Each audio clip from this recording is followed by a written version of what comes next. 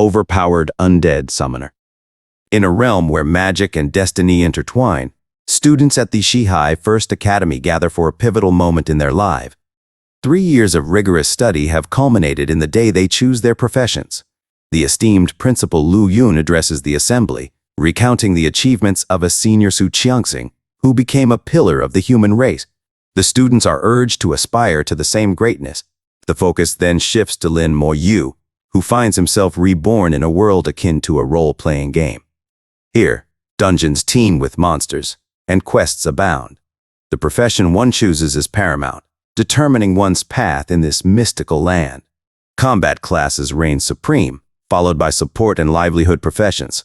Legendary occupations are rare, with the entire city struggling to produce one in a decade. As the students eagerly await their turn, Gao Yanglin expresses his desire to become a knight, fueled by the noble aspiration to protect others.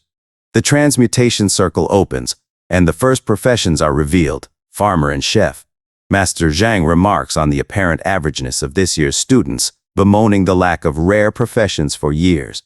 Jiazhu steps forward, determined to surpass Lin Mo Yu, and is declared an elemental mage, a rare profession capable of cataclysmic feats.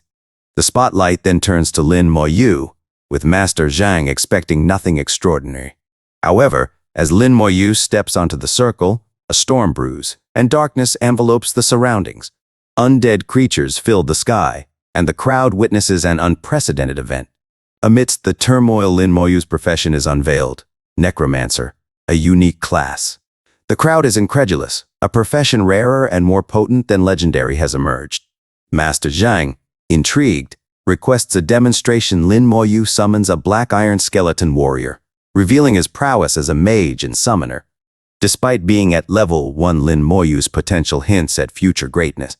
Gao Yanglin, still skeptical, questions the skeleton's strength. Lin Mo Yu confidently recalls the skeleton and explains the mechanics of his summoning ability. He envisions a future where he effortlessly slays dragons. Gao Yanglin, inspired, gains a combat profession as well, a sword and shield knight. The principal concludes the ceremony, announcing the opening of the novice leveling dungeon the next day. Jiazhu challenges Lin Mo Yu to a competition, vowing to become the strongest. As Lin Mo Yu reflects on the day, he gazes at a picture with his grandmother, expressing a desire for his sister to wait for him. At home, the principal delivers surprising news: Lin Mo Yu's sister has been admitted to the prestigious Xiajing Academy. Promising to care for Lin Mo Yu, the principal advises him to rest. As Lin Mo Yu contemplates his newfound skills, he discovers passive abilities, a unique god-level talent, and a game-changing skill: damage transfer. Realizing his potential for invincibility, Lin Mo Yu embarks on a journey filled with challenges, dreams, and the promise of becoming a force to be reckoned with in this fantastical world. In the realm of novice dungeons, the competition for swift progression and powerful skills was fierce. The next day unfolded with Gao Yanglin eager to team up with Lin Mo Yu. However, Lin Mo Yu, driven by a desire to level up quickly, declined the offer, explaining that teaming up would only slow him down. Jiazhu sided with Lin Mo Yu, and even the seniors recommended solo leveling until reaching level 10, after which teaming up became advantageous. Lin Mo Yu's uniqueness lay in the mystery surrounding his skills, known only to Master Zhang. This secrecy granted him the flexibility to potentially team up with support roles. However, some girls, frightened by the undead summoned by Lin Mo Yu, hesitated to form a party with him. Despite this, Lin Mo Yu harbored the same ambition as his sister, aiming to reach Xiajing Academy. The principal, aware of Lin Mo Yu's potential, emphasized the need to reach at least level 16 to qualify for the prestigious academy. The difficulty spiked from level 12 to 15, presenting a formidable challenge. Lin Mo Yu, however, envisioned surpassing these hurdles as he delved into the novice dungeon. As the scene shifted, a flashback revealed discussions between the principal and Xiazhu's father regarding her training. Xiazhu, a competitive student, needed to reach level 5 within a week to secure a spot at Xiajing Academy. The conversation turned to Lin Mo Yu, whose hidden profession intrigued them both. Returning to Lin Mo Yu's adventure, he entered the dungeon, summoning skeletons to aid him in the pursuit of leveling up. His target was 100 big ears rabbits, a formidable task that he aimed to accomplish alone. Lin Moyu efficiently progressed, realizing that his skeletons could map the surroundings, and their summoning capacity increased with his level. Discovering that not all monsters were defeated by his summons, Lin Moyu activated his active skill, instantly dispatching a monster cat.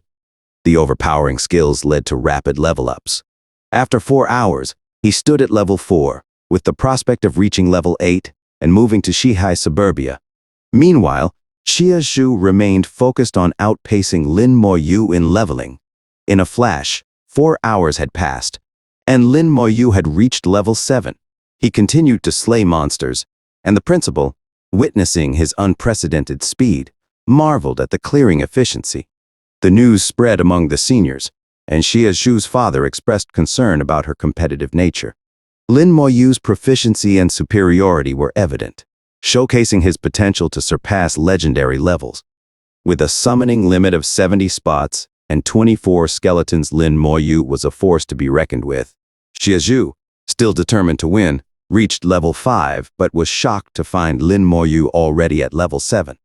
Her father offered support, but she declined, determined to surpass Lin Moyu. Lin Moyu, unaware of Xiazhu's struggle, continued his relentless leveling. In another scene, Gao Yanglin sought to team up with Lin Moyu once more, only to discover that he had ventured into a different area for leveling. At the Shenxia Empire Exchange, Lin Moyu browsed missions, contemplating his next move.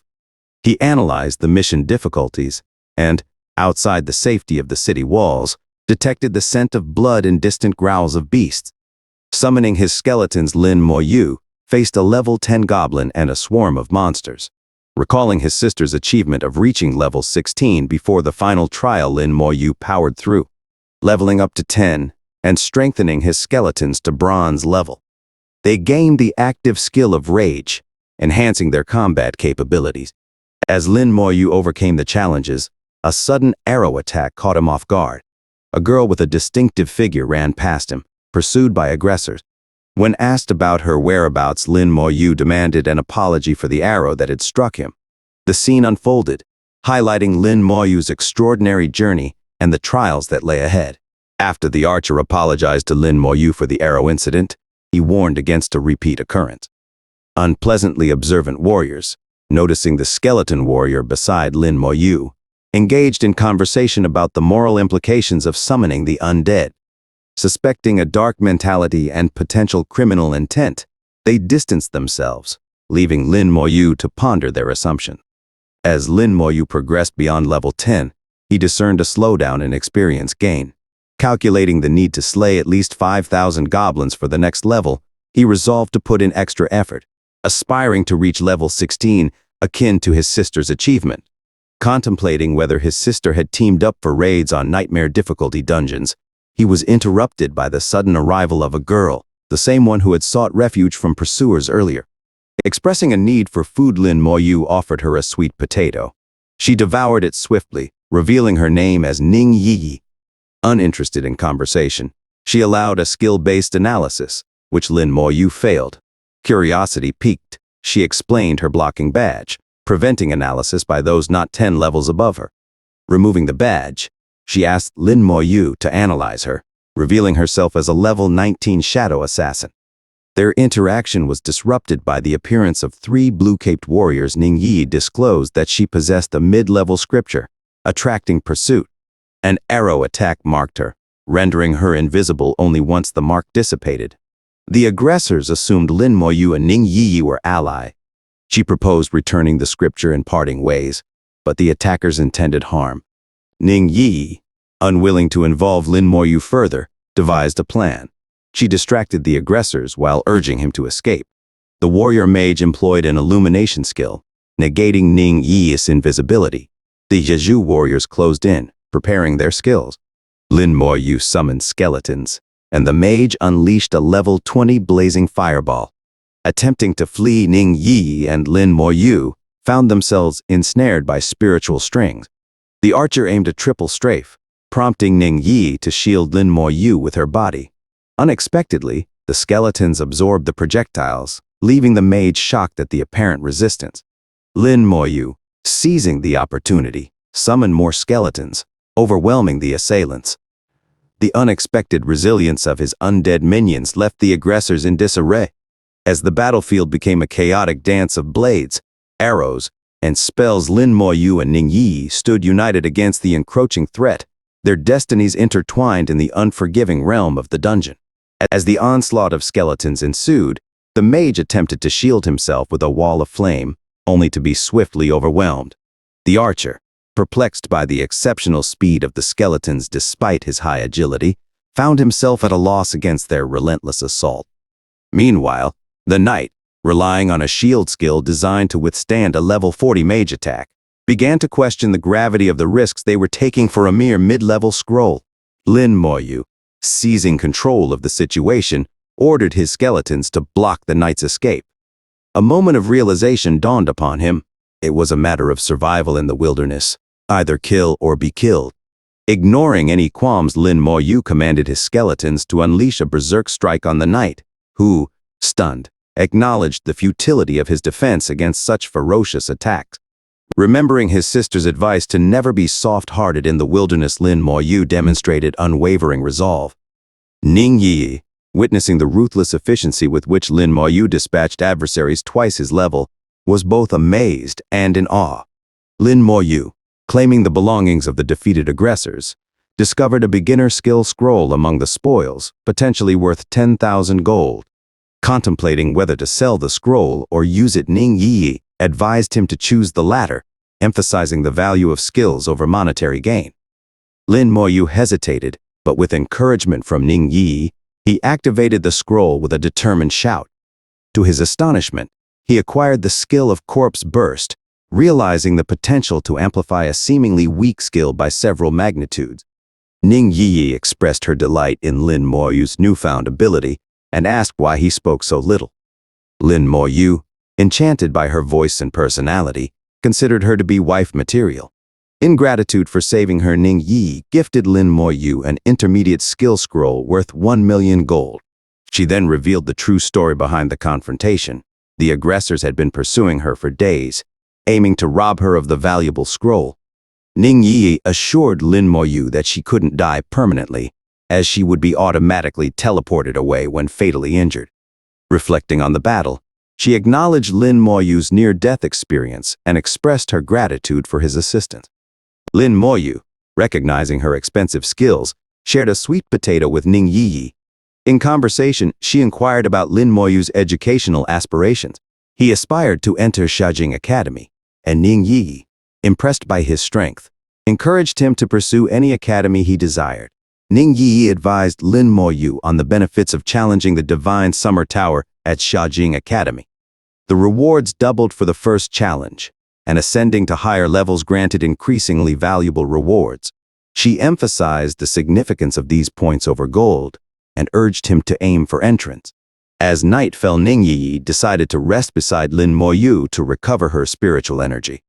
The next morning, she, once again, sought sweet potatoes to satisfy her hunger. After claiming all his potatoes, she left, urging Lin Moyu to level up quickly so that he could catch up to her level in the future.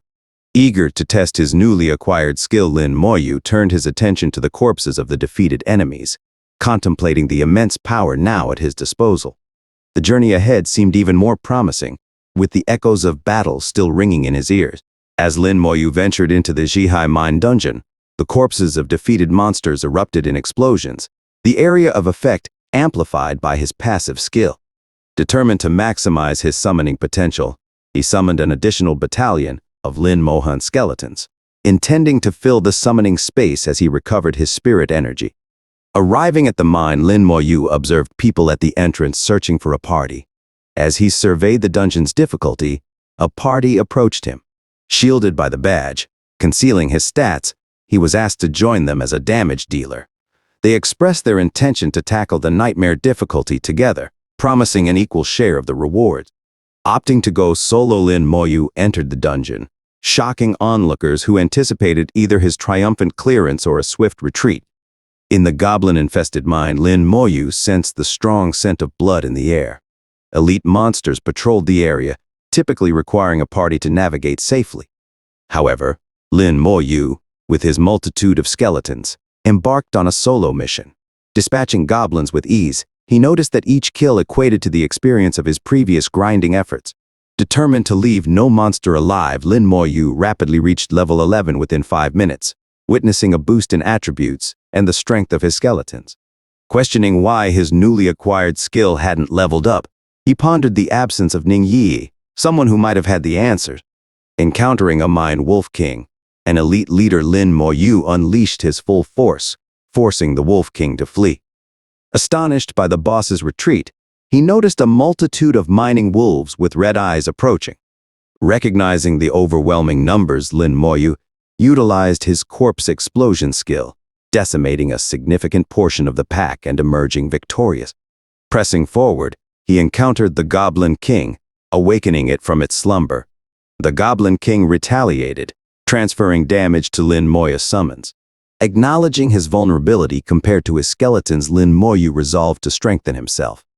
Despite this realization, he pressed on with his army of skeletons, planning to face more bosses and swiftly progress to level 19. As he encountered challenges, Lin Moyu remained determined to overcome them, fueled by the growing might of his skeletal army. In the depths of the dungeon, chaos erupted as Lin Moyu faced the formidable Goblin King and its skeletal minions. The clattering of bones and the roars of the Goblin King echoed through the cavernous halls. The Goblin King unleashed a barrage of shockwaves and fire breath, decimating the skeletal army that Lin Moyu had summoned. Realization struck Lin Moyu like a lightning bolt. He needed to interrupt the Goblin King's skills to give his skeletons a chance to continue their onslaught. With determination burning in his eyes, he skillfully dodged the Goblin King's attacks and launched a relentless assault. The battle raged on, and against all odds, Lin Moyu emerged victorious, claiming not only the defeat of the Goblin King but also a cache of valuable items. As the echoes of the battle faded away, Lin Moyu felt a surge of power within him, leveling up and replenishing his spirit. Equipping a wisdom robe he found in the spoils, Lin Moyu ascended from the dungeon, surprising the onlookers outside. Alone, he had conquered the depths, a feat that left the spectators in awe. Opting to rest while the dungeon reset, Lin Moyu contemplated his strategy for clearing it faster.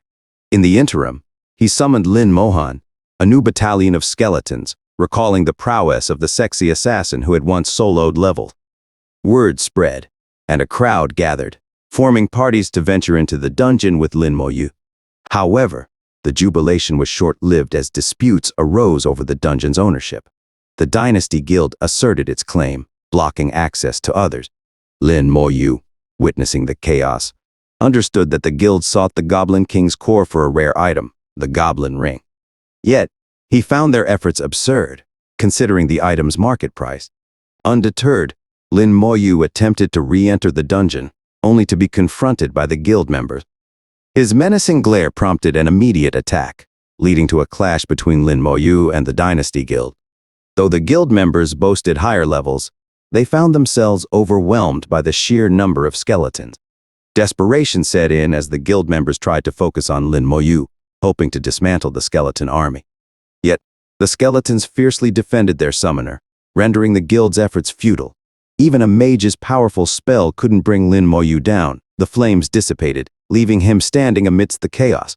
Skeletons still relentless in their assault. The battle for the Goblin King's core had evolved into a confrontation between Lin Moyu and the Dynasty Guild, setting the stage for a clash that would resonate throughout the gaming realm. In the aftermath of the intense clash between Lin Moyu and the Dynasty Guild, the once boastful guild members found themselves struggling to cope with the relentless onslaught of Lin Moyu's skeletons. The healers desperately tried to mend the wounds inflicted by Lin Moyu, but his attacks proved too overwhelming. The Dynasty Guild, on the verge of annihilation, faced the unexpected challenge of a lone player, a level lower than them, turning the tide against them.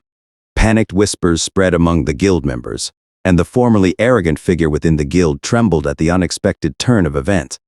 Attempts to call for a retreat were in vain as Lin Moyu, with a calm demeanor, ordered his skeletons to hunt down any who tried to escape. With a swift motion and a powerful skill, he obliterated the remaining guild members, leaving no trace of their bodies.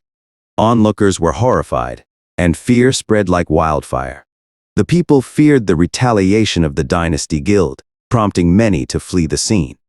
Meanwhile, Lin Moyu nonchalantly re-entered the dungeon, leaving chaos and confusion behind. Half an hour later, the guildmaster emerged from the dungeon to a desolate site. His comrades were nowhere to be found, and the area was eerily silent. Suspecting foul play, he advised his remaining team members to evacuate, sensing danger in the seemingly deserted location. Inside the dungeon, Lin Moyu faced the Goblin King once more, securing a Goblin King's magic book and leveling up. As he emerged from the dungeon, he found an empty space, devoid of any witnesses to his prowess. The following day, Xia Zhu, now level 10, witnessed Lin Moyu solo clearing the dungeon yet again. Her shock was evident as she marveled at his ability. Lin Moyu continued to conquer the dungeon, obtaining items and steadily leveling up. After 12 hours, he acquired a Goblin King's scepter, a powerful weapon. Observing Xia Zhu's struggles to find a party and level up, Lin Moyu approached her. She expressed frustration at her inability to keep up with him and the challenges of forming a party. Lin Moyu, in his calm manner, advised her on the importance of clearing nightmare difficulty to enter the academy and reach level 15. Xia Zhu, astonished by the difficulty, explained her level and the challenges of finding a party. As the conversation unfolded, Lin Moyu asked a crucial question. How do you ignore the cooldown of the dungeon? The answer to this question held the key to overcoming the challenges that lay ahead. As Lin Moyu and Xia Zhu prepared to tackle the challenging dungeon, Xia Zhu revealed her secret weapon, a cooldown talisman that could reduce mission times. Lin Moyu was astonished, unaware that such a valuable item existed. Curious about its cost, Xia Zhu disclosed that her father had given it to her, looking down on her as he did. With only 2 days left to reach their leveling goals, Xia Zhu was frustrated, fearing they wouldn't make it in time. Seizing the opportunity to assist, Xia Zhu, Lin Moyu offered his support, proposing a partnership despite the experience point sharing that would put her at a disadvantage. Xia Zhu accepted the deal, acknowledging that catching up to Lin Moyu might be impossible. In the 2 hours leading up to their dungeon run, Lin Moyu suggested Xia Zhu rest. She chose to sleep beside him, and as the time elapsed, they stood before the dungeon entrance. Lin Moyu activated the cooldown talisman, selecting the nightmare level. Xia Zhu, frightened by the challenge, questioned Lin Moyu's decision, but he reassured her to stay close. As they confronted the Wolf King, Lin Moyu's swift and efficient strategy astonished Xia Zhu. The experience points poured in, and she realized the secret behind Lin Moyu's rapid leveling. Moving from one boss to another, Lin Moyu revealed that he had been clearing nightmare levels since reaching level 10. They reached the final boss, and with Lin Moyu's mastery, it fell swiftly. Lin Moyu achieved level 15, leaving Xia Zhu disheartened as he pulled ahead once again. However, Lin Moyu generously offered her the Goblin King's staff from his loot, explaining that he had something better, the grimoire of the Goblin King. Curiously, Xia Zhu observed Lin Moyu talking to the Goblin King's corpse, finding it both weird and cute. Exiting the dungeon, Xia Zhu was elated, having leveled up with Lin Moyu's assistance. They cleared the dungeon 5 times without exhaustion, depleting the talisman's uses. With time for only 2 more runs, Xia Zhu was on the brink of reaching her goal of level 15. Encouraged by Xia Zhu, Lin Moyu considered aiming for the provincial champion and entering the prestigious Chuangcheng Academy. However, his heart remained set on the Xiajing Academy, where his sister studied. Gaoyang Lin, a level 11 player facing difficulty finding a party, caught their attention. Lin Moyu and Xia Zhu approached him, offering their assistance. Meanwhile, the Dynasty Guildmaster, angered by the guild's failure to secure the dungeon, spoke with his superior. As the Guildmaster's level reached 16, investigations were underway to uncover the truth behind the chaos outside the dungeon. As Lin Moyu, Xia Zhu, and Gao Yang Lin prepared for their dungeon runs, an unexpected tension arose. Gao Yang Lin grew suspicious of Xia Zhu, speculating that she might have feelings for Lin Moyu. Lin Moyu, dismissing the assumption, invited Gao Yang Lin to join their party, assuring him that they would clear the dungeon after the cooldown. Grateful for the opportunity to reach level 12, before the exam, Gao Yang Lin mocked Xia Zhu for following Lin Moyu's orders so eagerly. Curious about the wait time, Gao Yang Lin was told to bide his time for 10 hours. In the interim, he playfully teased Lin Moyu about having high hopes of Xia Zhu becoming his girlfriend. Xia Zhu, irritated by his words, retaliated by launching a fiery ball towards Gao Yanglin. 10 hours passed, and they entered the dungeon in nightmare difficulty. Gao Yanglin questioned if Lin Moyu had made a mistake, but Xia Zhu assured him to follow their lead. Remembering her own initial skepticism about Lin Moya's abilities, terrified by the dungeon, Gao Yanglin sought solace by sticking close to Xia Zhu, who scolded him for being a disgrace to his profession. Witnessing Lin Moyu's swift defeat of the final boss, Gao Yanglin hailed him as his lord and pleaded to join future raids. Despite Xia Zhu's criticism, Gao Yanglin expressed his loyalty to Lin Moyu. Lin Moyu, amused but slightly annoyed, requested Gao Yanglin to release his foot, promising him the opportunity to reach level 16 in the next raid. The scene shifted to the teachers discussing their students who aimed to enter the academy. As they awaited their arrival, Lin Moyu, Gao Yanglin, and Xia Zhu approached with their respective levels. Lin Moyu, at level 16, garnered astonishment from the other school representative. The next morning arrived, and the students, having recovered their spirits, gathered at the academy. Using the teleportation stone, they arrived at the Xiajing Academy venue in Jiangning province. With over 10,000 examinees, the Tower of Trial was activated. Principal Lu proudly assisted them, congratulating his students and planning to showcase their achievements to rival schools. On exam day, the students found themselves in the tower, where the rules were unveiled. One examinee was promptly disqualified for his indiscreet remarks. The tower masters explained the point system, emphasizing its value over money. Students were allowed to use equipment in the tests, but tools needed to be sealed in their inventories. Teleported to different locations within the tower, they faced unique challenges tailored to their professions. The tower masters introduced a new class, considering Lin Moyu a rare talent. Placed against a monster 2 levels above him, Lin Moyu swiftly defeated it, showcasing his exceptional skills in the blink of an eye. Master Ning, one of the examiners overseeing the Tower of Trial, entered the monitoring room upon hearing about the emergence of a new profession. Intrigued, he requested a demonstration. Learning that Lin Moyu had instantly killed the monster, Master Ning found the speed too rapid to accurately assess the new profession's capabilities. He instructed his team to elevate the difficulty to legendary class for the next test to truly test Lin Moyu's powers. In the second test, Lin Moyu once again defied expectations by instantly dispatching the monster. The conclusion was clear. He transcended legendary class. The exam proceeded with evaluations for other students. When the results were revealed, Lin Moyu secured the top spot, followed by Zhuo Mei in second place and Xia Zhu in third. Guild leader Wang Zihao, shocked by the unexpected turn of events, questioned the validity of the exam, unable to accept that someone had cleared it instantly.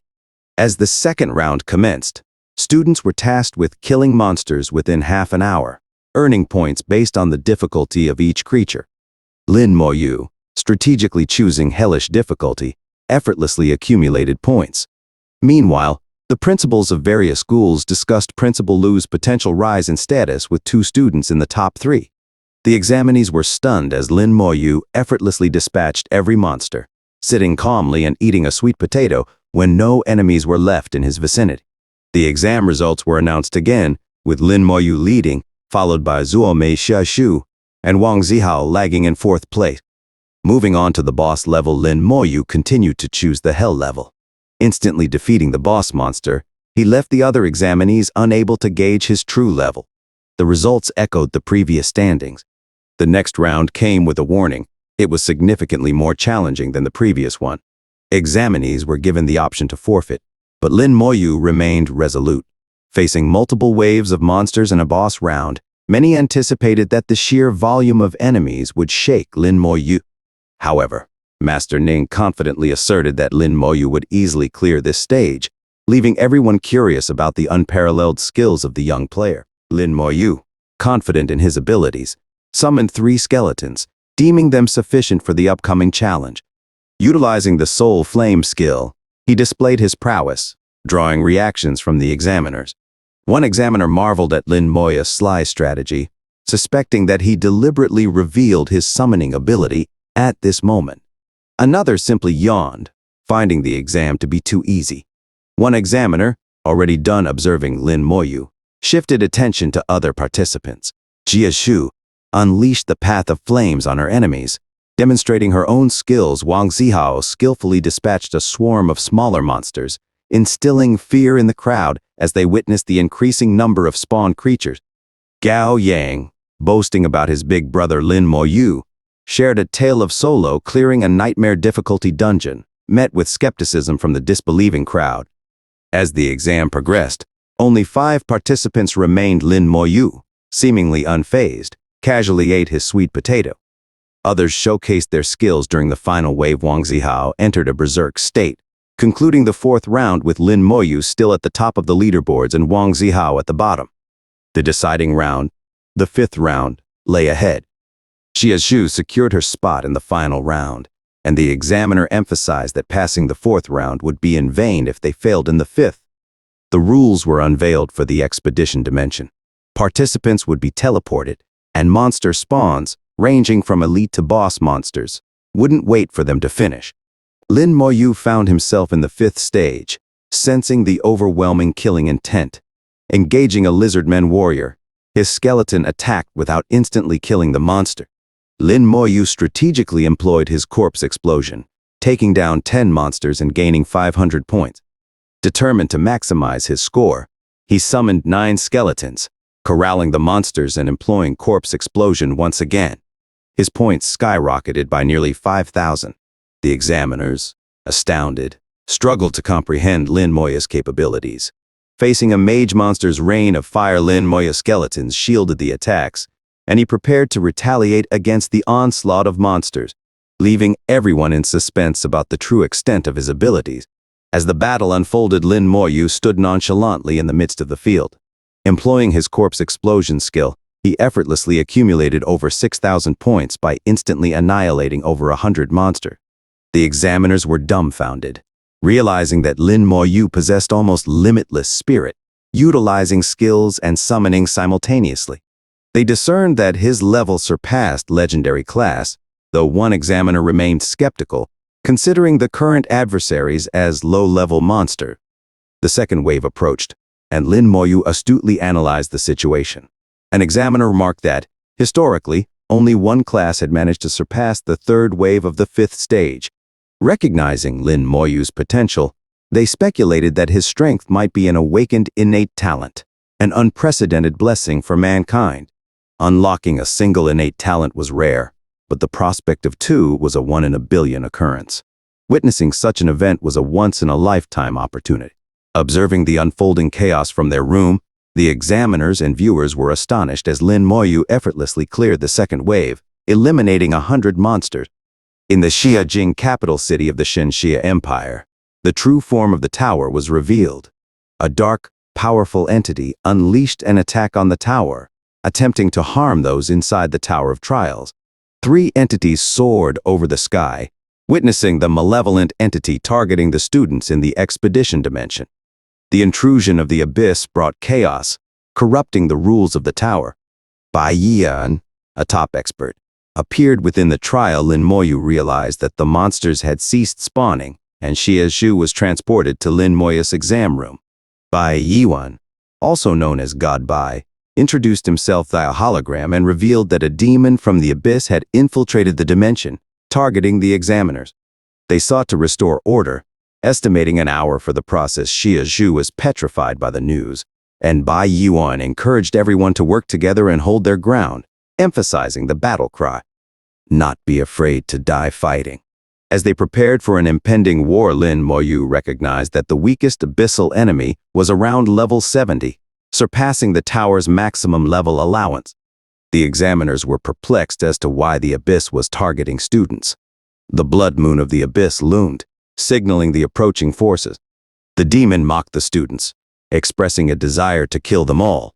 With an hour at the demon's disposal, the wave of corrupted monsters began spawning.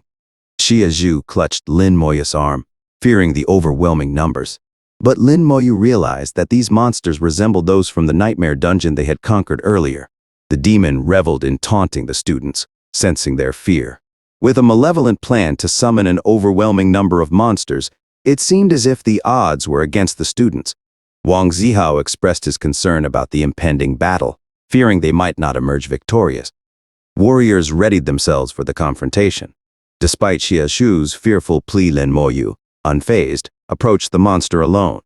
Charging forward with his skeleton army, he led the charge, and the students rallied behind him. Observing Lin Moyu's fearless approach, the demon acknowledged his courage and even proposed that Lin Moyu join his side as a servant, offering open gates to the abyss. Ignoring the demon's offer, Lin Moyu halted at a distance of 50 meters, preparing to cast his deadly skill. Summoning 100 skeletons from his closet, Lin Moyu astounded his fellow students with the speed and volume of his summons. Assessing the monster's stats, he recognized an advantage for his corpse explosion skill, which multiplied its damage against foes with high physical point. As a wolf-beast warrior fell, Lin Moyu unleashed his corpse explosion, obliterating all the monsters in a breathtaking display of power. The students behind him were left in shock as the once threatening horde vanished before their eyes. Wang Zihao, overwhelmed by disbelief, knelt in astonishment at Lin Moyu's unprecedented strength. The enraged demon declared it impossible for its spawns to be eradicated so swiftly. Threatening Lin Moyu, it vowed to devour him, consume his flesh, and spawn more monsters. Lin Moyu, undeterred, pinpointed the demon's hiding place. Utilizing his skeletons, he leaped into the blood moon atop a corpse of a slain monster. Casting his skill at the corpse, the blood moon shattered, revealing the demon's head. Outside the tower, 3 powerful warriors sensed the significant weakening of the abyss's influence. Curious if the students inside had perished, they discovered numerous human auras within the tower. Bai Yuan playfully urged faster news delivery, expressing concern for the students' safety.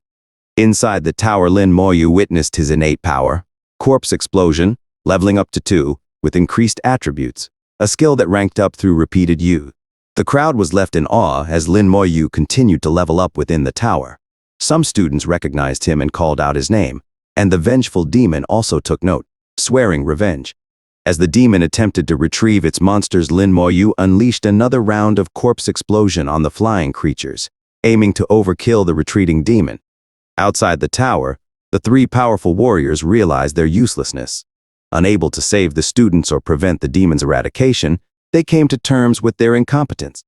Teleporting the kids back, they reflected on their incapacity to intervene directly. Xia Shu, worried about Lin Moyu, tried to approach him. Bai Yuan announced their lack of involvement in eradicating the demon and promised that exam results would be revealed shortly. Recognizing Lin Moyu as the student with the new class, Bai Yuan speculated on his potential innate talent. The evaluation of students and deserters began. The scoreboard appeared, and Principal Lu joyfully yelled as Lin Moyu claimed the top scholar status. Xia Shu congratulated Lin Moyu. Revealing her crush on him, Lin Moyu, in response, creepily smiled at her, prompting Xia Shu to compliment his smile.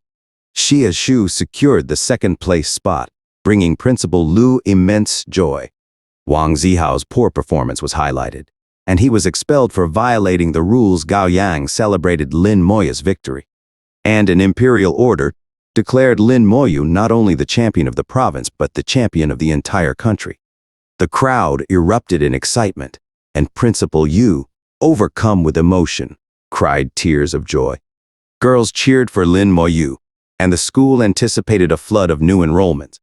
Other students congratulated Lin Moyu, recognizing that his presence had potentially saved their lives. Xia Zhu remarked on Lin Moyu's limited speech during their time together, but noted an increase to 26 sentences. The scene shifted to Lin Moyu at his house, speaking to a picture of them and expressing his desire to attend Xia Jing Academy. He informed his granny of his achievement as the country's champion. Suddenly, Principal Lu arrived at his house with a mysterious person possessing glowing eyes and a terrifying aura. Lin Moyu summoned his skeleton, and the mysterious person revealed himself as Bai Yuan all along. Bai Yuan arrived to discuss recent events with Lin Moyu, impressed by the calm and collected responses and proper decision-making. Bai Yuan, recognizing the rarity of siblings entering the academy, examined the stats of Lin Moyu's skeleton, expressing curiosity about how Lin Moyu managed the expedition dimension with those stats. Lin Moyu, surprised that Bai Yuan could see his summoned stats, explained his innate abilities multiplier was hidden. When asked about an awakened ability, Lin Moyu revealed an enhancement skill that boosted all his abilities. Connecting the dots, Bai Yuan explained his presence to reward Lin Moyu for his achievements and to escort him to the academy. Bai Yuan shared details about an exclusive trial happening in 2 days, open only to academy members. Lin Moyu eagerly agreed to participate. Bai Yuan then presented Lin Moyu with rewards, skill scrolls, points, and an entry card to the Tower of Shenxia. Bai Yuan advised Lin Moyu to pack his belongings for the academy. Principal Lu wished Lin Moyu luck and teleported to the academy. Bai Yuan escorted Lin Moyu to the accommodation area and explained the entrance's dual function as both an entry and a weapon. An orange-haired attendant, puzzled by Bai Yuan's cold manner, showed Lin Moyu accommodation options. Advising him to save money for future expenses, the attendant was surprised when Lin Moyu chose a single-person bedroom instead. The attendant escorted Lin Moyu to his room, where Lin Moyu used his identification card to pay, revealing over 130,000 points. The attendant suggested getting a communication device and bid Lin Moyu goodbye. Lin Moyu observed the vibrant aura outside, indicative of the academy's dedicated students. On the second day, Ning Yi visited Lin Moyu, excited to show him around. At the cafeteria, Lin Moyu inadvertently used points instead of money to pay for breakfast. Ning Yi advised him to use money for such transactions. Lin Moyu then surprised her with the core of a goblin king, a precious item worth around $100,000. Overjoyed, Ning Yi guided Lin Moyu to the Academy Affairs Department for registration. Despite Lin Moyu's effort to find information about his sister, they concluded the academy might be blocking her records. They walked to the academy and entered a classroom, where Ning Yi introduced Lin Moyu to her classmates. However, a rude mage named Ling Zhen mocked Lin Moyu for being a lower-level student compared to them. Ning Yi swiftly defended Lin Moyu against Ling's disrespectful comments, emphasizing Lin Moyu's status as the top scholar and champion of the country. Ling, however, dismissed these achievements, asserting that in their Dragon Dive team, strength mattered most. He warned Lin Moyu not to hold them back, threatening to get rid of him. Unfazed by Ling's aggression, Lin Moyu bluntly called him brain dead, further infuriating Ling, who attempted to attack him. The room erupted in chaos as everyone tried to restrain Ling. Despite the tension, they scheduled their departure for the next day at 9 in the morning. Ning Yi suggested Lin Moyu go shopping for supplies, and they purchased potions and a communication device. Now connected, Ning Yi could call Lin Moyu anytime, revealing her growing fondness for him. They added each other as friends. Back in his room, Lin Moyu experimented with the skill scroll, obtaining a slowing curse that could reduce a target's speed by 50%. He realized the skills he acquired formed a well-rounded combination of summoning, attacking, and cursing. The following day, the team introduced themselves.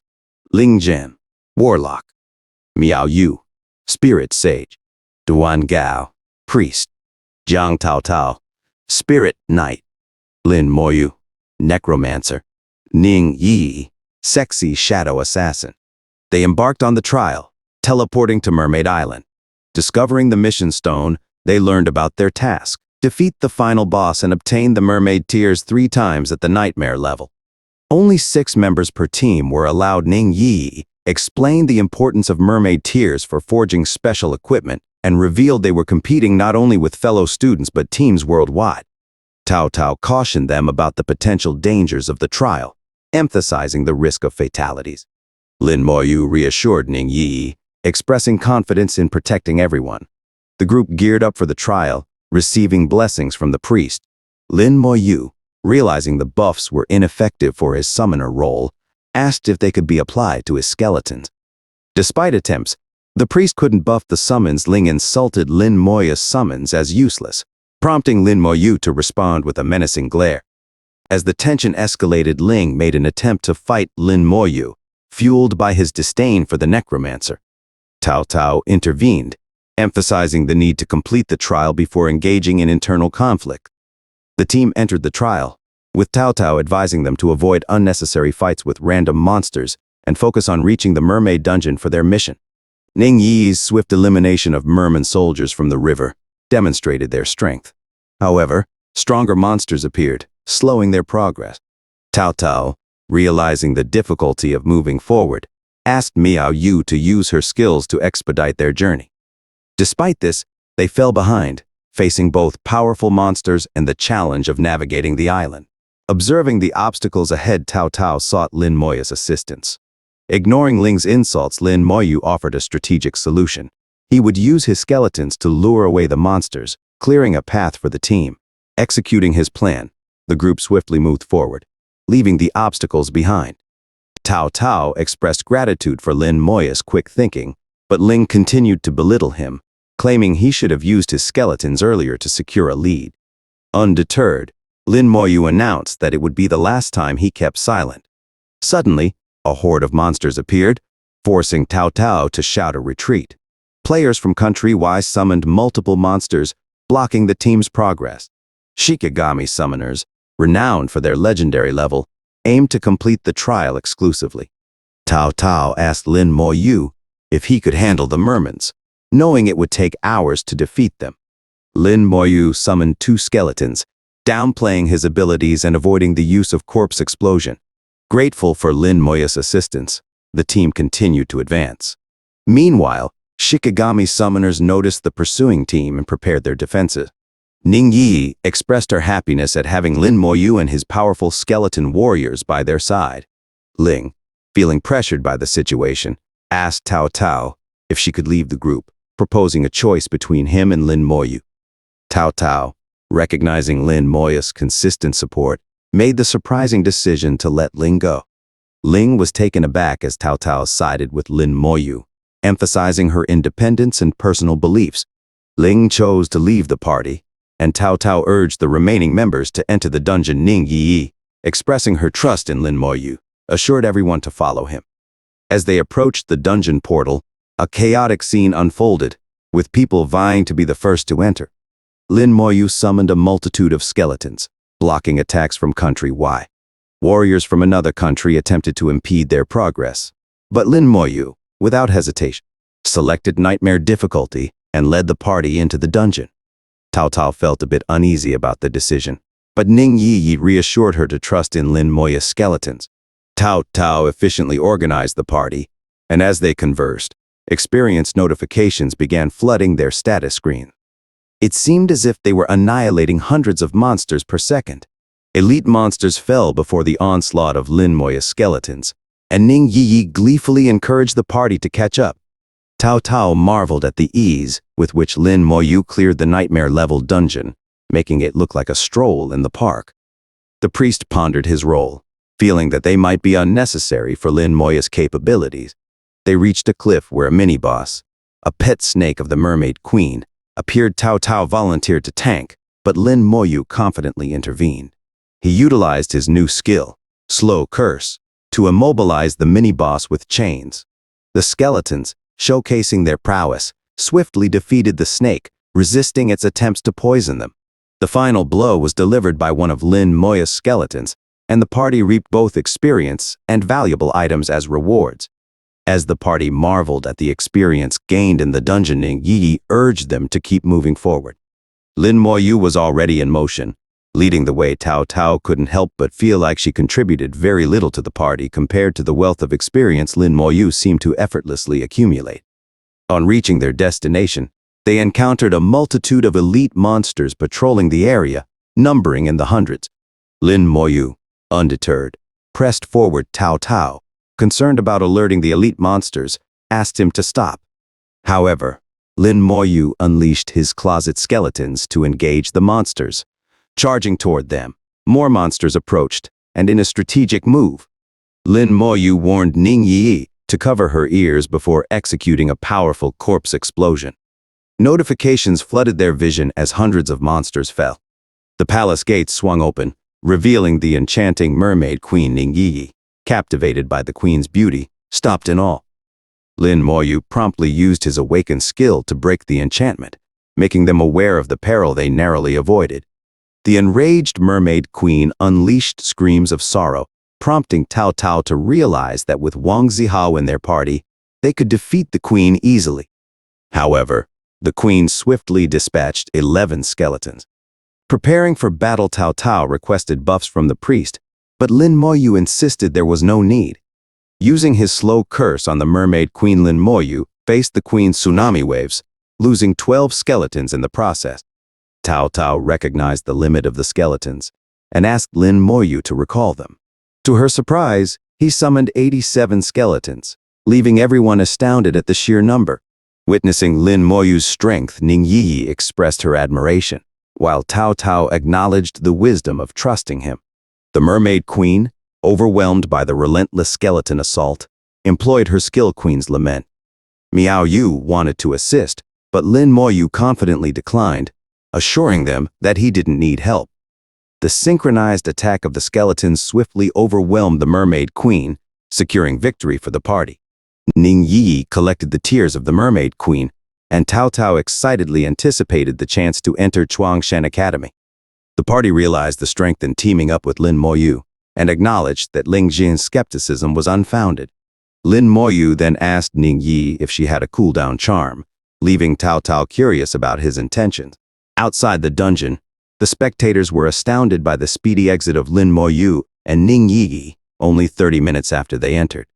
People from Country Y assumed they had simply given up, questioning the strength of Lin Moyu's skeletons and wondering why they weren't dead yet. Ling, still contemplating why Tao Tao had chosen Lin Moyu over him, observed their departure. As Tao Tao and the rest of the team defended the portal, Lin Moyu and Ning Yi activated the cooldown talisman, shocking the onlookers who anticipated their demise. Despite the doubts, the two re-entered the nightmare mode, leaving the crowd bewildered. Tao Tao and the team, unsure of their fate, hoped for the best for their companions inside. Inside the dungeon, Ning Yi remarked to Lin Moyu about how he made her grind level. With 2 more attempts to clear the dungeon and complete the mission, they efficiently defeated the mini-boss and proceeded to the Mermaid Queen's palace, effortlessly eliminating monsters. Lin Moyu swiftly dealt with the Mermaid Queen, and Ning Yi, leveling up, realized that Lin Moyu had been holding back when they were with the larger group. Exiting the dungeon within 10 minutes, they decided to re-enter and time themselves. The team discovered that Lin Moyu, now unhindered, guided them through the dungeon with remarkable efficiency, completing the task of gathering 3 mermaid tears in under 9 minutes. Exiting the dungeon, the crowd was once again shocked by their speed. As they prepared to leave, the people from Country Y, realizing that Tao Tao's team had indeed fulfilled the trial's requirements, attempted to attack them. The defenders rallied around Tao Tao's team, ready for battle as they braced for the consequences of their successful trial completion. Country Y summoners, angered by their defeat, resorted to summoning a divine creature, a godlike level summon, to attack Lin Moyu. Unfazed, Lin Moyu ordered his skeletons to engage the formidable opponent. In a surprising turn of events, a small skeleton instantly defeated the divine summon, causing a backlash that even struck the summoner. The onlookers were horrified by the power displayed, and witnesses prepared to report the incident to their leaders. Facing the might of Lin Moyu's skeletons, Country Y retreated, unwilling to face the overwhelming force. Students from their academy mocked their feeble attempt, laughing at the invaders who fled from a few skeletons. Meanwhile, sexy girls gathered around Lin Moyu, unaware of Ling's fury in the background, plotting revenge for the future. Tao Tao used teleportation to return to their original location since the trial's requirements were fulfilled. In the classroom, she expressed gratitude to Lin Moyu, and an exhausted Ning Yi complimented Lin Moyu's kindness despite his reserved nature. Tao Tao observed Ning Yi's admiration for Lin Moyu, who remained oblivious to the affections of the girls around him. Later, Lin Moyu received a message from Bai Yiyuan, instructing him to visit the academic affairs office. There, Bai Yiyuan congratulated Lin Moyu and explained the significance of the mermaid's tears. The tears could affect the success rate of awakening an innate talent during the second-class transition at level 40. Bai Yiyuan offered Lin Moyu a reward for his efforts, and Lin Moyu, with the intention of finding his sister, requested assistance in that matter. Bai Yiyuan, restricted by confidentiality, could only reveal that Lin Moyu's sister went to Chuangshan Academy. This revelation prompted Lin Moyu to consider entering the prestigious academy. As Lin Moyu shared his concerns with Bai Yiyuan, The latter disclosed that he couldn't provide further information, but encouraged Lin Moyu to try entering the academy. In exchange for a cooldown amulet, which is rare and invaluable, Bai Yuan assigned Lin Moyu a task that required reaching level 20. He provided Lin Moyu with a teleportation stone to the instance dungeon hall, and without hesitation Lin Moyu used it, discovering numerous portals to various dungeons upon arrival. Lin Moyu, standing in the vast hall filled with numerous portals to dungeons, found himself perplexed about where to start. A friendly and seemingly eager girl, Shu Han, approached him, recognizing it was his first time in the halls. She offered to tour him around, and Lin Moyu, suspecting it wouldn't come free, offered her a generous 100 points for the guidance. To his surprise, Shu Han gladly accepted the points without asking for them. As she led Lin Moyu through the labyrinthine halls, Shu Han explained the intricacies of the dungeons. There were a total of 95 dungeons, each catering to specific level brackets. 2 large dungeons required a 40-member party, and there was a super large dungeon necessitating over 100 participants. Shu Han also introduced Lin Moyu to the task center and team recruitment hub, where he could find teams and complete tasks for additional points. When Shu Han questioned if everything was clear, Lin Moyu inquired about contribution points. Shu Han informed him that completing tasks and participating in academy trials would earn him contribution points. To join Chuangshen Academy, he needed 1,000 contribution points. Lin Moyu soon realized the challenge of accumulating points, given that dungeons usually rewarded only a few points, with the highest being 10. Suddenly, a message arrived from the priest of his previous party. They shared their contribution points, and Lin Moyu was pleasantly surprised to find that he had earned 50 points. Thanking Shu Han for her assistance, he was then asked if he needed help finding a team. However, Lin Moyu abruptly entered a nightmare-level dungeon, surprising onlookers with his choice. Determined to break a record that had stood for 3 years, he plunged into the mutated forest. Inside the dungeon, Lin Moyu swiftly progressed through the challenges, reaching the boss, a mutated Jiao turtle. His strategic use of skills allowed him to defeat the formidable creature efficiently.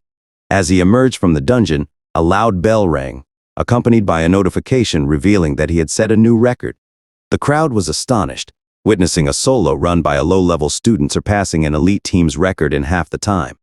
Realizing that setting records also earned contribution points, Lin Moyu understood he needed to solo run more dungeons to accumulate points.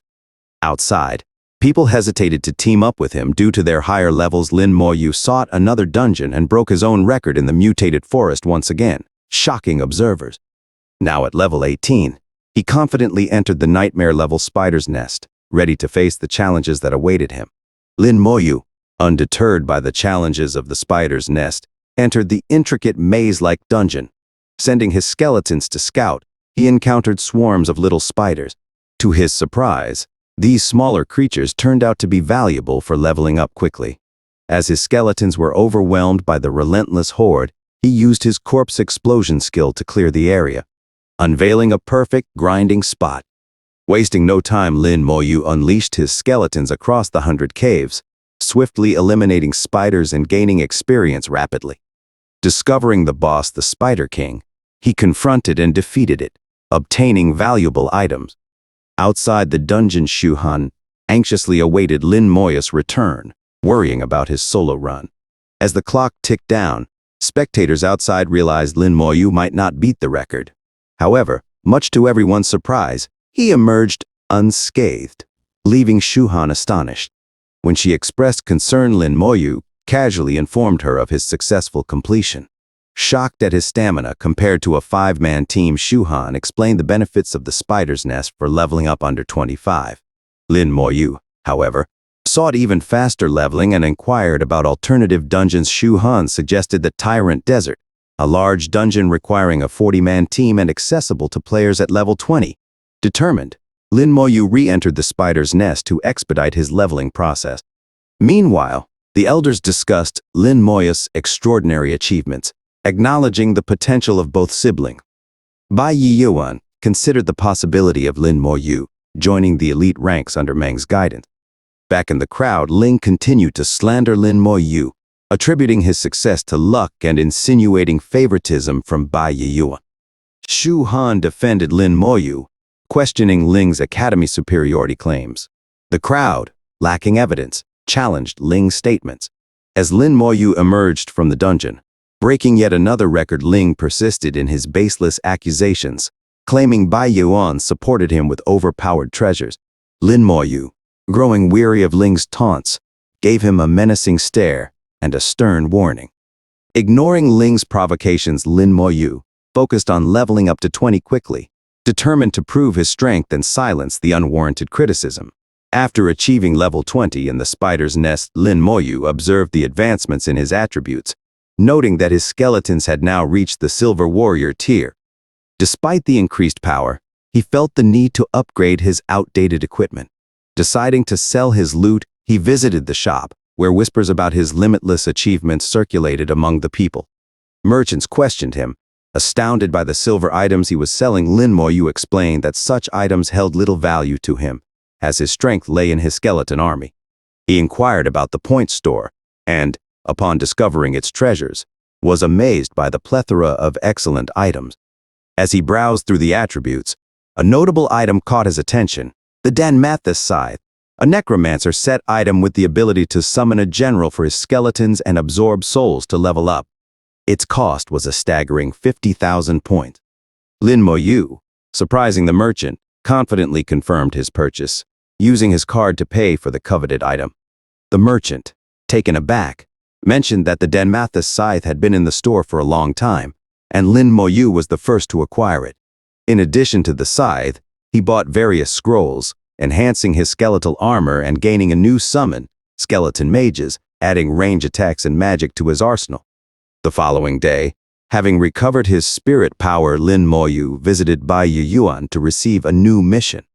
Bai Yuan, shocked by Lin Moyu's rapid leveling, assigned him a seemingly simple task: to venture into the Tyrant Desert and obtain the Tyrant's heart.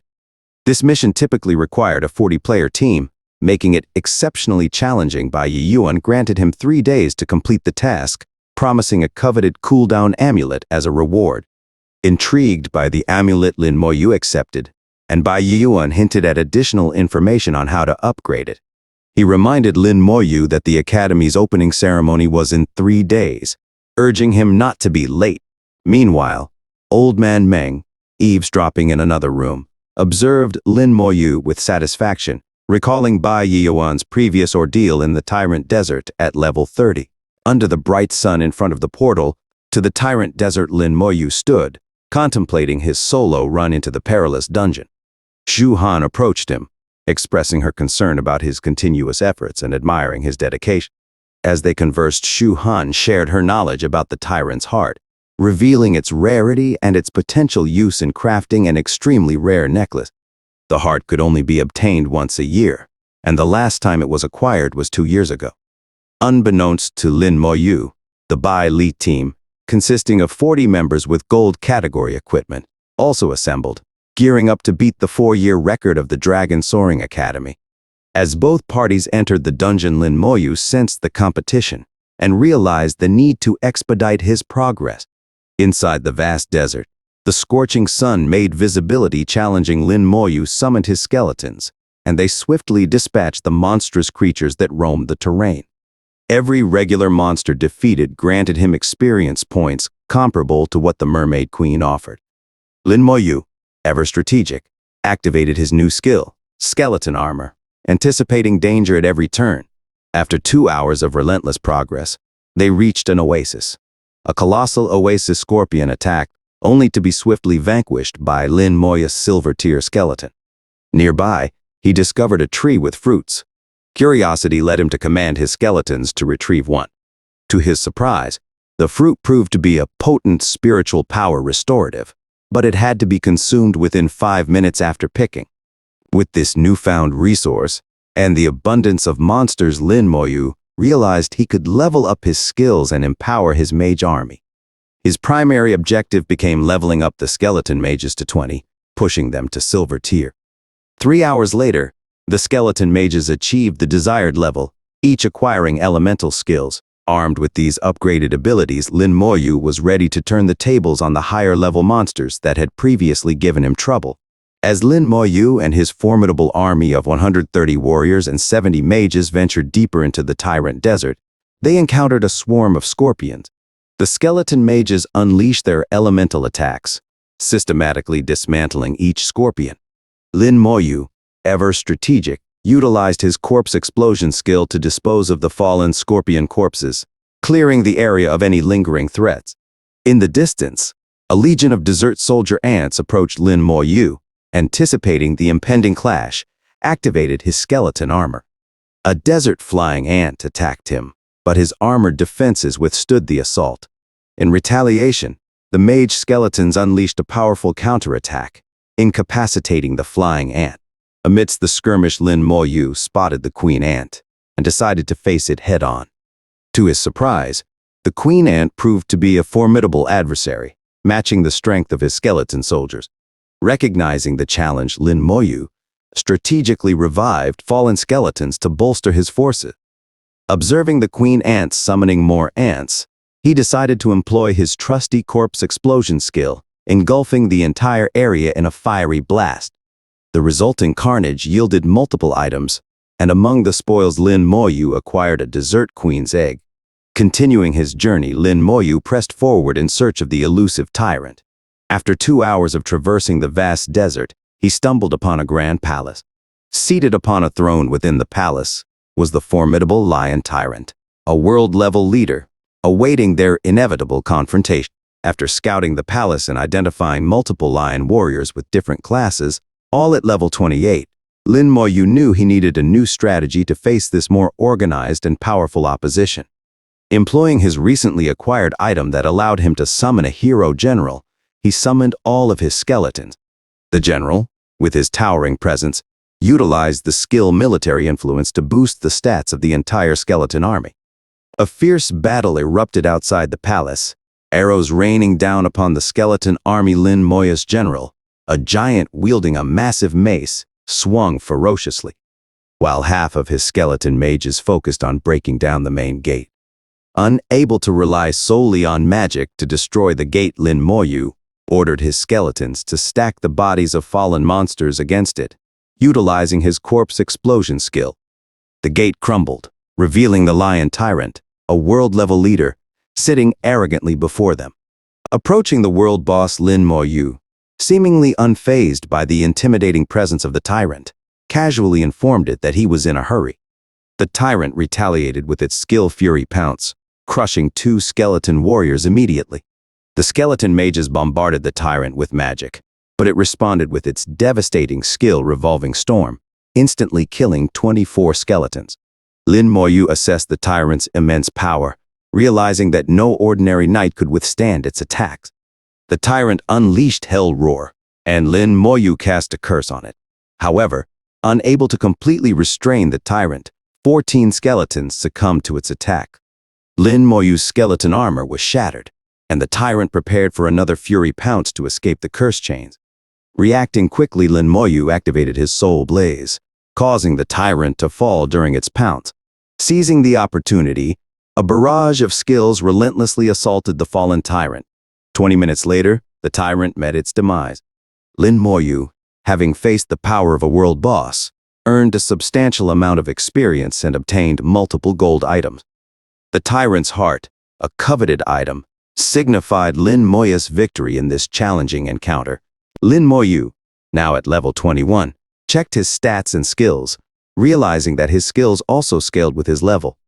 He decided to quickly level up all his skills to maintain a balance and make it less challenging in the future.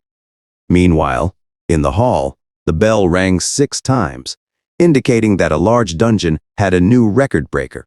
Bai, a grandson from the Bailey Academy, boasted about their team breaking yet another unbreakable record. However, when he heard that Lin Moyu entered the dungeon alone, he scoffed, not understanding the limits of a solo run in a 40-man mission. The crowd informed Bai that Lin Moyu had solo-run dungeons the day before, breaking records multiple times. Bai dismissed these achievements, claiming they were from low-level dungeons and nothing extraordinary.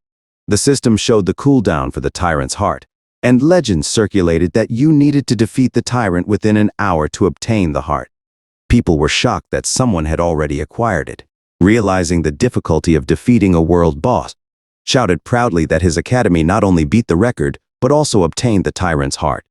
A new notification displayed Lin Moya's name, confirming that he had completed the dungeon alone. People were astonished, and Bai's expression shifted from happiness to an unsettling, almost zombie-like demeanor. Lin Moyu walked out casually, ignoring Bai's attempt to talk to him. The news of Lin Moya's solo run would undoubtedly spread throughout the academy. In Bai Yiyuan's office, Bai received a call from Lin Moyu. Bai assumed Lin Moyu needed help forming a party, but Lin Moyu revealed he already had the tyrant's heart. Bai, shocked and confused, asked where Lin Moyu was, and upon hearing he was at the dormitory entrance, rushed to meet him. Lin Moyu received a message about setting a new record and gaining 30 contribution points. At Meng's office, Lin Moyu placed the tyrant's heart on the table, shocking both Bai and Meng. Bai tossed the cooldown talisman to Lin Moyu. Keeping his promise, Lin Moyu asked if he could use the talisman to enter the Yuan battlefield, and Bai confirmed it was possible. Excited, Lin Moyu realized he could earn more contribution points in the battlefield. Bai Yuan told him to rest and promised to send him to the battlefield after the school ceremony. Meng questioned Bai Yuan's decision, knowing the greatest enemy of humanity was in the battlefield. Lin Moyu then sleeps in his room, as he already has done so many things already, and will level up all his skills in the Tyrant's Desert again tomorrow. Outside the portal of the Tyrant's Desert, the champions happily exit the dungeon, not knowing people laugh at them as they must think they have set a new record. And, as the crowd guessed, they really think that they set a new record. The champions of Bailey Academy are so happy, and one of their comrades tells their leader that something is wrong and looks at the records. The leader then sweats cold as he sees a single person that he mocked a while ago cleared the stage for over an hour ahead of them, not to mention, is just level 20 at that time. His comrades then asked their leader to calm down and get back to their academy. People then whispered as they never thought that Bailey, so arrogant about their academy, got hit in the face twice today. The next day, Lin Moyu wakes up as his spirit is fully recovered, tries to enter the Tyrant's Desert, and plans to max his slow curse and skeleton armor today with the help of the oasis fruits. A suspicious guy then talks to him and asks if he was Lin Moyu, and his master from the Bailey Academy wants to talk to him and wants to follow him. Lin Moyu then ignores him, and the suspicious guy then gets angry and tells Lin Moyu that doesn't he know who Bailey Shang was. And Lin Moyu just told him that if he wants to talk to him, he should come himself and find him. He then looks at the cooldown time of the dungeon and is ready to pay 2,500 points. People then saw him and think that he is going to set a new record as he already knows what to do inside. The people then asked Shu Han to go ask his friend Lin Moyu if they can help them clear the stage, and they would gladly pay him for his services. All of the people begged Shu Han to talk to her friend, and the people also stated they will not even take anything from the raid. They just wanted to clear the dungeon quest. Shu Han then agrees to them, and will try to talk to Lin Moyu. In the other scene, the suspicious guy then talks to Bai, the grandson of Bai Li Sheng, thinking that Lin Moyu is rude, and thinks that Lin Moyu thinks of himself as great as he only cleared a low-level large dungeon by himself. And he doesn't understand the second job change, and thinks that he could become a piece of trash after the second evolution. The scene went back to Shu Han asking Lin Moyu to help others clear the dungeon just once so they can clear the task. People then are eager to pay for 1,000 points just to clear the stage. Shu Han then explains that, in order to go to another academy, they needed to clear a task given to them just like him. And it's been a long time since other students have tried to clear the stage and was stuck in completing the task. And Lin Moyu then casually says that he doesn't know that there is such a task given to other students, and is also a new student who hasn't entered any class yet. He then realizes that he can gain 39,000 points for just helping them clear the dungeon, and will gain so many points.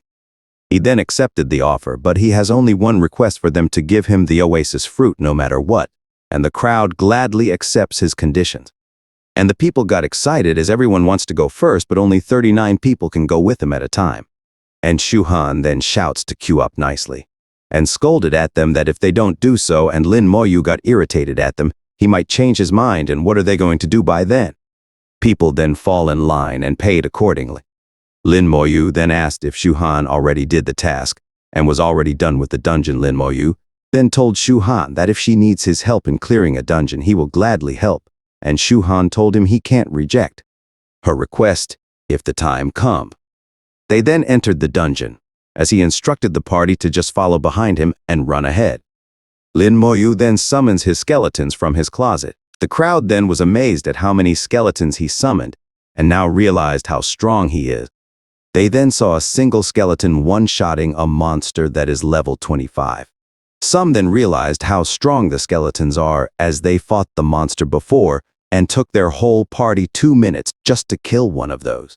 Now they know and are terrified of how strong Lin Moyu is. Lin Moyu then is sad as he only gained so little experience in carrying that many people with him.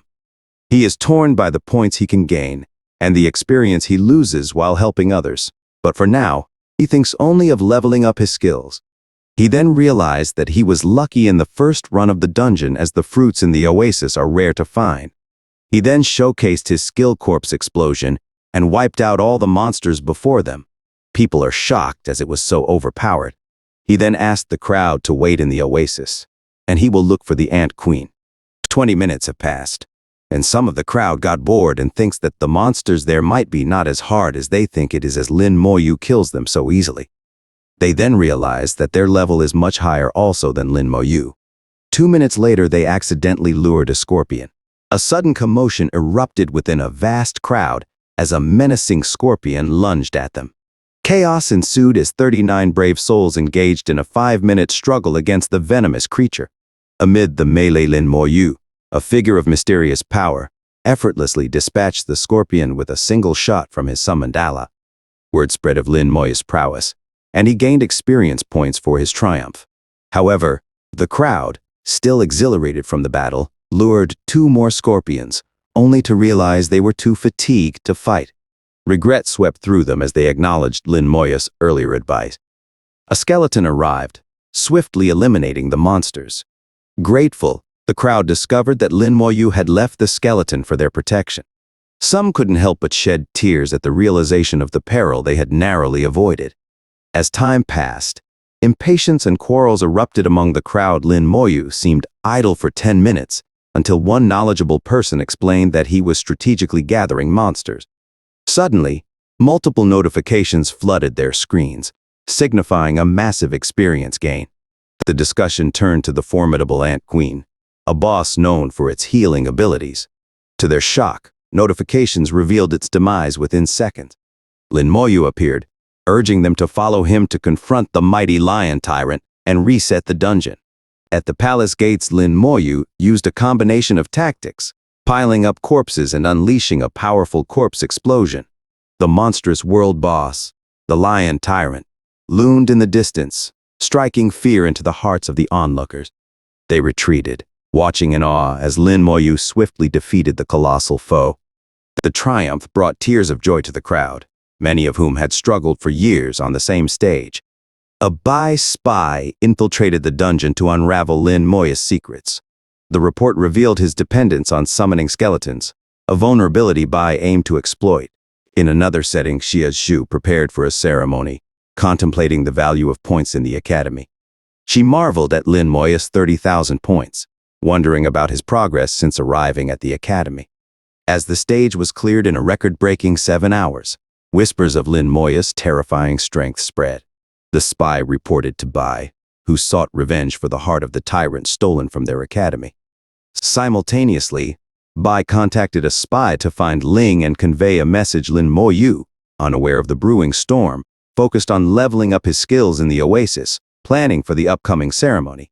The academy's corridors buzzed with anticipation, unaware of the challenges that awaited them. In the second day at the Xiajing Academy, the elders gathered to discuss the peculiar case of Lin Moyu. They questioned his methods of venturing into the Tyrant Desert, carrying a group of 39 individuals and collecting money. Bai Yuan, however, saw Lin Moyu in a different light, acknowledging him as a good-hearted individual who helped others progress. Ning Teren, the grandfather of Ning Yi, reminded Bai Yuan that the tasks given to students were meant to filter out the weak and the strong. Tyron emphasized that getting stuck in these tasks was the student's problem to solve in order to become strong. Bai Yuan disagreed with the traditional rules of the academy, stating that many students with potential struggled due to their inability to socialize and form parties. Lin Moyu, in his understanding, excelled in navigating this outdated system.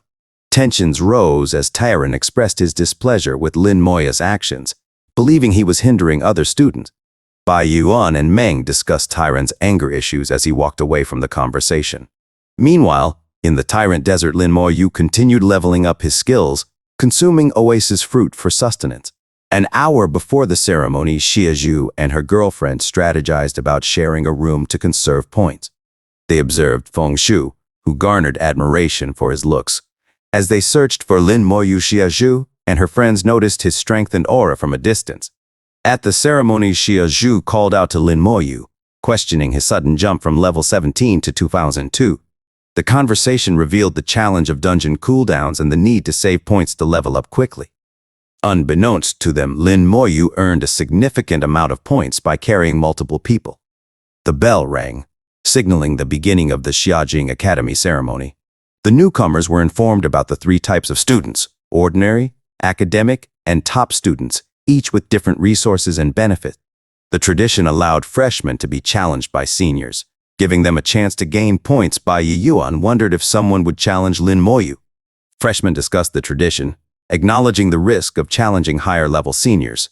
However, some saw it as an opportunity to gain more points without losing any.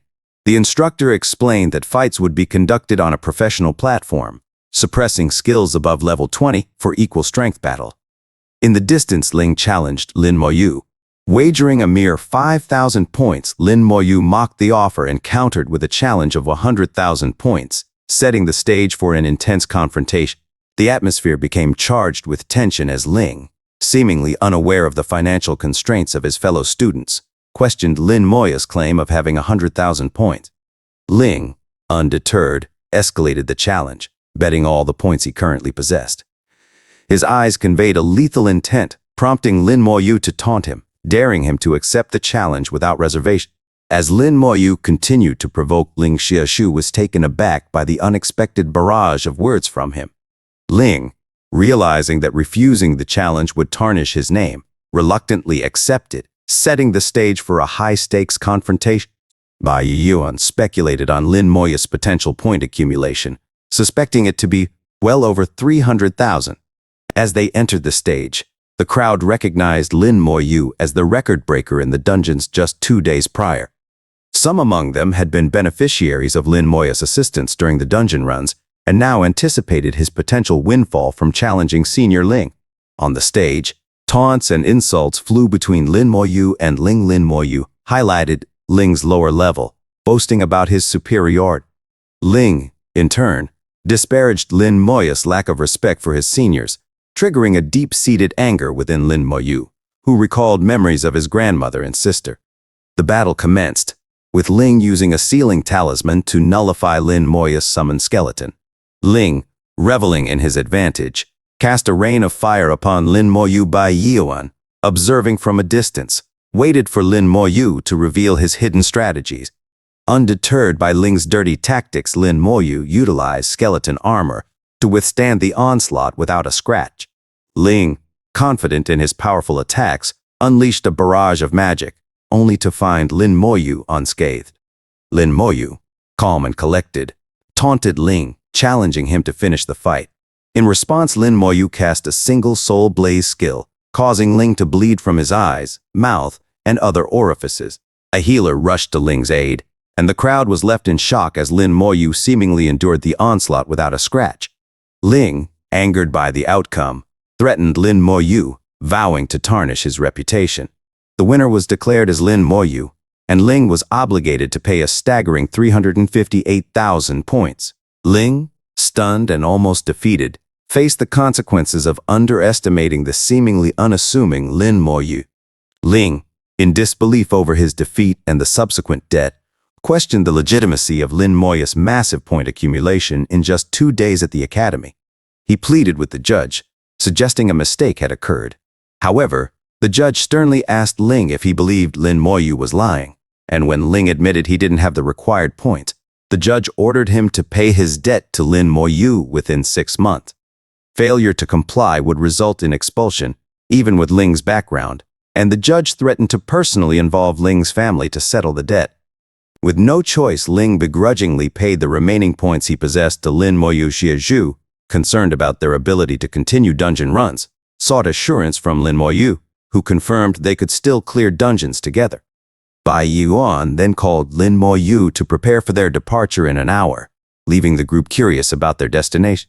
Overhearing their conversation, they learned that they would join Bai Yuan on the battlefield, the front line of the human race against the abyss. Old Meng was tasked with teleporting them to the Yuan battlefield. As they arrived, Lin Moyu caught sight of the Shengxia Tower. Bai Yuan advised Lin Moyu to evolve strategically, emphasizing the importance of using the tower's limited opportunities wisely. Upon entering the battlefield, Lin Moyu sensed a familiar yet stronger presence than during the exam. Guards snapped to attention as Bai Yuan, displaying his 5-star general medallion, walked before them. Lin Moyu realized the extent of Bai Yuan's influence in the battlefield. He received his own badge, and an attendant, shocked at Bai Yuan's presence, assisted Lin Moyu upon recognizing the general. They proceeded to the Hall of Heroes, where Bai Yuan explained the significance of the badge. He prayed for Lin Moyu's protection and explained that the blessing could potentially resurrect him if he fell in battle. Lin Moyu was moved by Bai Yuan's sacrifice and thanked him. Further details about the Yuan battlefield were shared by Bai Yuan. The fortress of the Shengxia Empire, known as the Eternal Great Wall, had 9 fortresses, front lines, and had successfully repelled abyssal monsters since its creation. Bai Yuan advised Lin Moyu to buy teleportation stones for flexibility and left the rest to Lin Moyu. As Lin Moyu walked past the shock guards, he faced an immediate attack, entering the battlefield with monsters at level 30, a challenge that awaited him on the front line against the abyss. Lin Moyu found himself under attack by an unseen force on the Yuan battlefield, struggling to combat a ghostly assailant. Unable to strike it with his physical skeleton, he summoned his elemental mage, wielding magic against the ethereal foe. The creature fell, and Lin Moyu gained valuable experience, prompting him to stay vigilant amidst the unpredictable dangers of the battlefield. After hours of navigating the treacherous terrain, Lin Moyu noticed a group of warriors in distress. Abyssal hounds were hot on their heels, prompting the warriors to plead for Lin Moyu's assistance. Casually strolling toward the approaching threat, Lin Moyu summoned his skeletons, engaging the hounds in combat. With a swift display of skill, he decimated the hounds, earning experience for both his badge and scythe. Utilizing the powerful corpse explosion skill, Lin Moyu wiped out a massive mob of abyssal hounds, earning a star for his badge and leveling up his weapon. The astonished warriors marveled at his prowess, witnessing Lin Moyu's ability to eliminate a large number of enemies in a single blow. As the scene shifted, the demon overseeing the abyssal forces was shocked by the sudden loss of her hound. Suspecting the intervention of a high-level professional, she decided to dispatch even more dogs to the battlefield. Unfazed, Lin Moyu reached the dragon frontline post. People, recognizing him as a low-level student, approached Lin Moyu with invitations to join their parties, eager to offer assistance. However, Lin Moyu declined, opting to face the challenges alone. Inside the dungeon, he discovered a hell-level difficulty encounter, ignoring the offers from those outside. Observers marveled at Lin Moyu's decision to venture into the daunting challenge solo. Within the dragon frontline post, Lin Moyu soon realized that hell difficulty was vastly different from nightmare. Unable to open his inventory, he was unable to use teleportation stones for escape. A horde of dragon spearmen aggressively descended upon him, prompting Lin Moyu to prepare for battle by summoning his trusty skeletons. The battlefield awaited the clash between Lin Moyu and the formidable foes that lay ahead. The clash between Lin Moyu's skeletons and the dragon spearmen intensified within the depths of the dungeon. Lin Moyu keenly observed the spearmen's skills, noting their ability to stun his skeletal warriors. Quickly strategizing, he commanded his skeletons to surround the spearmen while his mages prepared to launch a barrage of attacks. Outnumbering their opponents, Lin Moyu's forces overwhelmed the dragon spearmen, marking a victorious moment for him. However, Lin Moyu realized that this dungeon offered the challenge he sought. As the fight continued, The monsters displayed intelligence, coordinating strategic movements to counter Lin Moya's advances. He summoned multiple skeletons to outnumber the enemies, employing careful tactics to avoid depleting his skeletal reserves. In the midst of battle, Lin Moyu achieved a significant milestone, obtaining a dragon horn, a coveted item that Bai Yuan had specifically tasked him with collecting. Recognizing the need for multiple clears to gather all the required horns, Lin Moyu carefully planned his approach to maximize efficiency and preserve his skeletal army. The scene shifted to Bai Yuan and Meng discussing Lin Moya's progress. Meng observed Bai Yuan's serious commitment and sacrifice, as Bai Yuan willingly gave up one of his stars to protect Lin Moyu. Bai Yuan emphasized that Lin Moya's life was more valuable than merit, acknowledging the loss of talented individuals on the battlefield. He assigned Lin Moyu a challenging task at the frontline post for further training. Meng, aware of the difficulty of the task and the hell level in the dungeon, reassured Bai Yuan that Lin Moyu was capable, given his ability to carry 39 people. Meanwhile, Lin Moyu, deep in contemplation within the dungeon, pondered the challenge of obtaining dragon horns. His skeletons were heavily injured, and the dungeon proved to be exceptionally tough. As he ventured further, Lin Moyu encountered a mysterious castle where he faced off against archers. Just as he navigated through the battle, an unknown monster attacked him from behind, introducing a new layer of uncertainty and danger to his already challenging journey. As Lin Moyu delved deeper into the dungeon, his skeletal warriors faced a relentless assault from unseen adversaries. One by one, his once mighty army was being systematically dismantled. Swift to respond, Lin Moyu unleashed powerful area of attack skills with his mages, revealing a hidden threat, the elusive dragon assassin. With swift precision, Lin Moyu defeated the assassin and continued his offensive onslaught, eliminating the remaining enemies and obtaining a crucial material, the dragon's heart. Seizing an opportune moment, Lin Moyu employed corpse explosion, obliterating multiple dragon archers and acquiring another required item, the blood essence. Now, with only the dragon's core left to find, Lin Moyu pressed forward in search of the formidable boss lurking within the dungeon. As he advanced, Lin Moyu encountered the sentry post guardian, a formidable adversary. Employing a strategic approach, Lin Moyu cast a slow curse on the guardian, initiating the battle with a calculated advantage. However, the guardian retaliated by bolstering its resistance, gradually diminishing the effect of Lin Moya's curse. The battle escalated as the guardian unleashed a barrage of area of attack skills, decimating Lin Moya's skeletal forces. Recognizing the dwindling spirit of his remaining skeletons, Lin Moyu summoned the general. Using military influence, the general not only boosted the skeleton's effectiveness, but also shortened the duration of stun effects. The intense exchange of skills continued, with both sides unleashing their most powerful abilities. In the end, Lin Moyu emerged victorious, defeating the sentry post guardian and gaining a substantial amount of experience. As the dust settled, Lin Moyu discovered not only the coveted dragon's core, but also various equipment and a job transfer certificate. In addition, he earned a new title, the Dragon War King, marking his triumph in the challenging battle against the guardian. Lin Moyu, now adorned with his newfound achievements, stood ready for the next challenges that lay ahead in his extraordinary journey. Having successfully gathered the required materials for Bai Yuan, Lin Moyu celebrated his achievement by reaching level 203. His loyal skeletal companions had also grown stronger, mirroring his own progress. Exiting the dungeon, Lin Moyu was met with an unexpected and dangerous surprise, an ambush by a pack of abyss hounds. A familiar warrior from before urgently called out to Lin Moyu, urging him to join their party swiftly as the abyss hounds had overrun the area. Concerned about the situation, Lin Moyu was prompted to use his teleportation stone, while the warrior and his comrades held off the relentless hounds.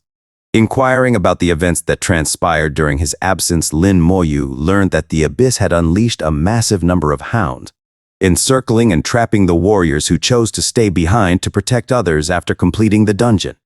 Realizing the sacrifice made by these warriors, Lin Moyu expressed concern for their safety and decided to confront the hounds head-on. Upon inspecting the dungeon, he discovered that all the other parties had perished due to the overwhelming number of abyss hounds. Unfazed, Lin Moyu revealed his determination to clear the dungeon once more. Summoning a multitude of skeletons, he unleashed a devastating assault, astonishing the party with the sheer strength of his skeletal army. Despite the initial shock, Lin Moyu instructed the party to retreat behind him as he prepared to use corpse explosion. With precision and power, he annihilated the surrounding hounds, earning a military merit and leveling up his weapon in the process. The party, grateful for their unexpected savior, recognized Lin Moyu as the individual who had solo cleared the hell difficulty in the dungeon. Thankful for their rescue, the party anticipated another large-scale attack. The warrior Shi Jing'an introduced himself as a level 31 paladin from Xiajing Academy. Lin Moyu reciprocated the introduction, revealing that he was a junior from the same academy. The revelation shocked the party, as Lin Moyu, a new student, had never attended a class and had directly ventured into dangerous dungeons, showcasing his exceptional skills and determination. The party marveled at Lin Moyu's remarkable abilities. They couldn't help but wonder why a student of his supposed level wasn't focusing on academy tasks. Shi Jing'an expressed his admiration for Lin Moyu's strength, intrigued by the powerful newcomer. Curious about why the party avoided dungeon exploration, Lin Moyu learned that they had attempted nightmare difficulty but were nearly wiped out. Shi Jing'an sought specific set equipment to enhance his tanking capabilities inside the dungeon. Lin Moyu asked if he needed equipment, revealed his surplus, and offered to sell them at a reasonable price. Dreaming of the sentry post set, was astounded when Lin Moyu presented him with the coveted shield from the set. The party, skeptical of Lin Moyu's claim about solo clearing the dungeon on hell difficulty, questioned Shi Jing'an, who equipped the shield. A radiant, golden light enveloped him as he completed the set, confirming the authenticity of Lin Moyu's achievement. Grateful and overjoyed, Shi Jing'an offered to buy the shield for 10 million gold coins. In an uncharacteristic display of negotiation, Lin Moyu suggested 5 million gold coins instead, and Shi Jing'an eagerly accepted. With the newfound set, the party geared up for the nightmare difficulty, while Lin Moyu used the teleportation stone to recover his spirit. Back in the abyss, the enraged demon lamented the loss of her dog. Shi Jing'an expressed his gratitude once again, thrilled to have completed his dream set in a single day. Their excitement heightened when they noticed a legendary class holy knight approaching Ning Yi. She explained that she came to finish her task and guessed Lin Moyu's mission, settling on the correct answer of obtaining the boss's core. Zhou Lesheng, filled with jealousy, approached and questioned Ning Yi about the person she was conversing with. She introduced Lin Moyu as her friend and politely declined Zhou Lesheng's offer of help, stating that she wanted to let him go on with his life. Lin Moyu assured her that he could take care of her, leaving Zhou Lesheng in disbelief at how a level 23 student could manage on his own. Despite Zhou Lesheng's persistent offer, Ning Yi firmly declined, asserting that it was none of his business. As Zhou Lesheng left, Ning Yi asked Lin Moyu about his next challenge, to which he confidently declared his intention to tackle hell difficulty once again. The party, now equipped and inspired, prepared for their next venture into the dangerous depths of the abyss. Ning Yi, shocked at the revelation that Zhou Lesheng would only venture into the nightmare difficulty, while Lin Moyu fearlessly challenged the hell level, expressed her desire to experience the depths of hell for a long time. Meanwhile, Zhou Lesheng, observing from a distance, doubted how a level 23 student could clear a dungeon alone. He planned to approach Ning Yi again the next day to offer his assistance. Undeterred by Zhou Lesheng's skepticism, Lin Moyu activated his cooldown talisman and, alongside Ning Yi, entered the dungeon in hell difficulty. The onlookers were awestruck as two low-level students dared to face the challenges of such a perilous level. At the dungeon entrance, Lin Moyu activated his skeleton armor, providing protection as long as they avoided control effects. Moving forward, they skillfully dispatched multiple monsters along the way. Lin Moyu inquired about Ning Yi's tasks besides acquiring dragon core. She explained her need to reach level 25 and become a 1-star private. Showing him the Ring of Berlin, crafted from the Goblin King's core he had gifted her, Ning Yi conversed with Lin Moyu. However, their conversation was interrupted when Ning Yi was struck by an invisible enemy. Reacting quickly, she utilized her skill to see invisible foes, allowing Lin Moyu to eliminate the hidden threats effortlessly. As they reached the dungeon's boss, Lin Moyu asked Ning Yi to step back while he faced the formidable foe. Greeting the boss, Lin Moyu initiated the battle. Meanwhile, Ning Yi, restricted by the dungeon's rules, could only eat a sweet potato provided by Momo.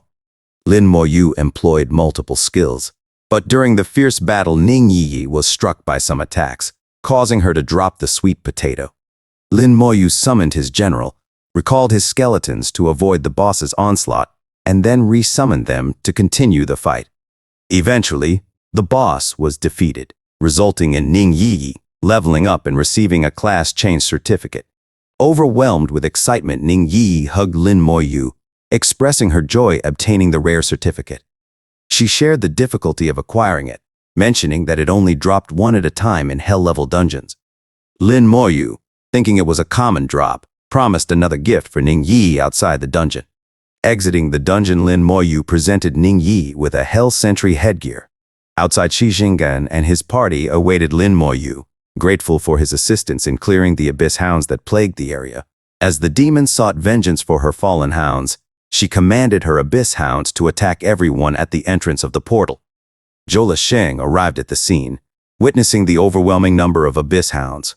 Confident in his Holy Knight abilities, he activated Aura Change, only to be shocked when the demon's attack penetrated his defenses, throwing him a considerable distance and leaving him on the brink of death. Shi Jinggan, disappointed by Zhou Sheng's boasting and subsequent failure, desperately signaled for help, knowing they couldn't withstand the onslaught much longer. The level 36 demon targeted the legendary Holy Knight for the fame of defeating such a prestigious opponent. Lin Moyu and Ning Yi arrived, diverting the demon's attention from Zhou Sheng. However, the demon, smelling the blood of her fallen hounds on Lin Moyu, directed a powerful attack at him. Shi Jinggan's warning came too late, as Lin Moyu effortlessly withstood the attack, not a scratch on him. Unfazed, Lin Moyu retaliated with his soul blaze. Enraging the demon further, Lin Moyu then used his slow curse on the demon and the surrounding hounds. Ning Yi found amusement in how the demon now seemed like a regular monster to Lin Moyu. Summoning his skeletons from the closet, Lin Moyu came to the rescue. The relieved Shi Jinggan watched as Lin Moyu executed a devastating corpse explosion, obliterating every abyss monster in the vicinity. Lin Moyu's prowess earned him a significant amount of experience and merit points, elevating him to the rank of a 5-star private. His weapon also reached level 7. Turning to Ning Yi, Lin Moyu inquired if she had completed her task. Ning Yi credited her success to Lin Moyu. Meanwhile, Zhou Sheng, thrown aside by a single attack, seethed with jealousy and embarrassment. He envisioned a future where Lin Moyu, the low-level newcomer, would surpass him in popularity and prestige. Ning Yi, on the other hand, reveled in Lin Moyu's accomplishments, happy to be associated with such a remarkable individual. In the aftermath of the intense battle, Lin Moyu anxiously approached Shi Jinggan, concern etched on his face. "Are you all right?" Lin Moyu asked, relief flooding him as Shi Jinggan assured him that thanks to the shield Lin Moyu had sold to him, he was perfectly fine. Their moment of respite was short-lived, as they noticed a group of people running towards them from a distance. Shi Jinggan explained that they had called for a distress signal, and Lin Moyu, curious, inquired about the sender. To their surprise, the weakened Zhou Sheng confessed that he was the one who had sent the signal. He went on to describe the harrowing attack by abyss demons and hounds, commending Lin Moyu for single-handedly eliminating the hounds before the rescue team arrived. The rescue team, perplexed by Lin Moyu's incredible strength as a level 23 student and a 5-star private, discussed his potential. The professionals among them marveled at how few even reached the rank of a 5-star private by level 30, making Lin Moyu's prowess exceptional. Just then, Mo Yun, the princess of Shajing City and a legendary class divine summoner, arrived. She explained that she had seen the distress signal and came to their aid. Mo Yun questioned the situation, but the soldier informed her that it was already over. Mo Yun's attention turned to Lin Moyu, a peculiar aura about him that she detested. Lin Moyu, in turn, noticed that Mo Yun held the rank of a 4-star lieutenant.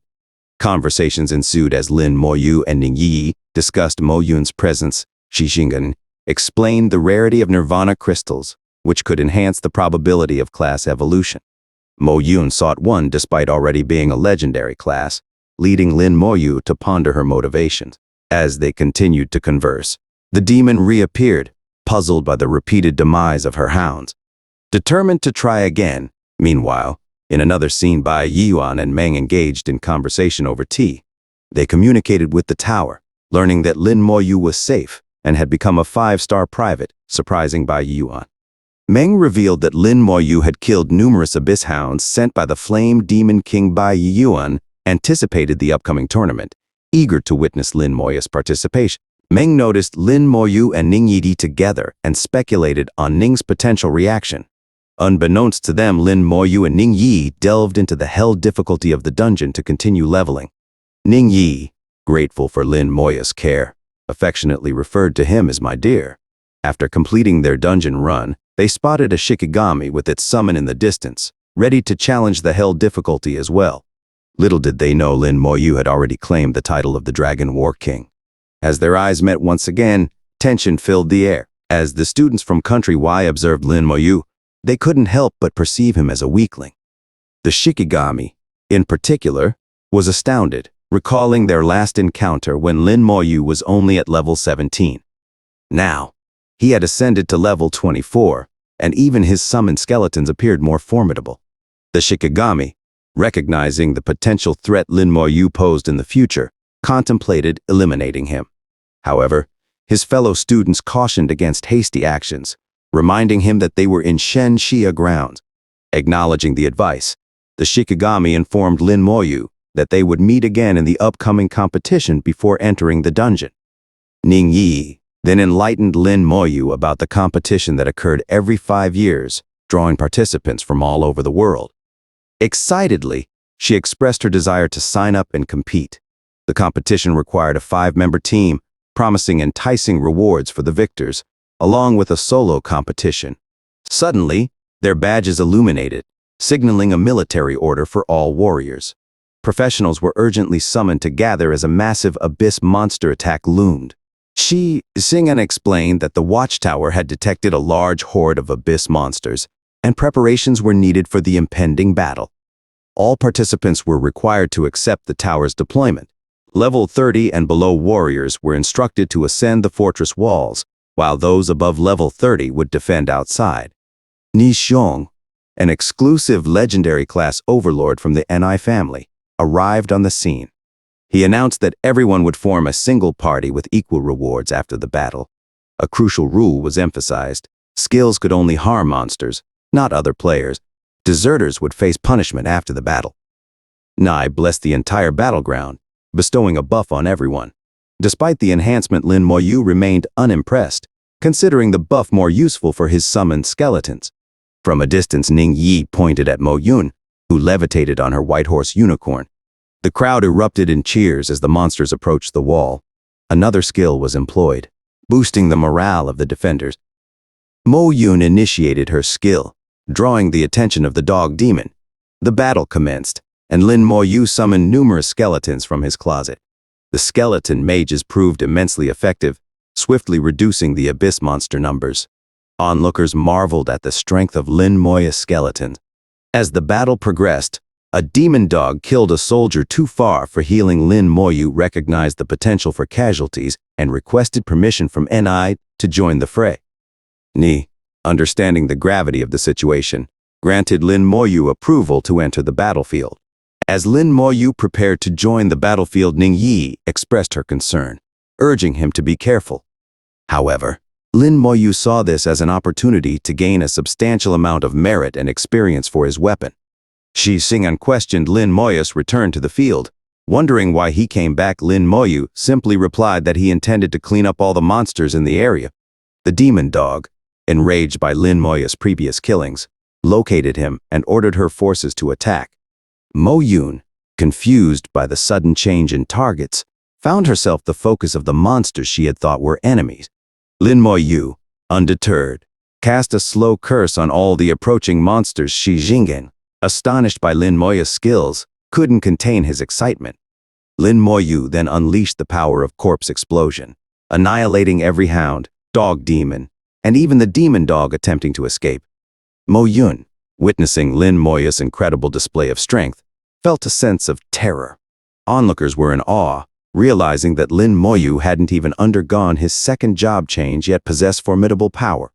The soldiers present felt almost obsolete in the face of Lin Moyu's prowess, and Shi Jing'an expressed gratitude for having him on their side.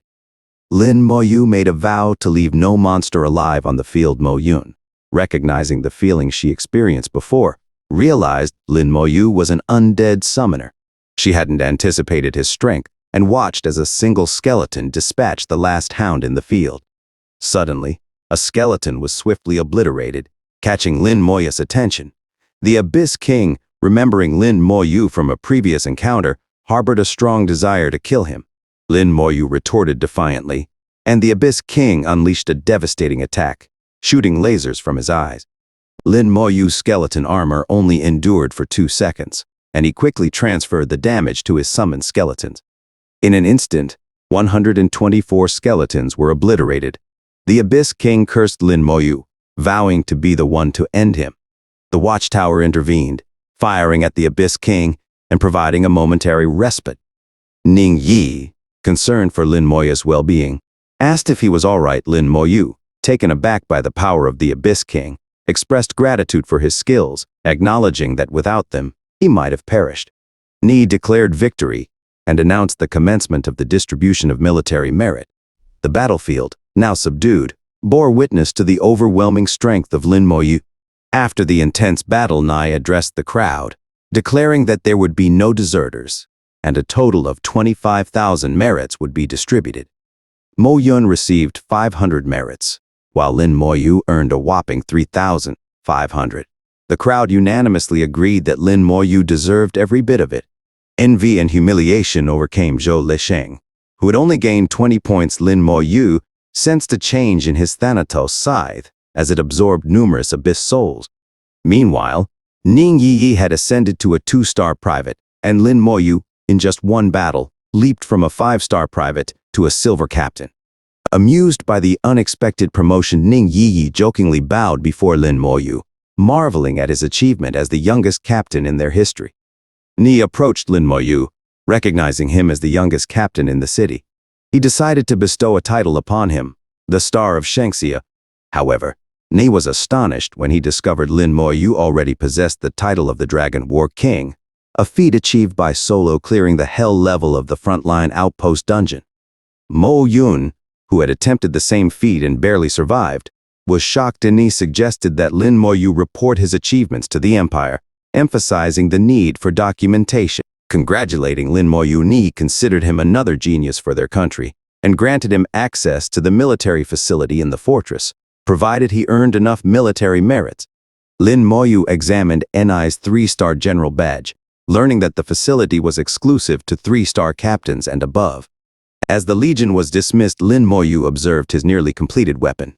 Realizing it had maxed out its level, he set a new goal: to find other gear sets to enhance its attributes. Lin Moyu acquired a new skill, evocation, enabling him to summon a boss monster. Eager to test it, he decided to clear the hell-level frontline outpost dungeon once again. Shi Jing'an delivered news of intense battles across all countries, assuring them that they were furthest from the impact. However, Ning Yi expressed concern for Lin Moyu, who had become the Abyss King's most wanted target. She urged him to be cautious. Meanwhile, Ning called Ning Yi, relieved to hear she was at the first fortress in the Yuan battlefield. When Ning arrived, he was shocked to see Ning Yi as a 5-star general, equal in rank to Bai Yuan. Ning Yi waved at him, and he thanked the heavens for her safety. However, Ning was perplexed as to why Lin Moyu was with Ning Yi. Ning Yi introduced Lin Moyu, revealing he was the principal of Xiajing Academy. Annoyed, Ning questioned Bai Yuan's lack of details in his orders and ordered Ning Yi to return to the academy. However, Ning Yi stood her ground, refusing to abandon her tasks. Ning called Lin Moyu, warning him not to threaten Ning Yi. Ning planned to send people to assist Ning Yi in clearing dungeons, but she insisted Lin Moyu was more than enough. Showing a Hell Sentry dagger obtained from a dungeon boss, she reassured Ning that Lin Moyu would protect her. As Ning observed Lin Moyu's Dragon War King title, he felt a strange sensation and decided to discuss it with Bai Yuan, whom he considered senile. After saying goodbye to her grandpa Ning, Ning Yi left with Lin Moyu. In Ning's thoughts, Lin Moyu's overpowering abilities reassured him about their safety. However, a sense of unease lingered. Lin Moyu, realizing the principal of the academy was Ning Yi's grandpa, headed to the officer's resting room. There, he checked the military merits exchange and found a valuable item, a talisman allowing instant escape from dungeons. Lin Moyu purchased 2 for emergencies, mindful of the consequences of spending too much on the exchange. He gave 1 talisman to Ning Yi Moyun, curious if Lin Moyu was Ning Yi's boyfriend, tossed them a pair of destination teleportation stones. Moyun explained that she had been searching for the battlefield of the Ghost King, a monster capable of dropping nirvana crystals. Moyun invited Lin Moyu and Ning Yi to help her fight it when they found it. The Ghost King could drop up to 6 nirvana crystals, and Moyun offered to share them. Ning Yi speculated that Moyun sought Lin Moyu's help because she knew Ning Yi alone couldn't defeat the monster. Strategizing, they decided to rest for the day and grind the next day. People observed Ning Yi's beauty, commenting that Lin Moyu, accompanying her, was a formidable force. The next day, they advanced to the boss in less than 4 hours, and Lin Moyu's skeletons had become stronger. Lin Moyu attempted to obtain the sentry boss's soul, and to Ning Yi's surprise, it dropped another gold dagger. She asked if she could have it, revealing a use for it in her mind. Lin Moyu, with a secret crush on her, gladly gave it to her. As they continued, they encountered a knight who demanded they move out of the way, claiming they were ruining the red carpet of his highness. Unfazed, Lin Moyu ignored the knight's request. Ning Yi warned Lin Moyu that they might be from ancient Rome's Holy See. The carriage and knights stopped, and a golden-armored knight named Rutgers, a level 31 Vulcan warrior from ancient Rome's Holy See, apologized for his soldier's rudeness. He expressed enchantment with Ning Yi's beauty and invited her to get to know each other better. Lin Moyu stepped in, stating there was no need for the invitation, deeming it unworthy of her. Rutgers, the level 31 Vulcan warrior, scoffed at Lin Moyu, dismissing him as a mere level 25 with narrow-mindedness. Rutgers condescendingly questioned Lin Moyu's dungeon-clearing plans and proudly announced his intention to solo clear the outpost sentry held difficulty to obtain the legendary title. Turning to Ning Yi, Rutgers assured her that once he obtained the title, he would extend another invitation. Ning Yi and the crowd couldn't help but laugh at Rutgers' arrogance. However, Rutgers' soldier informed him that someone else had already obtained the title. Disappointed and perhaps embarrassed, Rutgers huddled with his team to decide whether they should still attempt the dungeon. Unbeknownst to them, Lin Moyu and Ning Yi paid no heed to Rutgers' party and entered the dungeon. Rutgers, unwilling to let go of his pride, used a tracking scroll to follow Lin Moyu and Ning Yi into the same dungeon. Outside, people questioned Rutgers' claim of solo clearing as his whole battalion entered. Inside the dungeon, Rutgers confronted Lin Moyu, accusing him of stealing the title he coveted. He declared that Lin Moyu must die for him to claim the title and used a teleportation sealing scroll to trap them inside. Rutgers taunted Ning Yi, asserting that she would make a wonderful toy. Lin Moyu, however, found amusement in Rutgers' lack of knowledge about his skill.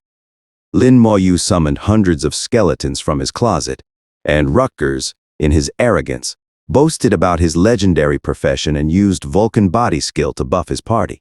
Lin Moyu, realizing that Rutgers' party wasn't as strong as him, cast his slow curse on all of them. The hundreds of skeletons charged toward Rutgers and his party, surprising them with their strength. The battle commenced, and Rutgers' party struggled against the onslaught. Calling for his help, Lin Moyu chuckled as Rutgers' party members fell one by one, defeated by the relentless skeletons. With only Rutgers left standing, he vowed to kill Lin Moyu. Lin Moyu, seizing the opportunity, revealed he had been looking for a place to try out his new skill. With a triumphant grin, Lin Moyu invoked his new skill, Evocation, summoning the sentry guard boss of the held difficulty. The battlefield transformed into chaos as the powerful boss emerged, setting the stage for a showdown between Lin Moyu and the formidable Rutgers. Rutgers, overwhelmed by the sheer strength of the summoned boss, questioned Lin Moyu about how he was able to summon such a powerful entity. However, with one swing of the boss, Rutgers attempted to parry the attack using his Vulcan body skill, but it was destroyed in a single hit. Rutgers realized the boss's strength was overpowering, not knowing that Lin Moya's skills amplified the summoned boss's power tenfold. Fearful for his life, Rutgers begged for mercy, proclaiming that he couldn't kill the Holy Son of God. The boss squashed Rutgers like a fly, leaving Ning Yi laughing at his pitiful demise. She then asked Lin Moyu if he feared the retaliation of ancient Rome. Lin Moyu calmly replied, "No," and Ning Yi expressed her determination to stay by his side, regardless of the consequences. Lin Moyu suggested keeping the Vulcan set equipment for now, and continued to clear the dungeon. News of Rutgers' demise quickly spread to the Vatican headquarters, and people rushed to inform the Pope. The scene shifted to Bai Yuan, who was surprised to see Ning Yi approaching him. Ning questioned Bai Yuan about giving her tasks on the battlefield, and whether he was the one who ordered Lin Moyu to flirt with her. Bai Yuan defended Lin Moyu, describing him as sensible and outstanding, vouching for his trustworthiness. At the dungeon exit, Lin Moyu and Ning Yi planned to head back and submit their task to Bai Yuan. At the academy, Lin Moyu sold the acquired equipment for a staggering 20 million gold, surprising the merchant. Bai Yuan summoned Lin Moyu and learned that the task was already completed. As Bai Yuan observed Lin Moya's rapid leveling, Mang chuckled, and Lin Moyu admitted to clearing the dungeon with Ning Yi. Bai Yuan realized that Lin Moyu had obtained the title of Dragon War King and asked about the cooldown talismans. Lin Moyu explained the difficulty in finding an alchemist and handed over the items, including the cooldown talismans. Bai Yuan promised to help and challenged Lin Moyu to not only participate in the upcoming competition but to become the champion.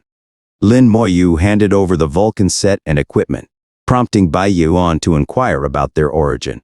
Lin Moyu clarified that they had killed the Vulcan knight who tried to attack them in the dungeon. Bai Yuan, angered by the audacity of those who dared to touch his students, decided to handle the matter himself. Lin Moyu left, hearing rumors of Bai Yuan's past exploits as Shangxia's slaughterer god, recalling tales of Bai Yuan single-handedly invading a country and nearly destroying it. Bai Yuan assigned Meng the task of creating the tyrant necklace and charging the cooldown talisman. The scene shifted to ancient Rome, where a ball of flame caught the attention of onlookers. Two shadows emerged, revealing third-job change professionals levitating in the sky.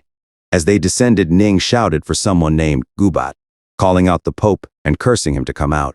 The tension in ancient Rome escalated as the two enemies prepared for a confrontation, and Ning demanded the presence of the Pope. The people in the Vatican City were in a state of panic as Ning Tehran levitated above, expressing his anger. The Pope, along with the elders, appeared, demanding to know who dared to challenge the Vatican.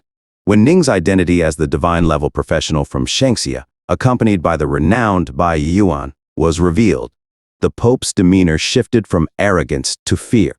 Lord Bai Yuan, known as Shangxia's slaughterer god, had an imposing presence that left the Pope petrified. Amidst the tension, Ning demanded the presence of Rutgers, the holy son of the Vulcan palace. The Pope, shocked to see Ning, instructed his elders to bring Rutgers immediately. Ning questioned Rutgers' actions, revealing that he had offended Ning Yi and Lin Moyu. The Pope, realizing the severity of the situation, apologized and inquired about Rutgers' transgressions. As Ning and Bai Yuan explained the offenses, Ning used his spiritual pressure to make everyone around him struggle to breathe. Rutgers, finally brought before them, admitted to using a dungeon tracking scroll to chase Lin Moyu, claiming both Lin Moya's title and Ning Yi. The Pope, appalled by Rutgers' statements, apologized again. Ning, furious, threatened Rutgers and destroyed the Vatican's divine statue, which had the power to resurrect the Holy Son of Vulcan. Rutgers, confident in his ability to revive, met his demise as the Pope pleaded for everyone to run. The Pope regretted the hardship caused by Rutgers and vowed to destroy the ancient Rome himself if such events occurred again. As Ning and Bai Yuan teleported back to Shangxia, Meng questioned Ning's newfound restraint. Ning explained that with age, accumulating virtue and reducing killing became essential. Meng handed over the charged cooldown talisman to Bai Yuan, who was already ready to confront the challenges ahead. Meanwhile, the 100th Professionals Great Tournament began, and Lin Moyu, realizing it was time to sign up, joined the gang. The tournament featured 3 sections: team, solo, and challenge competitions. Lin Moyu was in the level 20-29 group, and the rewards were enticing. The group discussed signing up for the tournament, with some inviting Lin Moyu to join their team. Upon revealing his level 26, they were once again shocked, as their levels ranged around 17. The anticipation for the upcoming competition and the unknown challenges ahead lingered in the air. In the bustling atmosphere of the tournament sign-up area, Jia Zhu and the gang were taken aback when they discovered Lin Moyu's level had already reached 26. As they exchanged surprised glances, Ning Yi made her entrance, greeting Lin Moyu with a friendly smile.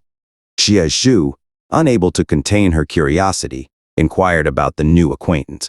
Ning Yi explained that she was a friend of Lin Moyu, and Jia Zhu's shock doubled when she realized that Ning Yi had also experienced a rapid leveling up process. Seizing the opportunity, Ning Yi introduced herself to Jia Zhu Zuomei and Feng Xu. The group engaged in a friendly exchange of introductions, and Jia Zhu Zuomei and Feng Xu decided to look for additional teammates. Meanwhile, Lin Moyu and Ning Yi continued their conversation. Ning Yi playfully teased Lin Moyu about Jia Zhu's attractiveness, expressing amusement at Lin Moyu's apparent obliviousness to Jia Zhu's beauty. The banter continued as they awaited the formation of their tournament teams. In the same vicinity, Tao Tao and her companions, including other familiar faces, were also preparing to sign up for the tournament. When Ning Yi approached them, she inquired if they had found a team, yet Tao Tao responded that they were more interested in the experience and didn't prioritize rankings. Rejected by other groups due to their lower levels, Tao Tao felt disheartened. Lin Moyu, displaying his inclusive nature, invited Tao Tao and her team to join forces with him. Tao Tao, realizing that teaming up with Lin Moyu could significantly enhance their chances of success, felt a surge of optimism.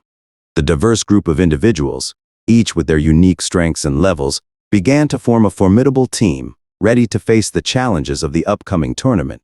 Amidst the tension-filled atmosphere, Tao Tao's proposal to join the competition hung in the air like a delicate balance. Ning Yi couldn't help but inquire about the condition, curiosity evident in her eyes. Tao Tao, with a confident smile, revealed that their reward for winning the championship would be valuable contribution points from the school, emphasizing that it was the best reward they could ask for. Determined and driven by the prospect, they collectively decided to register for the competition. As the excitement settled, Lin Moyu found himself expressing gratitude to Ning Yi, acknowledging her role in the decision. However, their brief moment of camaraderie was disrupted by the arrival of Bai Li Sheng. His goons, creating a path for him, announced his prestigious lineage as the grandson of Bai Li Academy. The scene intensified as Bai Li Sheng caught sight of Ning Yi and Lin Moyu together.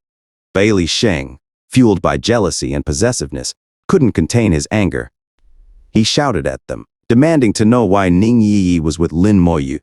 The situation escalated further when he realized the closeness between them. Ning Yi, unyielding and unapologetic, retorted that her personal choices were none of Bai Li Sheng's concern. She dismissed his claim of being her fiancé, exposing the truth about his rejected proposal and mocking his lies. Frustrated and unable to accept the reality, Bai Li Sheng continued to berate Ning Yi. In a bold move, she offered to find him a therapist to address his apparent issues. The confrontation reached its peak as Bai Li Sheng threatened Lin Moyu, asserting his dominance and claiming Ning Yi as his possession. Undeterred, Lin Moyu dismissed him as a mere nuisance, referring to him as a jumping clown. Bai Li Sheng, unable to tolerate the defiance, issued threats of revenge and vowed to settle scores from their previous encounters. As he menacingly declared his intent to kill Lin Moyu, sooner or later Ning Yi stepped forward in defense, challenging Bai Li Sheng's audacious statements. Lin Moyu, privately acknowledging the potential danger, contemplated the need to eliminate Bai Li Sheng to protect Ning Yi. In a moment of unexpected intervention, a voice echoed from above, belonging to Bai Yuan. He questioned the brewing conflict and the desire to kill someone. A powerful aura emanated from him as he confronted Bai Li Sheng, forcing him to reconsider his aggressive stance. The tension hung in the air, awaiting the resolution of this intense confrontation. Bai Li Sheng, who had stumbled to the ground, looked up and witnessed Bai Yuan hovering over them. Bai Yuan, with an air of authority, questioned Bai Li Sheng about his intentions to kill someone. Stammering, Bai Li Sheng denied making such statements. Bai Yuan warned him to disappear, threatening to personally present his head to Bai Li Hao, his grandfather, if he repeated such actions. As Bai Li Sheng retreated, Lin Moyu and Ning Yi greeted Bai Yuan, who approached them. Bai Yuan inquired if Lin Moyu had planned to attack Bai Li Sheng in his absence. Lin Moyu, candidly admitting his intentions, explained that he had to act preemptively due to the threat Bai Li Sheng posed.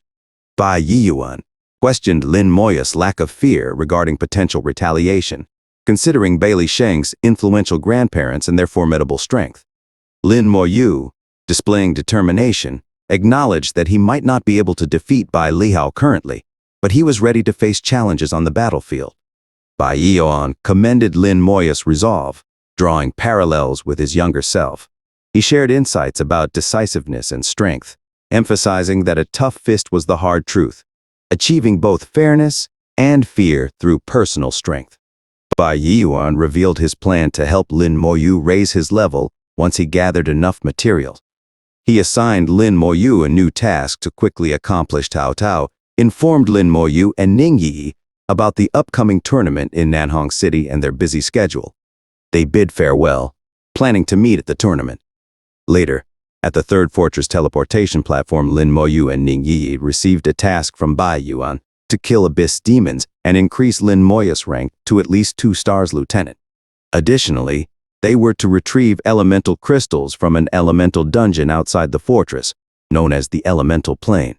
As they teleported, Ning Yi felt nauseous from the long-distance teleportation. A notification about the prices of elemental crystal cores appeared, but they realized they didn't need them. The guards warned them of the danger outside, given their lower levels compared to the monsters. The captain of the guard, cautious but impressed by Lin Moyu's swift monster-slaying abilities, allowed them to pass. As they ventured forth, Ning Yi's hair stood on end, and Lin Moyu teased her. Suddenly, a wind elemental spirit appeared, and Ning Yi asked if it was bullying Lin Moyu's skeleton warriors. Lin Moyu summoned his skeleton mages, setting the stage for their adventure in the elemental plane. As soon as they passed through the gate, Lin Moyu and Yi were assailed by a wind spirit monster. The wind elemental spirit, with faint blue light emanating from its body, hovered in the air and relentlessly attacked Lin Moyu and Yi, sensing their presence. Skeleton warriors immediately sprang into action, joining forces to combat the wind monster. In response, the monster summoned 10 additional skeleton minions. Magicians swiftly employed control techniques, activating elemental attacks against the newly summoned skeletons and unleashing a barrage of elemental spells. While it was possible to evade the skeleton warriors' attacks, avoiding the assaults of the skeleton mage proved challenging due to the nature of its locked-in skills. Despite the onslaught, Lin Moyu successfully vanquished the wind elemental spirit. However, upon its demise, the spirit left no remains, prompting Lin Moyu to furrow his brows in realization that element spirits did not leave corpses behind. This meant he could no longer utilize corpse explosion tactics against such entities, thereby losing the advantage of mass elimination. Their skirmish had scarcely concluded when the ground beneath them began to tremble ominously. Observing this, Yi exclaimed, "Moyu, is it me? Or is the ground shaking?" Lin Moyu too sensed that something was amiss as the earth quaked and the elements grew increasingly turbulent, prompting both to remain vigilant. Yi's gaze then fell upon a group of people, their expressions indicating urgency as they approached. These individuals exhibited signs of distress, running frantically towards Lin Moyu and Yi. It became evident that they were being pursued by numerous monsters, instilling fear in the fleeing group. Overwhelmed by the sight of the advancing horde, Ning Yi was rendered speechless, gripped by terror. Observing the panicked mob, Lin Moyu's lips curled into a smile as he remarked to Yi, "It seems these individuals have stirred up trouble by intruding into the domain of the element spirits." Upon witnessing the horde of monsters, a realization dawned on Lin Moyu. The elemental dungeon had materialized, triggering an elemental riot that spawned a multitude of elemental spirits. Trapped within the confines of the secret realm, escape was futile, and both humans and abyssal creatures alike became targets of the rampaging spirits. Lin Moyu reflected on the serendipitous turn of events, having previously fretted over locating the elemental dungeon, only to have it appear unexpectedly, accompanied by a swarm of elemental spirits. Dozens of professionals fled in terror, trailed by a horde of elemental spirits numbering in the thousands. While exploding corpses would have dispatched these spirits easily, their lack of remains posed a minor inconvenience. Nonetheless, the influx of monsters presented an opportunity for Lin Moyu to amass valuable experience without actively seeking out the creatures. Amidst the chaos, passers-by implored Lin Moyu to flee, incredulous at his apparent hesitation in the face of imminent danger. Disregarding their pleas, Lin Moyu opted to demonstrate his prowess by swiftly summoning a legion of skeleton warriors to confront the encroaching threat. The skeleton warriors surged into battle like a pack of hungry tigers, swiftly overwhelming the skeleton mage's foes in a mere blink of an eye. Dozens of elemental spirits fell to their onslaught, each demise heralding the prompt appearance of experience gains in numerous elemental crystal nuclei. The synchronized assault of skeleton warriors, skeleton mages, and holy spirits proved remarkably effective. A level 26 skeleton warrior boasted dimensional attributes surpassing 21,000, far exceeding those of elemental spirits ranging from levels 33 to 35 by 3 to 4-fold, with skeleton mages reaching as high as 42. Their magical burst damage was equally astonishing, swiftly thinning the ranks of the elemental spirits. Explosions reverberated throughout the battlefield, disrupting the once tranquil atmosphere with their cacophonous echoes. Yi, overwhelmed by the tumultuous surroundings, grasped her head in pain, seeking refuge from the chaotic environment. As the battle raged on, Lin Moyu pondered the prolonged conflict, his resilient spirit attribute buffering the adverse effects. Recognizing the looming presence of the Elemental Queen, ruler of the elemental secret realm, Lin Moyu swiftly imposed a slow curse upon the creatures, impeding their movements and allowing the skeleton forces to gain the upper hand. Meanwhile, the fleeing individuals found solace in their newfound safety, relieved to have escaped the clutches of the pursuing elemental spirits. Observing the protracted battle, they marveled at Lin Moyu and Yi's prowess, once dismissed as lunacy but now commanding respect for their formidable display. The relentless onslaught continued, with skeleton warriors and explosive magic decimating the elemental spirits. Amidst the chaos, Ning Yi found temporary respite, her headache subsiding as the battle drew to a close. However, their efforts did not yield the coveted element crystal, a prize reserved for the death of the elemental queen.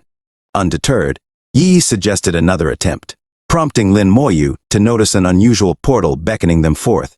Sensing something amiss, they cautiously approached, soon finding themselves transported to the secret realm.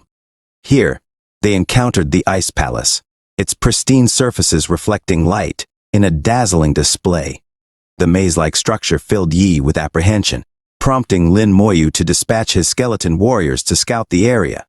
Astonished by their efficiency, Lin Moyu resolved to follow their lead. While navigating the labyrinthine passages, they stumbled upon the water elemental general, a formidable adversary seated upon his icy throne. Sensing their presence, the general attacked with fury, unleashing a barrage of icicles.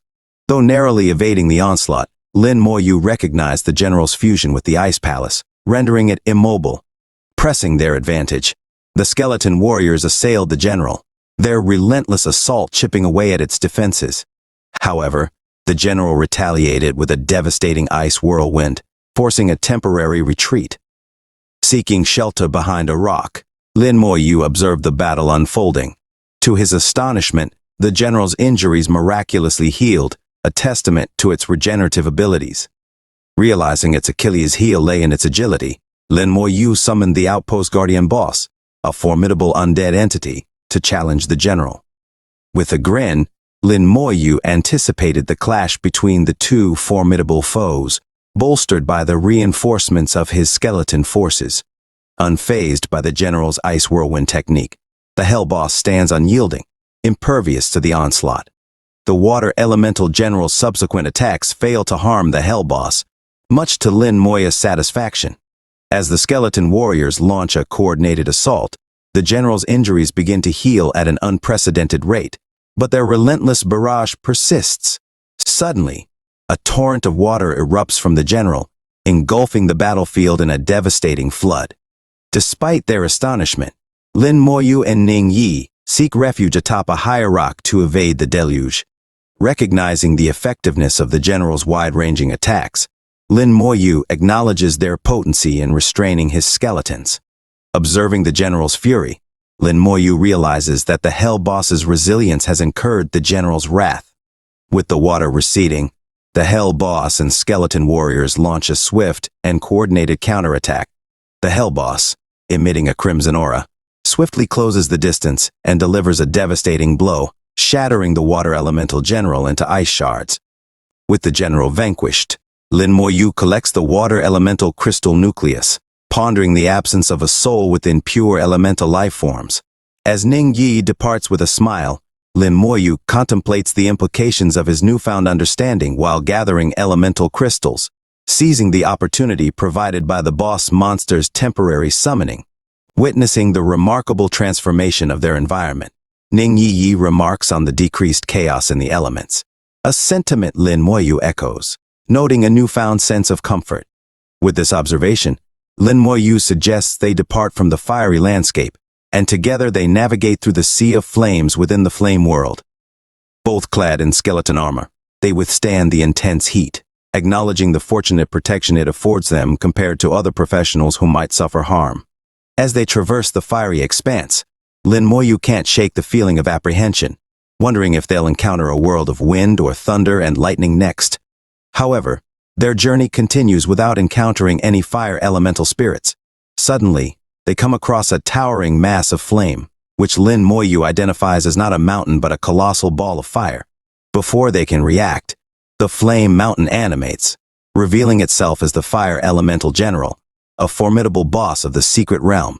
Analyzing its stats, Lin Moyu identifies it as another immobile monster, lacking physical attack abilities. Swiftly, he summons over 150 skeletons to combat the fire elemental general, leveraging the experience gained from their previous encounter with the water elemental general. The fire elemental general launches a barrage of fire pillars in a full-range saturation attack, engulfing the battlefield in flames. Recognizing the dire situation, Lin Moyu summons 28 water-type skeleton mages, unleashing an ice rainstorm to counter the fire onslaught. Despite the ferocity of the fire elemental general's attacks, the skeleton warriors endure, albeit with injuries. The battlefield trembles as the fire elemental general intensifies its assault, causing the ground to rupture. Lin Moyu and Ning Yi brace themselves as the environment deteriorates, realizing that the outcome of the battle rests solely on the shoulders of their skeleton army. The onslaught continued as the ice rainstorm poured down upon the flame monster, while mages and skeletons launched relentless attacks. Explosions echoed incessantly, culminating in a violent explosion that engulfed the entire realm. The skeletons were thrown about by the force, one after another. Witnessing the weakening of the fire monster, Lin Moyu quipped to Yi, "I'll show you some fireworks." As Ning Yi looked on, a final blast illuminated the sky like a firework, shattering the fire monster into pieces with a final scream. Lin Moyu swiftly gathered the spoils, including 10 fire element crystal cores. Yi, standing behind him, teasingly remarked on his unexpected romantic gesture, leaving Lin Moyu feeling bashful yet pleased. Deciding to move on, they left the scene behind, undefined. Meanwhile, elsewhere, a group of 5 professionals from the Bangi Kingdom stood before the entrance to the elemental secret realm, dressed in their distinctive attire. This team comprised a single knight, double support, and double output, a standard composition. Expressing surprise at their discovery, they pondered the absence of elemental spirits, contrary to their expectations. Despite their doubts, their leader, Harking Cheng, assured them that someone had already entered the realm, and they could follow the residual elemental energy to find their way. With a confident smirk, Harking Cheng assured his team that they could save some effort by following the trail left by the previous entrance. Harking Cheng, wearing a white robe and carrying a metal shield, led his followers into the portal of the elemental secret realm. Confident in their strength, and with their boss leading the way, they were prepared to face any challenges ahead, intending to eliminate anyone who dared to oppose them. As they entered the Ice Palace, one of Chang's minions from the hunter group detected footsteps nearby, prompting them to follow the trail. Meanwhile, Lin Moyu and Ning Yi, clad in skeletal armor, found themselves battling the Lightning Wind Elemental General, a formidable foe with a unique blend of lightning and wind attributes. Despite the general's ferocious lightning strikes, they remained protected by their armor. Lin Moyu utilized his slow curse skill to hinder the general's movements, infuriating him into launching area of effect lightning attacks against the skeletal warriors. However, with the combined efforts of Moyu's army and elemental spells, they emerged victorious over the Lightning Wind Elemental General, reaping rewards of experience and elemental crystals. Determined to confront the Elemental Queen, Lin Moyu and Ning Yi pressed forward, eventually arriving at a magnificent palace floating on an island. Within sat the Elemental Queen, a formidable adversary resistant to both physical and elemental attacks. Despite their efforts, the Queen's elemental starburst attacks decimated Moyu's skeletal army, leaving him in a precarious position. As the battle intensified, Moyu questioned the purpose behind Lord Bai's assignment, realizing the magnitude of the challenge before him.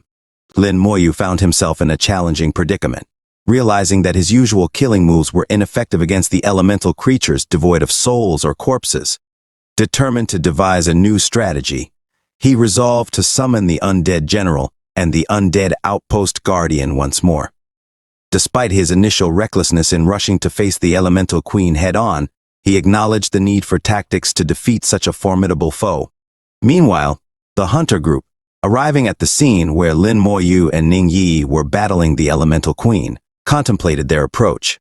While one minion suggested engaging the Queen directly, another proposed an ambush to eliminate all three opponents simultaneously. Their boss, commanding a girl named Zio Fatal, instructed her to execute the ambush. As Zio Fatal prepared her attack, Ning Yi's assassin instincts warned her of impending danger, prompting her to alert Lin Moyu.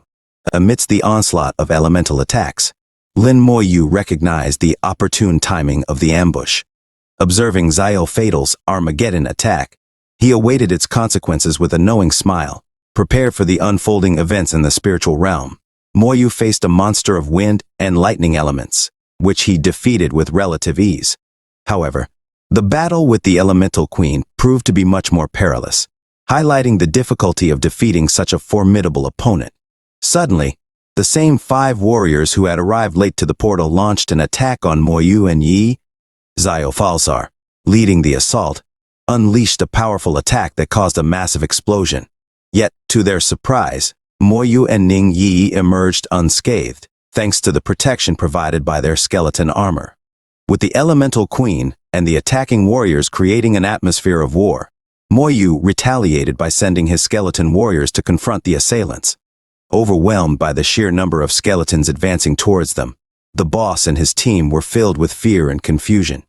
Unable to comprehend the origin of the skeletons, they hesitated in panic.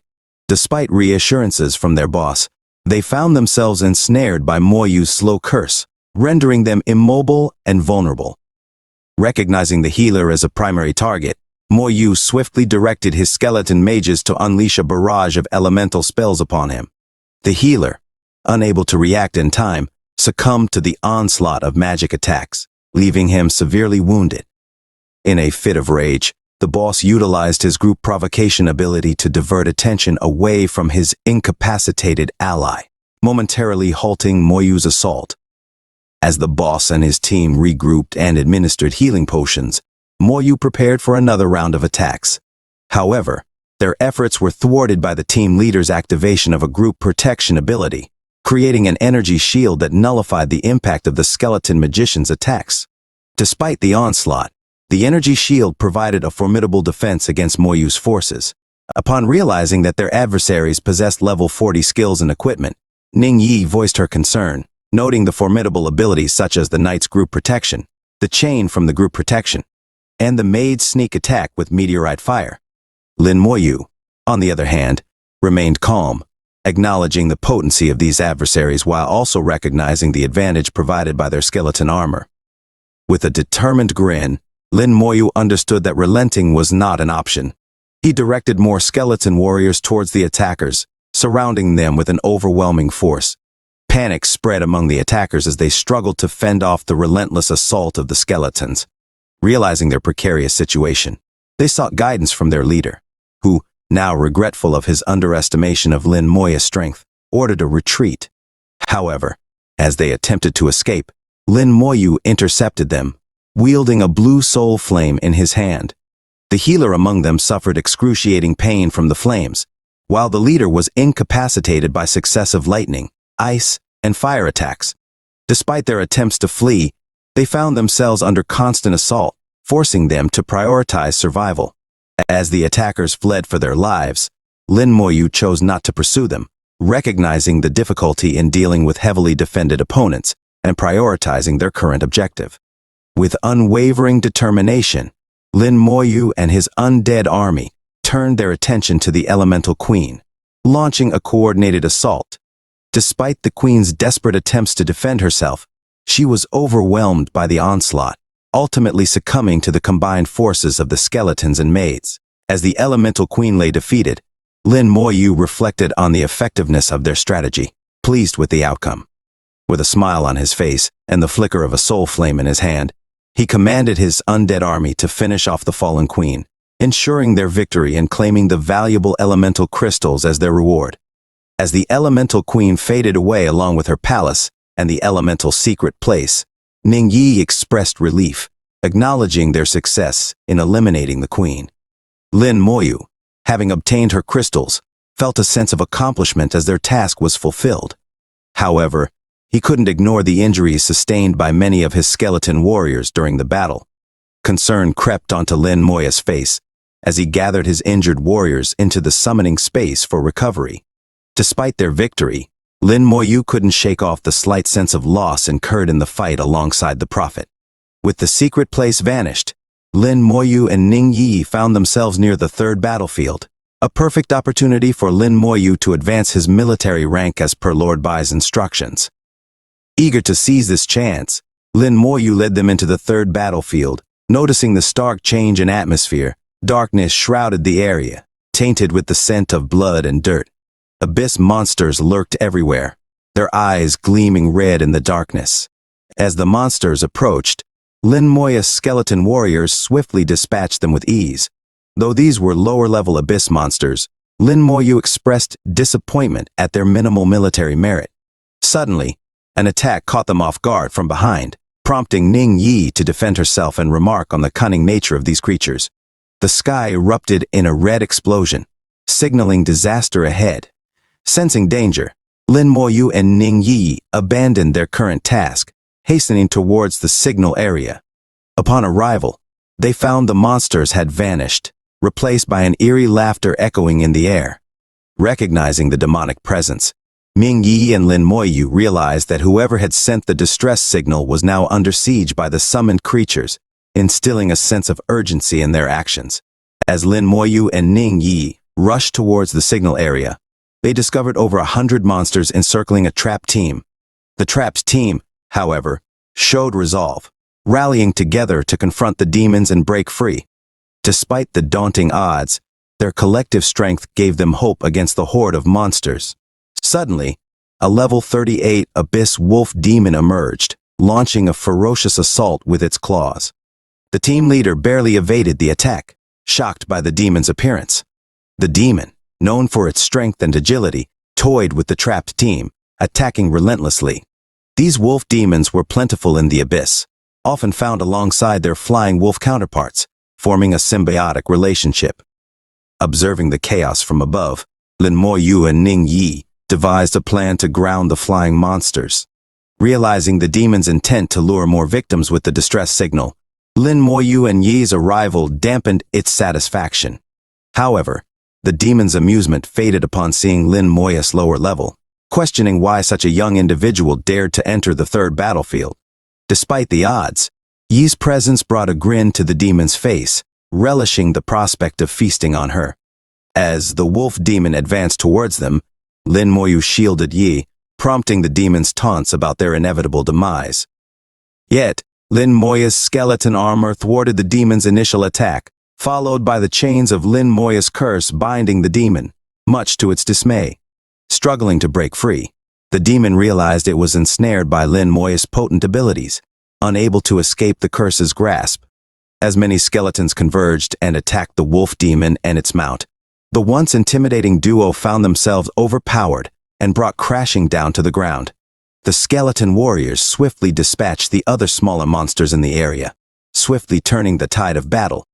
Witnessing this sudden turn of events, the team that had sent the distress signal couldn't help but express their surprise and relief at their newfound chance to break free from the encirclement of raven wolves. In the aftermath of the chaos, the team members marveled at the power of curses that had turned the tables in their favor. They quickly seized the opportunity to escape from the clutches of the surrounding monsters, breathing sighs of relief as they realized they had survived the ordeal. However, their relief was short-lived as their attention was drawn to the sight of the wolf demon, once a formidable foe, now being overwhelmed and beaten by the relentless assault of the skeleton warriors. Confusion gripped the rescuers as they witnessed the unexpected turn of events, wondering why the feared abyssal wolf demon was unable to put up a fight against the undead creatures. Yet, within a short span, the skeleton warriors successfully vanquished the demon, leaving the rescuers astounded by the level of power displayed by Lin Moyu, despite his lower level compared to theirs. Lin Moyu then instructed the rescued team to keep their distance as he prepared to clear the area. Despite their confusion about how a level 26 warrior could eliminate demons so efficiently, they complied with his directive. As Lin Moyu confidently moved amidst the monsters, he unleashed his corpse explosion abilities, causing a series of devastating blasts that decimated the remaining monsters. Witnessing Lin Moya's prowess, the rescued team members were amazed by his strength and efficiency in dispatching the monsters, prompting various speculations about his abilities and class. Meanwhile, Yi's military merit badge began flashing, indicating her promotion to a 6-star private, a testament to her valor and contributions in battle. As the rescued team leader expressed gratitude towards Lin Moyu, the latter humbly downplayed his role, emphasizing the importance of strength in overcoming challenges. Reflecting on the unexpected turn of events, the team leader provided Lin Moyu with valuable information about the abyss's surface regions and the hierarchy of battlefields within.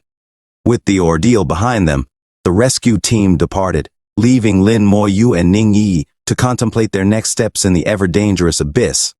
The leader of the rescue team elucidates to Lin Moyu that battlefields 1 to 3 serve as the entrances to the abyss, with various obstacles preventing powerful abyssal demons from easily infiltrating these areas. Only weaker demons can sneak through unnoticed, though they still pose significant threats to regular fighters. Abyssal demons, like humans, have a level 40 threshold, beyond which they become extremely formidable, earning them the title of higher demons in the deeper regions of Battlefield 3. Certain areas overlap with the abyss's entrance, offering glimpses into the true abyss where more monsters and demons roam. Additionally, there lies a dungeon in these perilous depths. While the rescue team initially desired to venture deeper, they were deterred midway due to the heightened dangers present there. Lin Moyu contemplates the potential for earning more military merit in such treacherous terrain. Upon learning of this hazardous location, Lin Moyu expresses a keen interest in exploring it further. Despite the leader's initial reluctance, Lin's persistence leads him to divulge information about the area.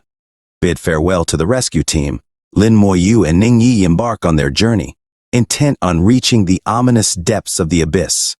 As they approach their destination, they encounter numerous hunting teams, signaling their proximity to their target area. Soon, they find themselves amidst the terrifying gaze of abyssal creatures. A creature falls from the sky, initially causing alarm but ultimately revealing itself as deceased.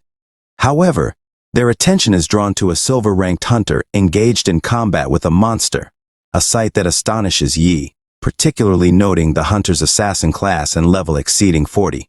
Inspired by the intense battle unfolding before them, Lin Moyu and Ning Yi join the fray, systematically eliminating the monsters in the vicinity. Despite their efforts, they notice a lack of demon sightings.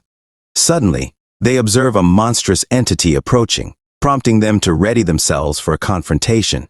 Amidst the chaos, a blade falls before Lin Moyu and Yi, signaling the involvement of the assassin who had been battling monsters earlier. With a formidable adversary looming overhead, the situation grows increasingly dire. Mark, observing the scene with the fallen assassin hunter, expresses concern about the high level of the abyssal shadow demon, whose presence looms menacingly. This higher demon, possessing formidable stats including the ability to see through invisibility, prompts Lin Moyu to compare its strength to that of the elemental queen. As the monster directs its attention towards Lin Moyu, accompanied by a horde of smaller monsters, threats of consuming Lin Moyu and Ning Yi resound. Preparing for battle, Lin Moyu summons numerous skeleton warriors to counter the impending onslaught. Utilizing his curse abilities, Lin Moyu ensnares the shadow monster and its companions, effectively neutralizing their attacks. Despite the monster's initial surprise at Lin Moyu's power, the summoned silver skeleton warriors join the fray, swiftly dispatching the smaller monsters. While the shadow monster sustains significant damage, Lin Moyu acknowledges the need to expedite the battle's conclusion. Calling forth additional reinforcements, including skeleton mages, Lin Moyu prepares for a spell-based assault on the shadow monster. Positioned for attack, Lin Moyu's skeleton warriors await his command, while Lin Moyu himself strategizes the next move, anticipating the shadow monster's retaliatory efforts. However, the shadow monster reveals its ability to possess and control weaker entities, seizing control of one of Lin Moyu's skeleton warriors and launching a counterattack. Empowered by the shadow's influence, the possessed skeleton warrior poses a renewed threat to Lin Moyu and his forces, showcasing increased strength and a defiance against Lin Moyu's curses. Alone amidst a multitude of skeleton warriors, Lin Moyu finds himself targeted by a barrage of elemental attacks from the shadow demon. Despite the overwhelming assault, Lin Moyu stands his ground, orchestrating a devastating counterattack with his summoned minions and mage allies. The combined onslaught leaves the shadow demon reeling in agony, its corporeal form shattered by the ferocity of the assault. Infuriated by the loss of its minions, the shadow demon lashes out at Lin Moyu, expressing its rage and vowing vengeance for its fallen offspring. However, Lin Moyu remains undeterred, taunting the demon with his calm demeanor and strategic prowess. In a macabre display of power, Lin Moyu's skeleton warriors impale the approaching demon reinforcements, trapping their souls within their blades before launching them skyward.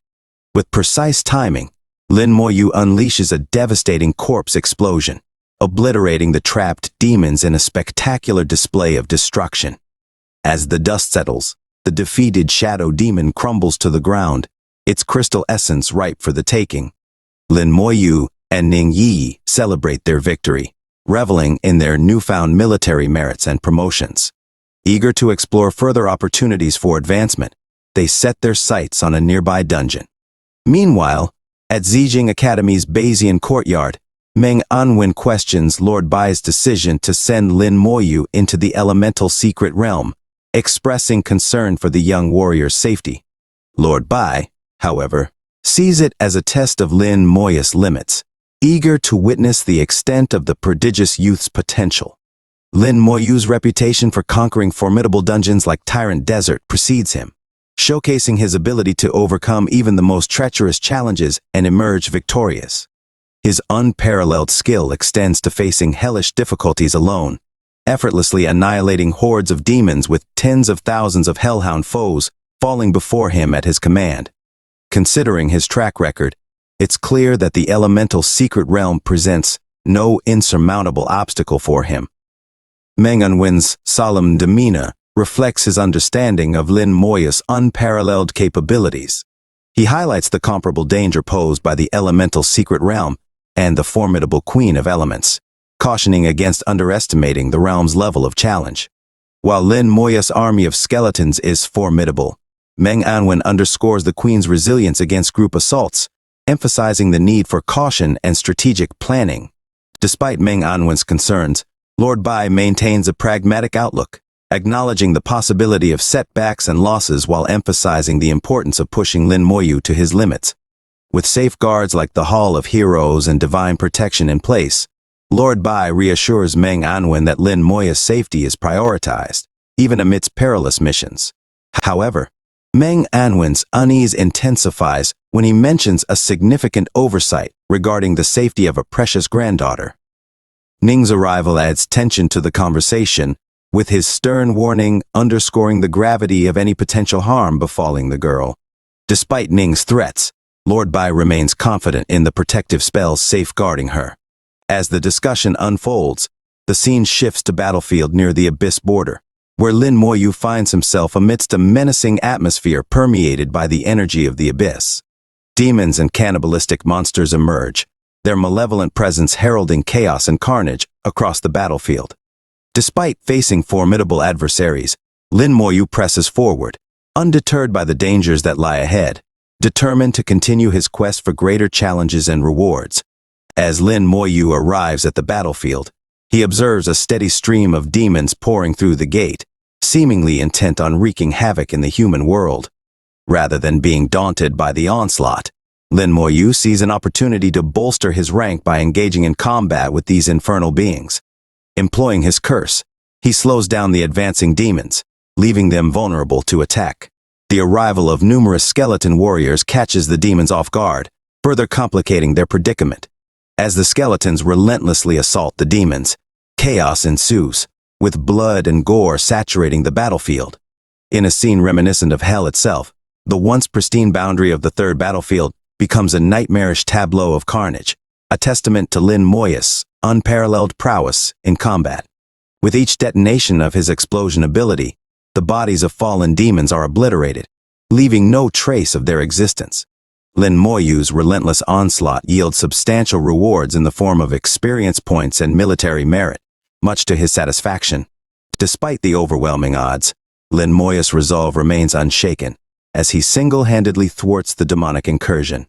However, his elation is short-lived as more demons emerge from the gate, prompting Lin Moyu to continue his relentless assault. With each successive wave of demons, Lin Moyu's badge glows brighter, signifying his escalating military prowess. Lin Moyu's strategic acumen becomes apparent as he recognizes the potential to expedite his acquisition of military merit points by targeting the demons emerging from the gate. His calculated approach yields remarkable results, propelling him to new heights of achievement. Yet, amidst the chaos and triumph, a foreboding presence emerges in the form of the Demon King, whose malevolent gaze fixates on Lin Moyu and Yi. With the threat of imminent danger looming, Lin Moyu and Ning Yi find themselves forced to confront a formidable adversary whose power knows no bounds. As the Demon King unleashes a barrage of deadly attacks, Lin Moyu and Ning Yi find themselves on the brink of defeat, their defenses crumbling under the relentless assault. With each successive blow, Lin Moyu's resolve is tested, his summoning abilities strained to their limits in a desperate bid for survival. As Lin Moyu executes his decisive attack, the explosion reverberates through the battlefield, causing the eyes of the Demon King to widen in shock. With the gateway sealed shut by Lin Moyu's calculated maneuver, the Demon King's fury knows no bounds. He bellows Lin Moyu's name in a fit of rage, vowing never to spare him, regardless of any pleas for mercy. Seated on the ground, Lin Moyu responds to the Demon King's threats with a mixture of defiance and taunting. Unfazed by the Demon King's anger, Lin Moyu bids him farewell, promising a more definitive confrontation in the future. As the Demon King fades away, his impotent rage directed at Lin Moyu, the atmosphere gradually returns to normalcy. Ning Yi rushed to Lin Moyu's side, expressing concern for his well-being. Assuring Ming Yi that he was unharmed, albeit with some losses among his skeleton warriors, Lin Moyu suggested they depart since the access way was sealed. Contemplating the Flame Demon King's eventual encounter in the Abyss, Lin Moyu and Ning Yi left the site, moving towards their next destination, the level 30 dungeon in the third battlefield world. Upon reaching the dungeon entrance, Lin Moyu pondered the challenges that lay ahead, considering the combined powers within. As they prepared to enter, another hunter cautioned them against venturing into the perilous dungeon alone, advising them to seek a capable party. However, undeterred by the warning, Lin Moyu and Ning Yi pressed forward, determined to face the dangers within. Inside the dungeon, their choice of hell-level difficulty surprised and concerned the other hunter, who questioned their audacity. Yet, Upon learning of their previous exploits and seeing their silver badges, indicating their lieutenant status, the hunter marveled at their determination and resilience. As they ventured deeper into the dungeon, Lin Moya's reputation as a formidable newcomer began to spread among their fellow hunters. Upon reaching the third battlefield outpost dungeon, Lin Moyu and Ning Yi stood atop a high cliff, surveying the scene below. They witnessed a massive battle unfolding between armies of abyss demons and human hunters, both wielding formidable powers. The human hunters, however, appeared as phantom shadows, engaging in combat with the abyss demons. The battle commenced with a relentless exchange of magic spells and elemental attacks between the two sides. The human mage unleashed a devastating elemental destruction curse, incinerating thousands of abyss demons in a blaze of elemental fury. In retaliation, a colossal demon emerged from the depths, harnessing elemental energy to unleash a catastrophic explosion that obliterated the battlefield. As the dust settled, Lin Moyu and Ning Yi contemplated the significance of the ancient conflict they had witnessed, a clash of forbidden curses and elemental powers. Recognizing the gravity of the situation, they departed to explore further, eventually stumbling upon a dark area where monsters lurked. Preparing for battle, Lin Moyu summoned his skeleton warriors and mages to confront the battlefield wolf demons, formidable adversaries influenced by the abyss. Despite their enhanced defense and health, Lin Moya's forces prevailed, albeit with some surprises. Upon the demons' demise, their bodies dissolved into smoke, a testament to their abyssal origins. Concerned about the implications for his corpse explosion skill, Lin Moyu resolved to adapt his tactics. With Ning Yi's assistance, they pressed on, utilizing her assassin's senses to navigate the darkness and eliminate the hidden abyss demons. Despite the dungeon's purported hell difficulty, Lin Moyu and Ning Yi found the challenges surprisingly manageable, prompting speculation about the true nature of their surroundings.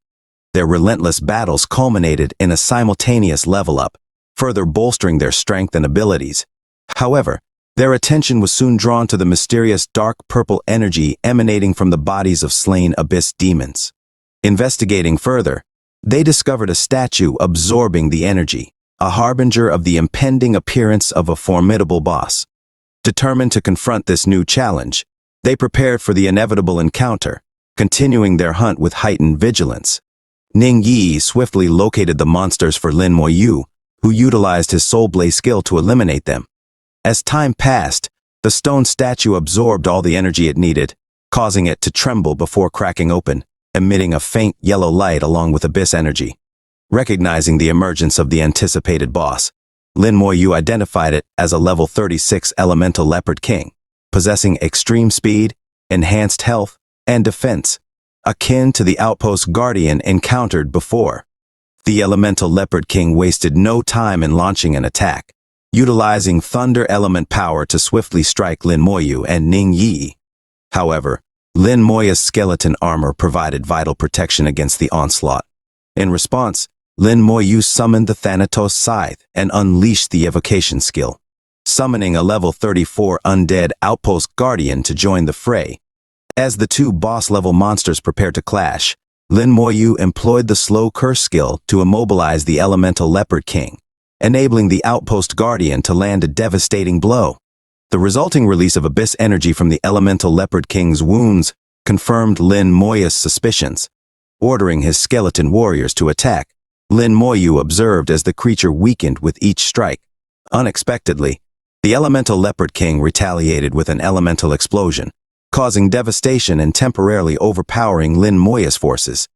However, the creature's subsequent transformation to a smaller size revealed its true nature, an entity composed of pure energy, vulnerable to depletion.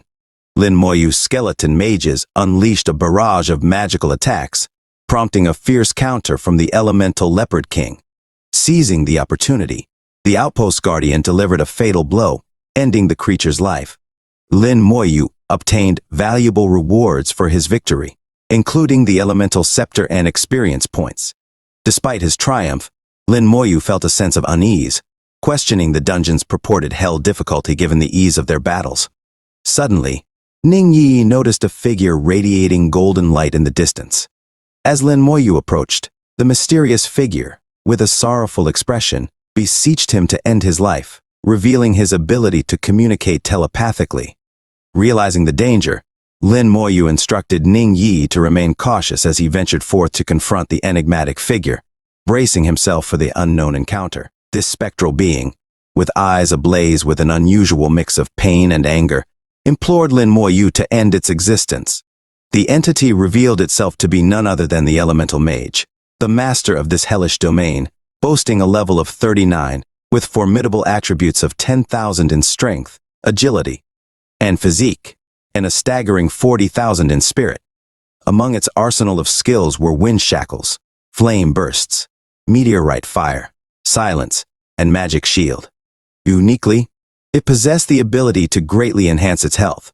Despite the mage's repeated pleas for death, Lin Moyu hesitated, prompting the enraged elemental mage to threaten him with a fiery onslaught. Swiftly, Lin Moyu activated his skeleton armor, though even this formidable defense struggled against the mage's relentless assault. It was clear to Lin Moyu that this elemental mage was the dungeon's ultimate challenge, but the enigma remained. Why did it possess a humanoid form? To counter the mage's fiery barrage, Lin Moyu summoned a legion of skeletons, poised for a physical assault. With no other recourse, he ordered his skeletal warriors to advance upon the elemental mage.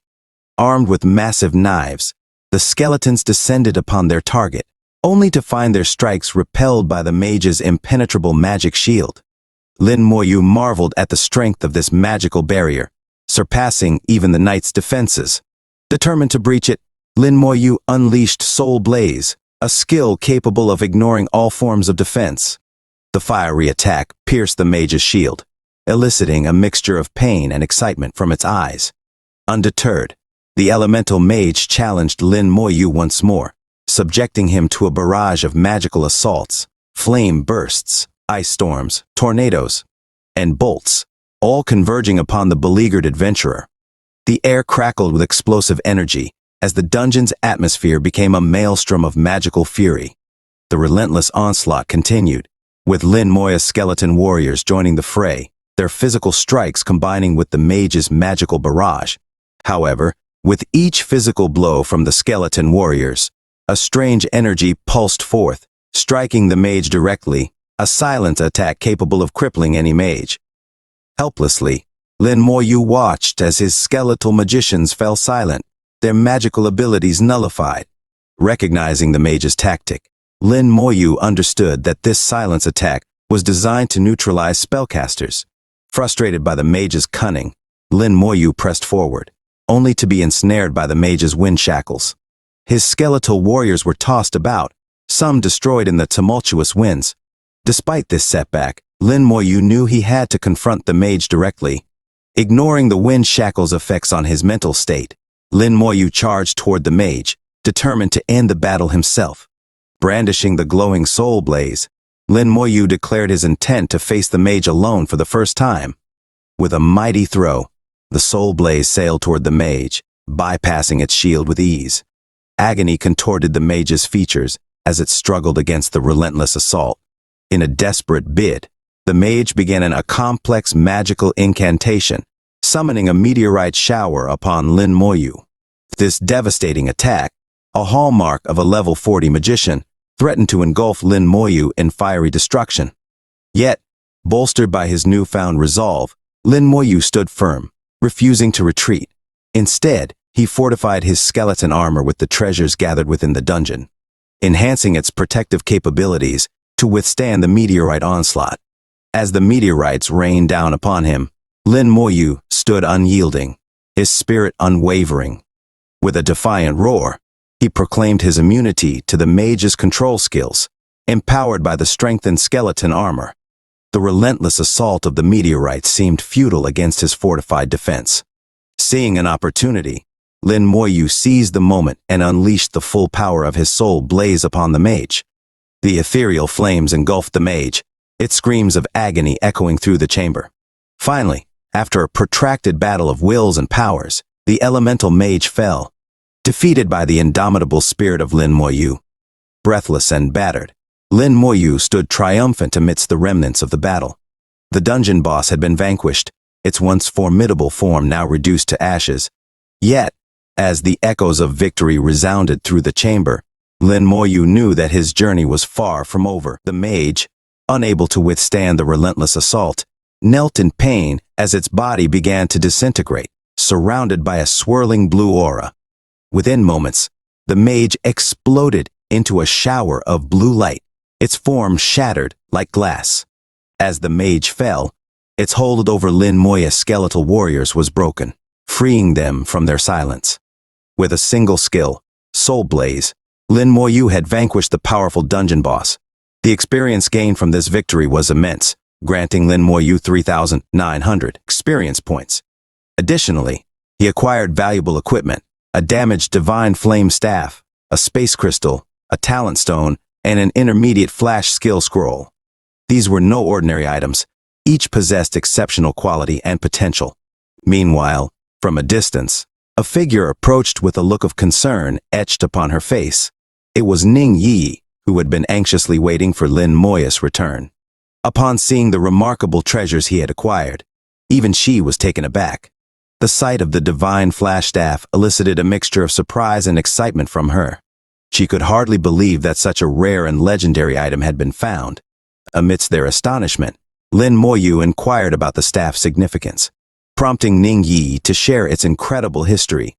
The divine flame staff was once wielded by the god-level fire magician, Master Yuyan. However, during a fateful battle, both the magician and his staff vanished without a trace. As Ning Yi inspected the staff, she noticed the damage it had sustained, particularly where the magical gem should have been embedded. Excitement gleamed in Ning Yi's eyes as she explained the staff's significance. Suddenly, the staff emitted a cloud of hot smoke, growing hotter by the moment. Startled, Ning Yi instinctively tossed the staff away, only for it to glow intensely, revealing the spectral form of a person within the divine light. Reacting swiftly, Lin Moyu activated his skeleton armor, shielding Ning Yi as the figure emerged. To his astonishment, the apparition bore a striking resemblance to the elemental mage he had just defeated.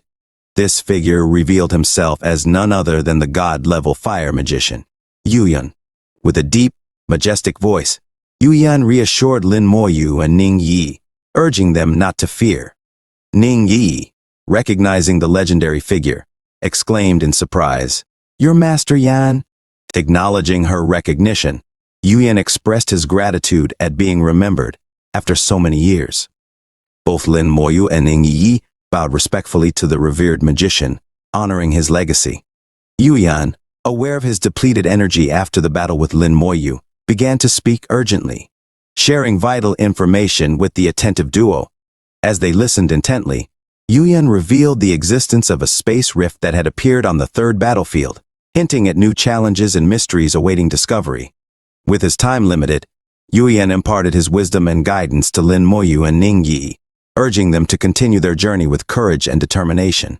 And so, amidst the remnants of the defeated dungeon boss, Lin Moyu and Ning Yi stood in the presence of a legend, their hearts filled with awe and anticipation for the adventures yet to come. The rift that had appeared connected the human realm with the abyssal world, where the great demon king led a massive invasion of tens of millions of demons. Master Yuan recounted the epic battle, leading the first legion of magicians, used a forbidden spell to defeat the demon king and his formidable army.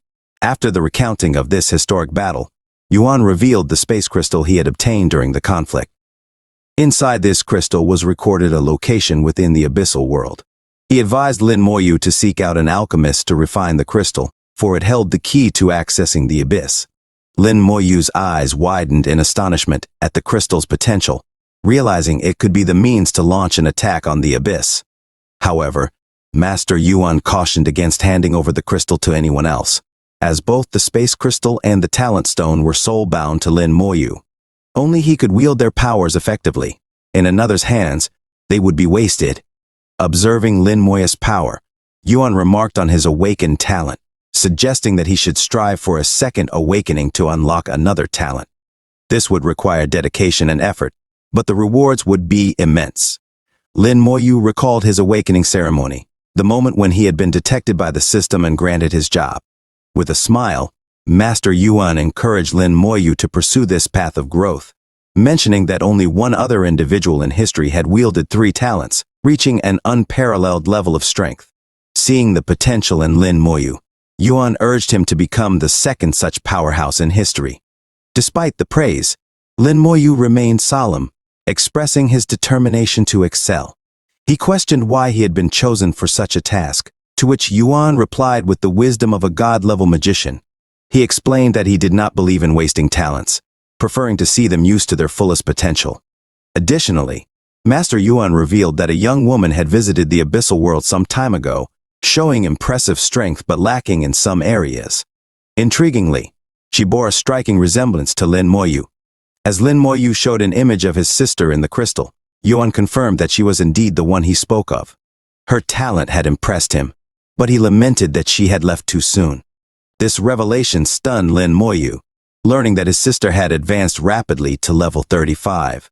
Yuan reassured him that levels were not the sole measure of strength, citing Lin Moyu's own abilities to tackle challenges far above his level. He praised Lin Moyu's unique role as a necromancer, noting the exceptional combat prowess of his summoned allies. The conversation with Master Yuan left Lin Moyu with a mix of emotions: surprise at his sister's achievements, determination to unlock his potential, and a sense of responsibility for the tasks that lay ahead. As he pondered the revelations and the weight of his newfound knowledge, Lin Moyu knew that the journey ahead would demand everything he had to offer, and more. Hoes of battle faded, replaced by the whispers of destiny, calling them forth into the unknown. As Master Yuan's spirit began to fade, his parting words echoed in Lin Moyu's mind. The potential of his talents, especially in combination with anti-control skills, held the key to a limitless future. These insights into his strengths and weaknesses were the reasons Master Yuan had chosen Lin Moyu for this task. Determined, Lin Moyu vowed to honor Master Yuan's legacy and not let his divine flame staff go to waste. As the figure of Master Yuan vanished, leaving behind a sense of solemnity, Lin Moyu felt a weight of responsibility settle upon him. With Master Yuan gone, Lin Moyu collected all the equipment, his mind swirling with thoughts of the task ahead. Ning Yi, observing the solemnity of the moment, remarked on Master Yuan's dedication to the human race. She expressed her belief that with such individuals among them, the human race would continue to grow stronger, facing the threats of the abyss with resilience. However, amidst these reflections, Lin Moyu harbored thoughts of a future counterattack against the abyss. He knew that the chapter of today's discussion would soon transition into action. Exiting the dungeon after their triumph, Lin Moyu and Ning Yi were greeted by the other hunters, who cheered at their success. News of their victories spread among the hunters present, sparking discussions about their strength and prowess. Among the crowd, a figure approached with surprise and recognition. Sizing, who recognized Lin Moyu as junior brother Lin Moyu. Shocked at Lin Moyu's ability to clear the hell difficulty of the third battlefield, Sizing's astonishment was palpable.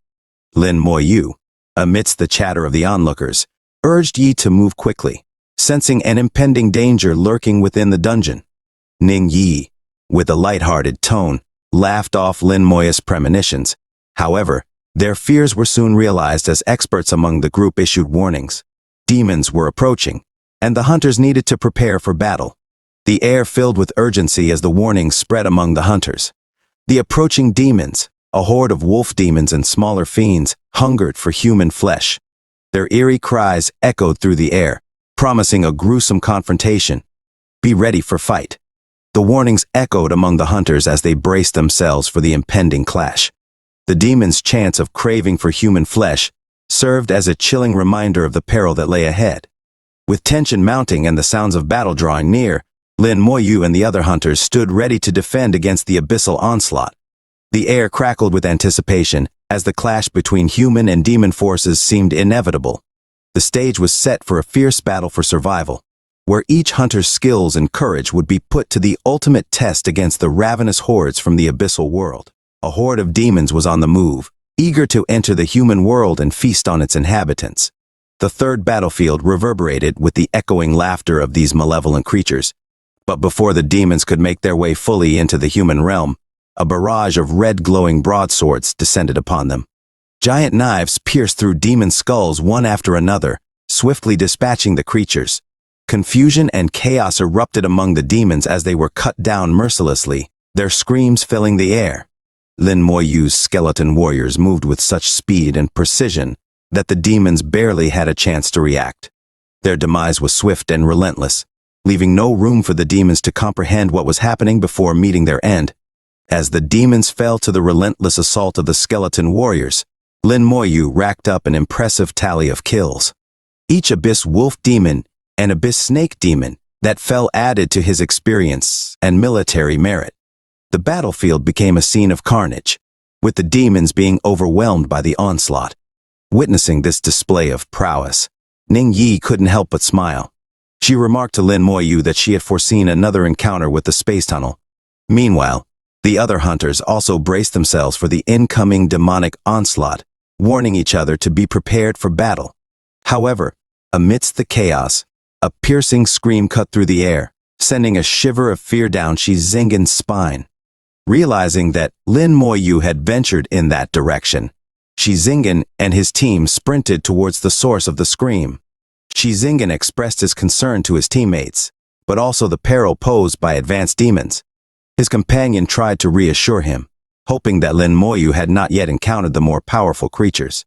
On the other side, a massive space passage opened up, spewing forth a horde of demons. Lin Moyu stood resolute in front of this onslaught, observing the increasing size of the space passage. He noted that it was now twice as large as before, making it impossible to dispose of corpses to avoid the attention of the Flame Demon King. Realizing the precariousness of the situation, Lin Moyu decided to wait for the demons to emerge from the passage before striking. He knew that his current strength was no match for the Flame Demon King, and provoking it again could be fatal. As the demons approached, their red glowing eyes signaling their bloodlust, Lin Moyu prepared to unleash a devastating corpse explosion. With precision and strategy, he awaited the perfect moment to unleash his powerful attack, determined to hold the line against the encroaching demonic forces. The stage was set for a fierce battle, and Lin Moyu was ready to face whatever came through that ominous space passage. As the demons surged forward towards the human world with their insatiable hunger, their grotesque intentions became clear in their speech. One of the demons declared that upon arriving at the Yuan battlefield, they had found good rations. Another expressed a desire to claim Ning Yi for themselves, asserting that no one could stop them or Lin Moyu. Lin Moyu, waiting for the demons to draw closer, prepared for the impending onslaught. Ning Yi, meanwhile, settled in to observe the unfolding scene. As the demons closed in, Lin Moyu unleashed a powerful explosion, causing them to fall in rapid succession. Witnessing the destruction wrought by the explosion, Lin Moyu remarked on the success of the first wave of their military strategy. The demise of these demons earned Lin Moyu 1,800 military merit points. However, the onslaught was far from over. 4 more demons quickly approached. Once again, the explosive power of the corpse explosion spell decimated the incoming demons. The heroes gained a significant amount of experience and merit points from this wave as well. The aftermath of Lin Moya's spell left a trail of destruction among the level 38 Abyss Wolf Demons and level 37 Abyss Snake Demons. The experience points gained from these kills were substantial, with Wolf Demons yielding 380,000 and Snake Demons providing 370,000. The accumulation of military merit and demon blood continued to bolster their achievements. As the demons fell and the battlefield cleared, the sergeant badges worn by Lin Moyu and Ning Yi began to shine brightly, marking their rise in rank. Surpassing 10,000 military achievements, Lin Moyu was promoted to a 1-star second lieutenant, a remarkable feat that would take an ordinary demon hunting team a year and a half to achieve in the third battlefield. Ning Yi, delighted by their sudden promotion, remarked on their unexpected advancement. However, Lin Moyu, ever vigilant, warned of the appearance of powerful demons this time. Level 40 demons, the Abyss Shadow Demon and Abyss Sword Demon, emerged with formidable stats. The higher demons conversed among themselves upon arrival, expressing their intentions to wreak havoc. One of them mused on the presence of numerous corpses, suspecting the interference of a human with a third evolved profession. Lin Moyu, overhearing their conversation, remained poised.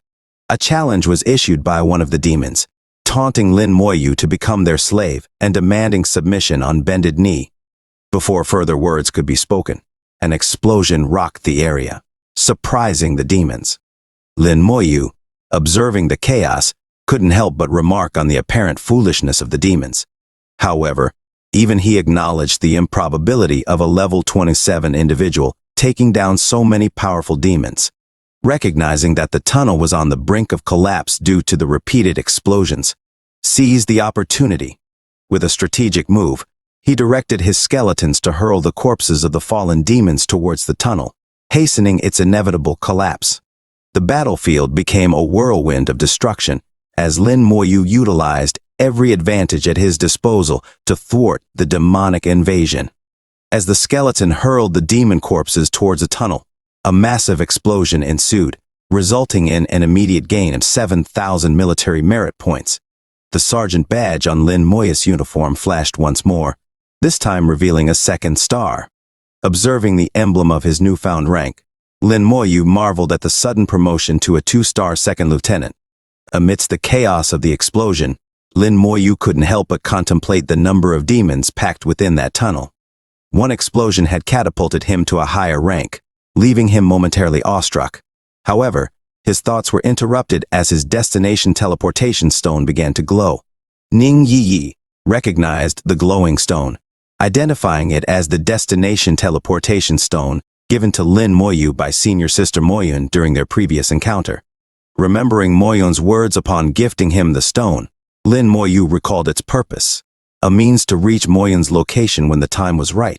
Sensing urgency in the situation, Ning Yi suggested they use the stone to aid senior sister Moyun, who might have encountered the Ghost King of the battlefield.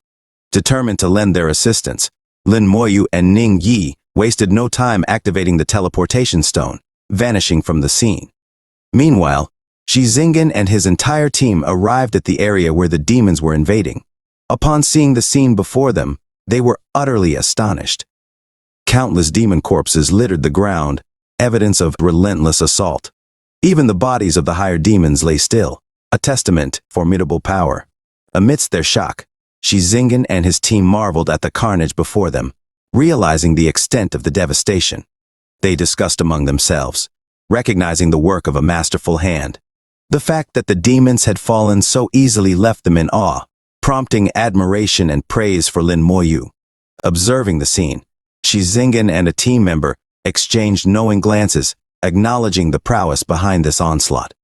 They conversed about Lin Moyu's talents, concluding that his abilities were more than capable of achieving such feats.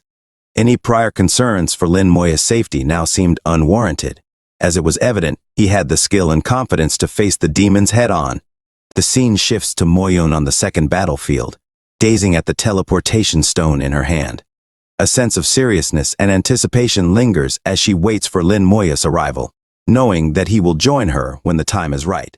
Moyun is presently in the second battlefield, prompting both Lin Moyu and Ning Yi to be teleported there for aid. The Ghost King is engaged in a battle here, signifying that Moyun is not alone. Others have also come to vanquish the Ghost King. However, Moyun and these individuals do not share amicable relations. The Battle Ghost King is a formidable demon akin to a world boss, boasting a level of 39. It possesses Nihility Bewitch and Life Steal, with traits that decrease physical damage by 50% and overall damage by 50%. Nevertheless, the team assembled to eliminate the Ghost King is displeased to find Moyun present and begins attacking Moyun. Wang Zihao leads this team's assault on Moyun. All those present join in attacking Moyun together, with arrows raining down, as if a storm and magician's spells illuminating the battlefield with bursts of fiery clusters. Mojang's unicorn soars through the air, fending off the multitude of attacks. Moyan's unicorn finds itself besieged by magical assaults from all directions. Amidst this chaos, tension is visible on Moyun's face, yet she stands firm against the onslaught. The unicorn retaliates by launching balls of holy energy at the attackers. Unfortunately, the professional team, though numerous and well-equipped, finds it challenging to match Moyun's strength, especially as she stands alone. As a result, Moyun faces significant difficulties.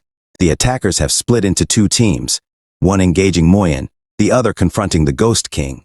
While battling one team, Moyun keeps a vigilant eye on the other, knowing that missing this opportunity could make locating the Ghost King again arduous. Suddenly, an attack narrowly misses her, prompting Moyun to evade swiftly.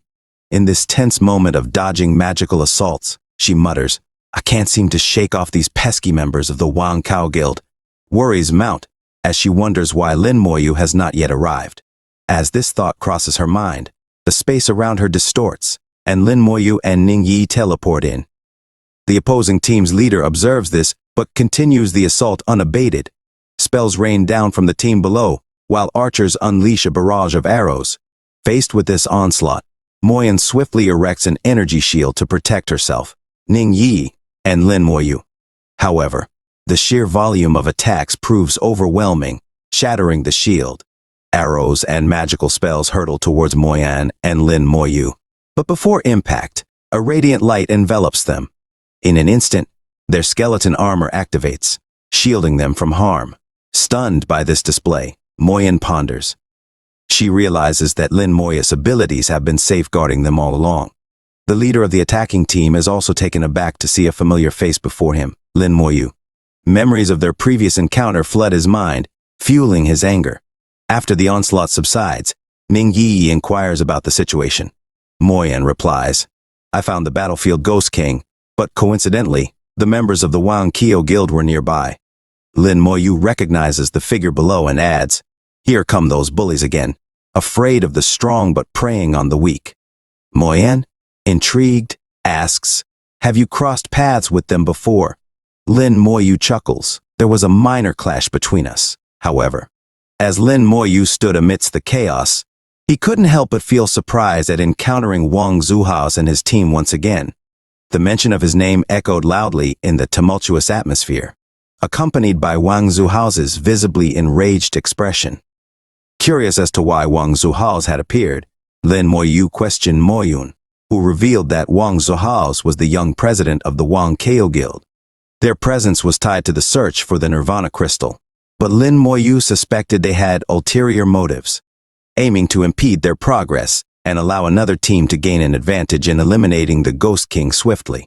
Upon considering their next move, Lin Moyu instructed Moyun to stall the opposing team, preventing them from defeating the boss while he dealt with their current adversaries.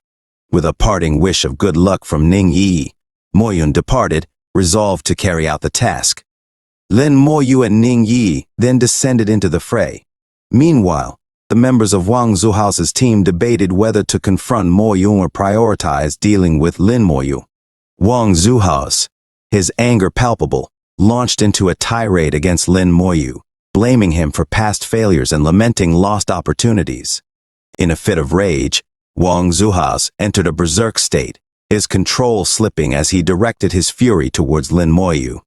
Despite Wang Zuhao's chaotic demeanor, Lin Moyu remained composed, observing the situation with a calm demeanor. As Wang Zuhao's team members moved to attack Lin Moyu, he summoned his skeletons, swiftly dispatching one of the knights with ease. The unexpected outcome left Wang Zuhao's team bewildered, their initial confidence replaced by fear and confusion.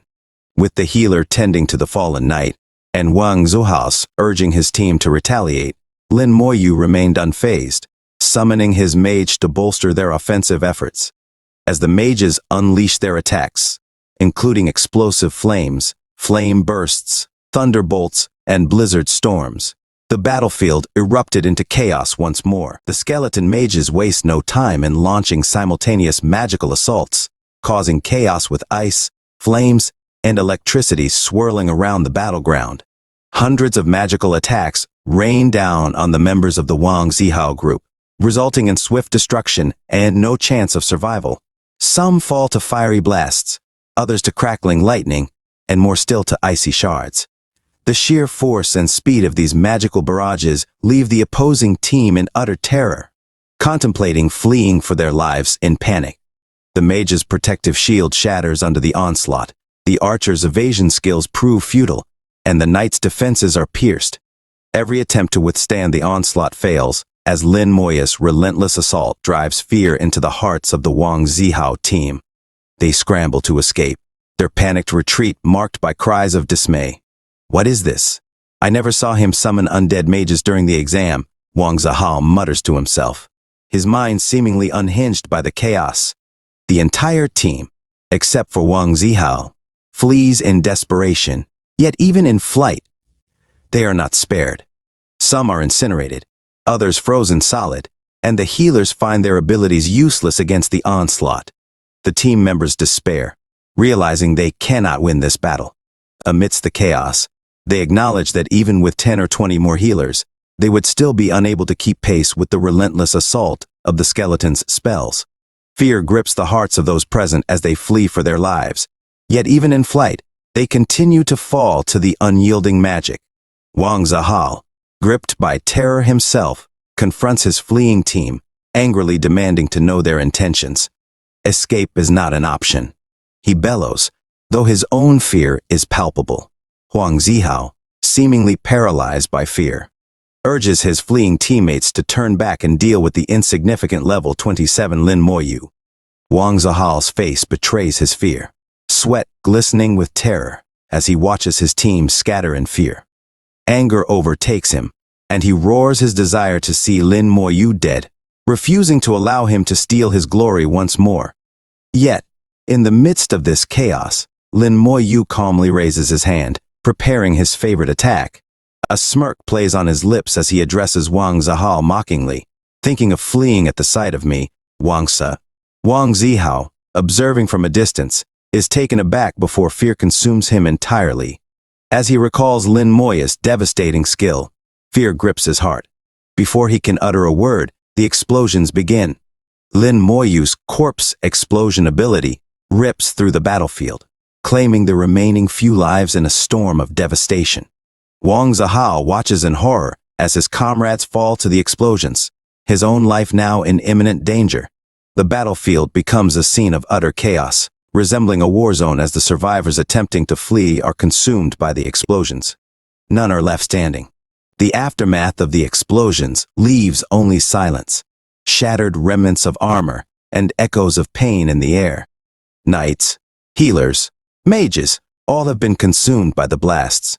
Peace settles like dust in the aftermath of the chaos, with only one figure remaining, Wang Zihao. Lin Moyu stands before him, a fearsome presence. Sweat beads on Wang Zihao's face as he faces the looming specter of death. Paralyzed by fear, he struggles to find words, unable to even stand. However, as Wang Zihao gazes upon him, his eyes catch sight of the sergeant badge, marking Lin Moyu as a 2-star second lieutenant. Thoughts flicker through Wang Zihao's mind as he contemplates the demons this man may have faced. With resolve hardening in his gaze, Lin Moyu raises a flame in his hand, ready to end this confrontation swiftly. Before delivering the final blow, Wang Zihao pleads desperately, trying various tactics to save his own life. "Do you know who I am?" he pleads, attempting to intimidate with threats of repercussions. But Lin Moyu remains unmoved, determined to rid himself of this enemy. The flames in his hand intensify, his eyes gleaming with determination. "I'm sorry, but I don't make a habit of letting my enemies escape," Lin Moyu declares before a final scream pierces the air, bringing an end to the confrontation. The scene shifts to another group, engaged in battle against the Ghost King. This team, stronger than Wang Zihao's, surrounds their foe with determination. Suddenly, an unexpected attack comes, narrowly avoided by one of their members. The attacker is not the Ghost King but Moylin, who quickly defends herself against a retaliatory fire attack with an energy shield. Though the attack lands with force, Moylin, a twice-evolved Great Elder, brushes it off with a smile, calling the situation troublesome. She expresses confidence in the young president's ability to handle the situation, standing beside a twice-evolved Great Mage who senses something amiss. Why isn't the young president coming to our aid? The mage wonders aloud, growing increasingly anxious. The appearance of two rapidly approaching corpses adds to the tension, both adorned in the uniform of Wang Kyo Guild members. Realization dawns on the old elder as he connects the dots. Could it be? He starts, but before he can finish, the corpses explode with devastating force, injuring everyone nearby.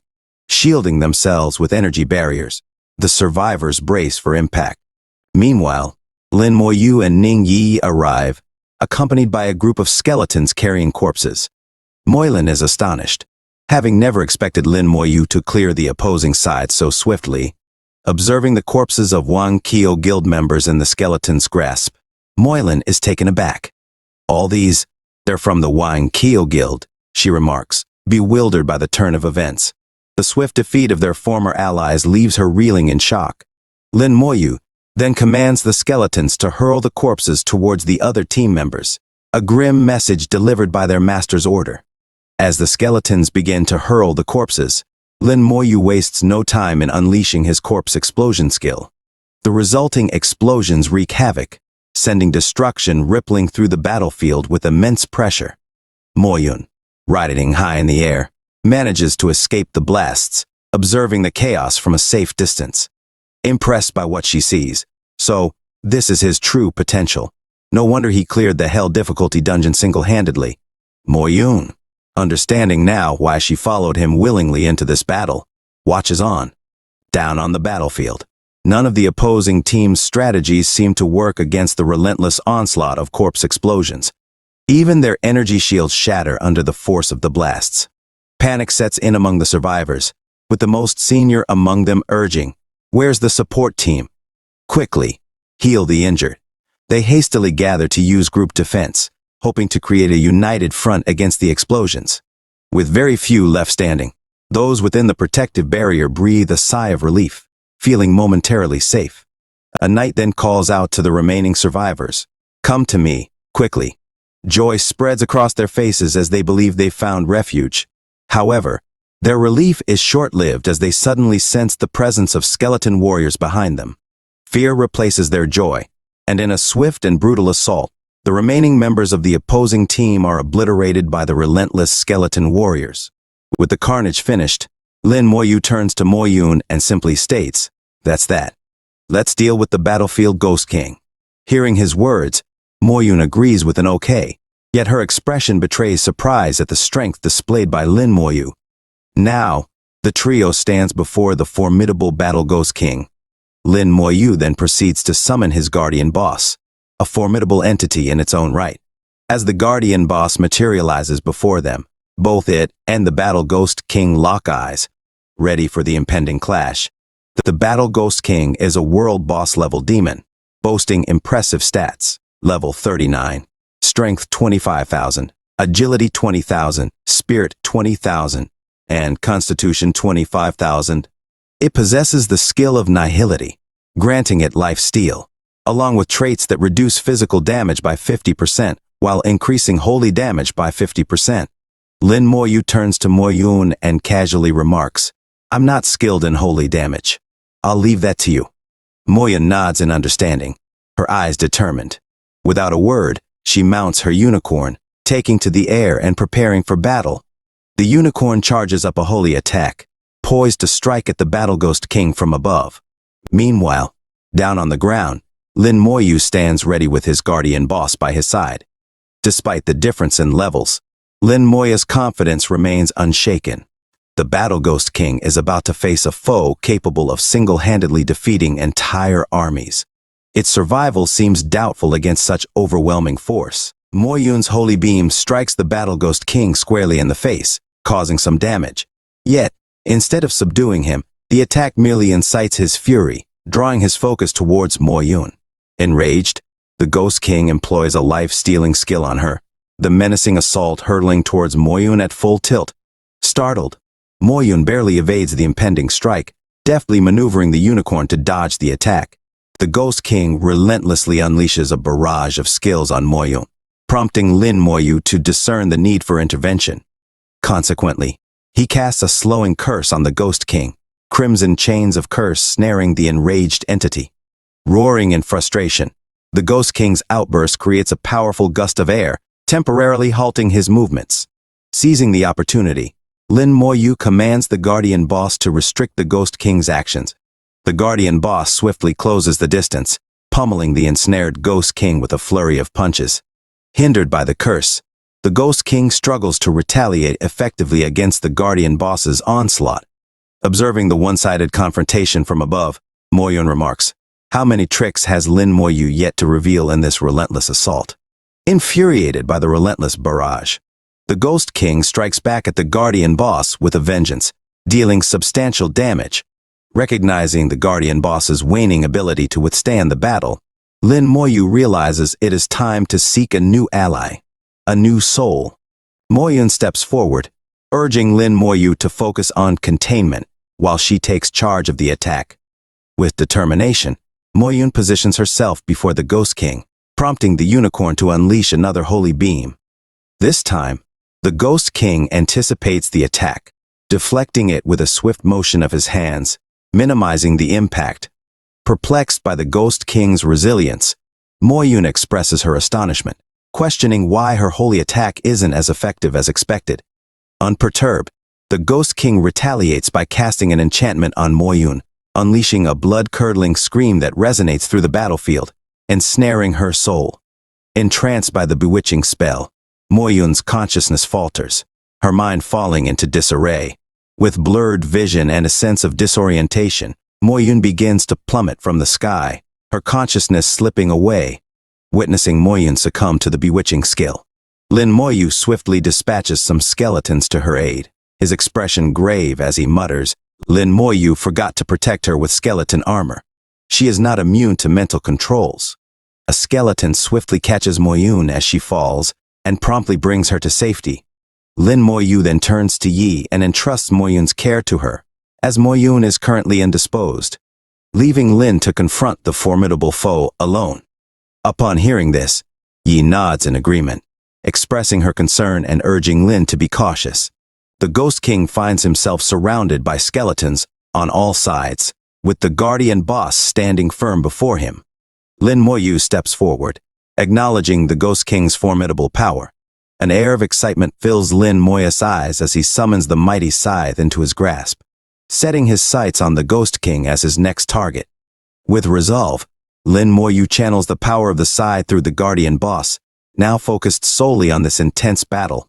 As the Ghost King locks eyes with Lin Moyu, he unleashes the Nihility skill. Ready to face the Ghost King alone, Lin Moyu activates the skeleton armor, scythe in hand. The Nihility attack swiftly approaches Lin Moyu, but a fiery whirlwind surrounds him, deflecting the impending strike. Seizing the moment, Lin Moyu commands his skeleton soldiers to action, declaring, "The time has come, my soldiers. Taste the fried soul." In a flash, soul blaze radiates from Lin Moyu's hand as he strikes the Ghost King with a ferocious blow. The Ghost King writhes in agony, consumed by the searing blaze. Seizing the opportunity, the skeletons unleash a relentless assault, employing the Rage Strike skill to pummel the Ghost King from all angles. The Ghost King finds himself overwhelmed, trapped in a vortex of flames and slashing blades. Meanwhile, Ning Yi swiftly administers a healing potion to Moyun, whose strength returns as the potion takes effect. Upon regaining consciousness, Moyun is disoriented, unsure of her surroundings. Moyun recounts her encounter with the Ghost King's bewitching skill, leaving Ning Yi startled. Surveying the battlefield, Moyun is astonished to witness the Ghost King ensnared in cursed chains, besieged by skeletons on all fronts. Amidst the chaos, Moyun observes Lin Moyu's prowess in battle, realizing that even her amplified holy attacks had not inflicted significant damage on the Ghost King. The Ghost King, desperate and enraged, attempts to siphon the life force from the skeletons with his life-stealing skill. Unfazed, Lin Moyu jests, "Sorry, but my skeletons are all undead. Your skill is futile against them." The skeletons resume their relentless assault, undeterred by the Ghost King's attempts. The Ghost King, resilient against physical attacks, seems impervious to harm. Lin Moyu, undaunted, decides to shift tactics, summoning a skeleton mage. With a dramatic flair, Lin Moyu declares, "No matter, I am still a mage. I shall switch to magic attacks." Moyun, watching from a distance, is taken aback by Lin Moyu's strategic adaptability. Turning to Ning Yi in surprise. As the battle reaches its climax, Ning Yi responds with a smile, affirming Moyun's observation about Lin Moyu's tactics. She then playfully quips, "It's a shame there are no sweet potatoes." Moyun, puzzled by this seemingly random remark, inquires about the mention of sweet potatoes. Ning Yi simply chuckles and dismisses it as a lighthearted comment, nothing of significant consequence in the heat of battle. After 5 intense minutes of relentless combat, Lin Moyu finally delivers the decisive blow, striking down the formidable Ghost King with a final, powerful attack. As the Ghost King falls, a surge of experience and loot envelops Lin Moyu. Notifications flash before him, declaring Lin Moyu's victory over the battlefield Ghost King. Among the spoils of the battle, Lin Moyu claims the coveted Ghost King's dagger, Ghost King's longsword, Ghost King's heart, and the valuable Nirvana crystal. Ghost King dagger, exclusive to assassin-type professions. Platinum-grade weapon, increases all attributes by 800. Assassin-related skills increase by 60%. Additional skill, nihility, turns the body into nothingness for 30 seconds. Ignores physical damage. Cooldown time, 5 minutes. Ghost King longsword, exclusive to swords-type professions. Platinum-grade weapon, increases all attributes by 800. Sword-related skills increase by 60%. Additional skill, vampiric strike, absorbs health to recover the body when using personal strength as a base for attacks. Cooldown time, 5 minutes. Ghost King heart, main ingredient for crafting Ghost King accessories. Nirvana crystal, increases the probability of a job evolution during the second job change. Lin Moyu now prepares to capture the Ghost King's soul, summoned from its body, to transform it into a powerful ally in his future battles. After dispatching the Ghost King, Lin Moyu seizes his soul, thus augmenting his power further. Examining the Ghost King's soul, Lin Moyu notices its stats. Battlefield Ghost King, a world boss. Level 39. Strength 25,000. Agility 20,000. Spirit 20,000. Constitution 25,000. Skills: nihility, bewitch, life steal. Traits: physical damage -50. Holy damage 50%. Lin Moyu chuckles as he checks the stats, remarking on its apparent weakness, but acknowledging the benefits of complete control. Nonetheless, he reflects, overall, not bad. Moyun, observing from a distance, is astounded by this display and exclaims, "It's over." Witnessing Lin Moya's prowess, Moyun believes he could single-handedly vanquish the battlefield Ghost King after acquiring the Ghost Soul. Lin Moyu presents the Nirvana crystal to Moyun after the Ghost King's demise. Moyun is taken aback upon seeing the crystal, expressing her surprise and gratitude. "I've been searching for the battlefield Ghost King for so long," she exclaims, overwhelmed with joy. Holding the crystal in her hand, she contemplates her hard work finally paying off. "With this Nirvana crystal, I have a 60% chance of evolving my profession twice," she resolves. "As a holy summoner, I must succeed and carry on my family's legacy."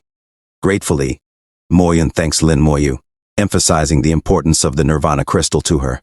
Following the Ghost King's defeat, various materials drop, including the Ghost King heart, an essential component for the Ghost King necklace.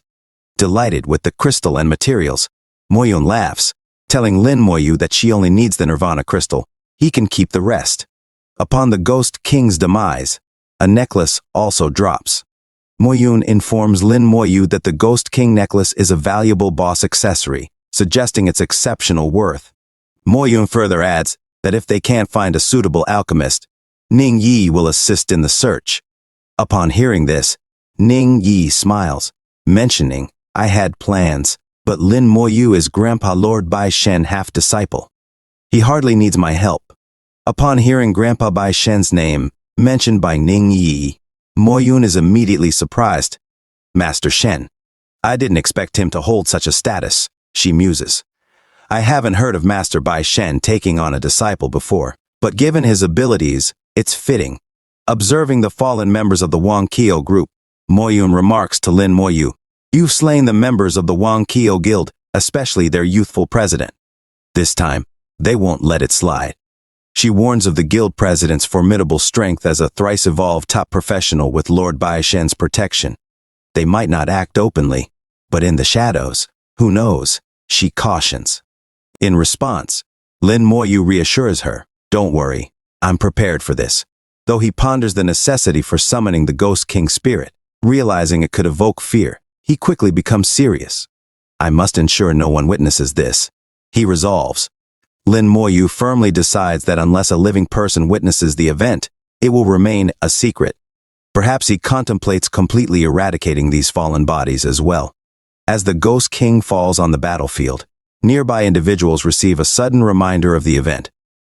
An announcement spreads everywhere, even reaching the third battlefield, declaring the demise of the battlefield Ghost King and the drop of the Ghost King's heart.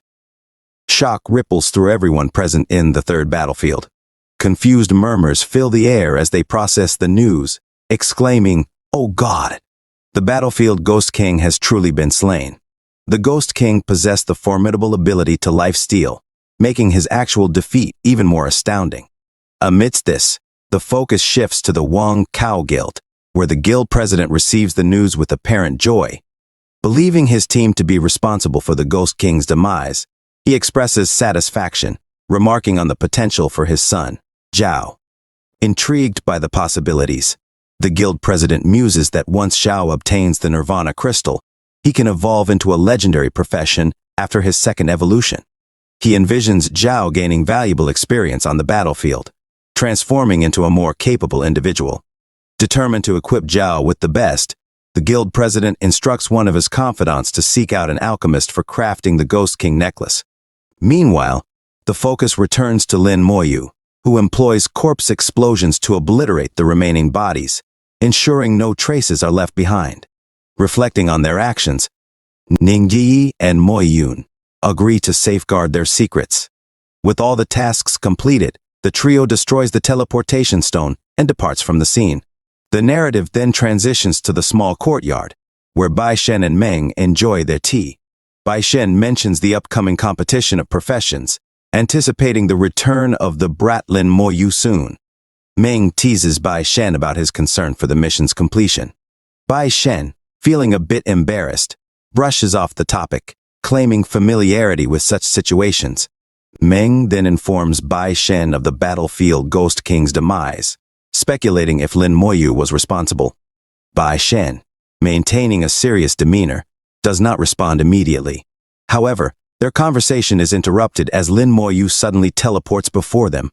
Bai Shen welcomes Lin Moyu warmly, pleased by his timely arrival. They engage in a conversation about Lin Moyu's mission. Bai Shen inquires about the mission's completion, to which Lin Moyu confirms success, presenting the materials collected during the venture. Bai Shen examines the items, acknowledging Lin Moyu's achievement. His attention is drawn to Lin Moyu's sergeant badge, noting the promotion to a 2-star second lieutenant with surprise.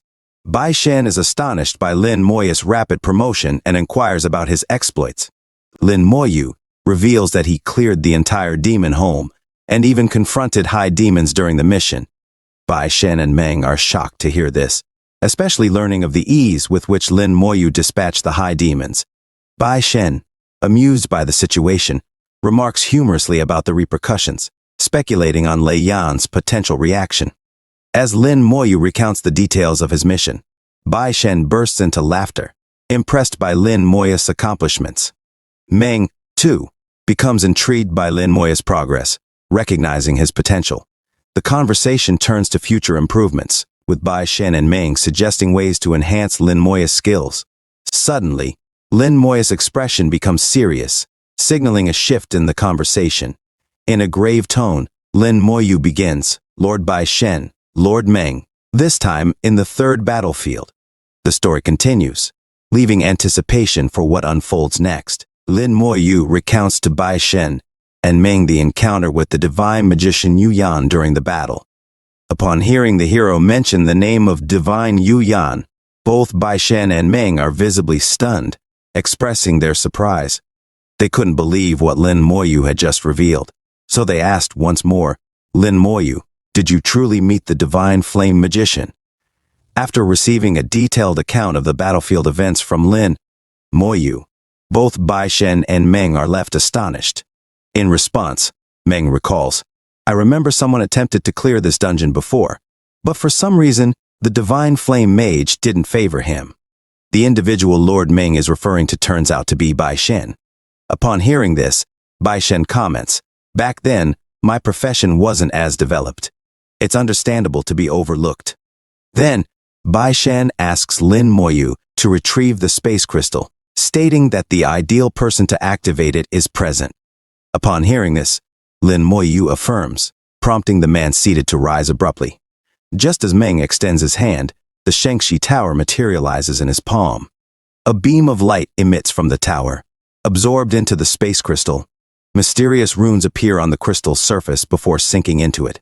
Within a short time, the space crystal undergoes a transformation, the Abyss Teleportation Stone now fully formed.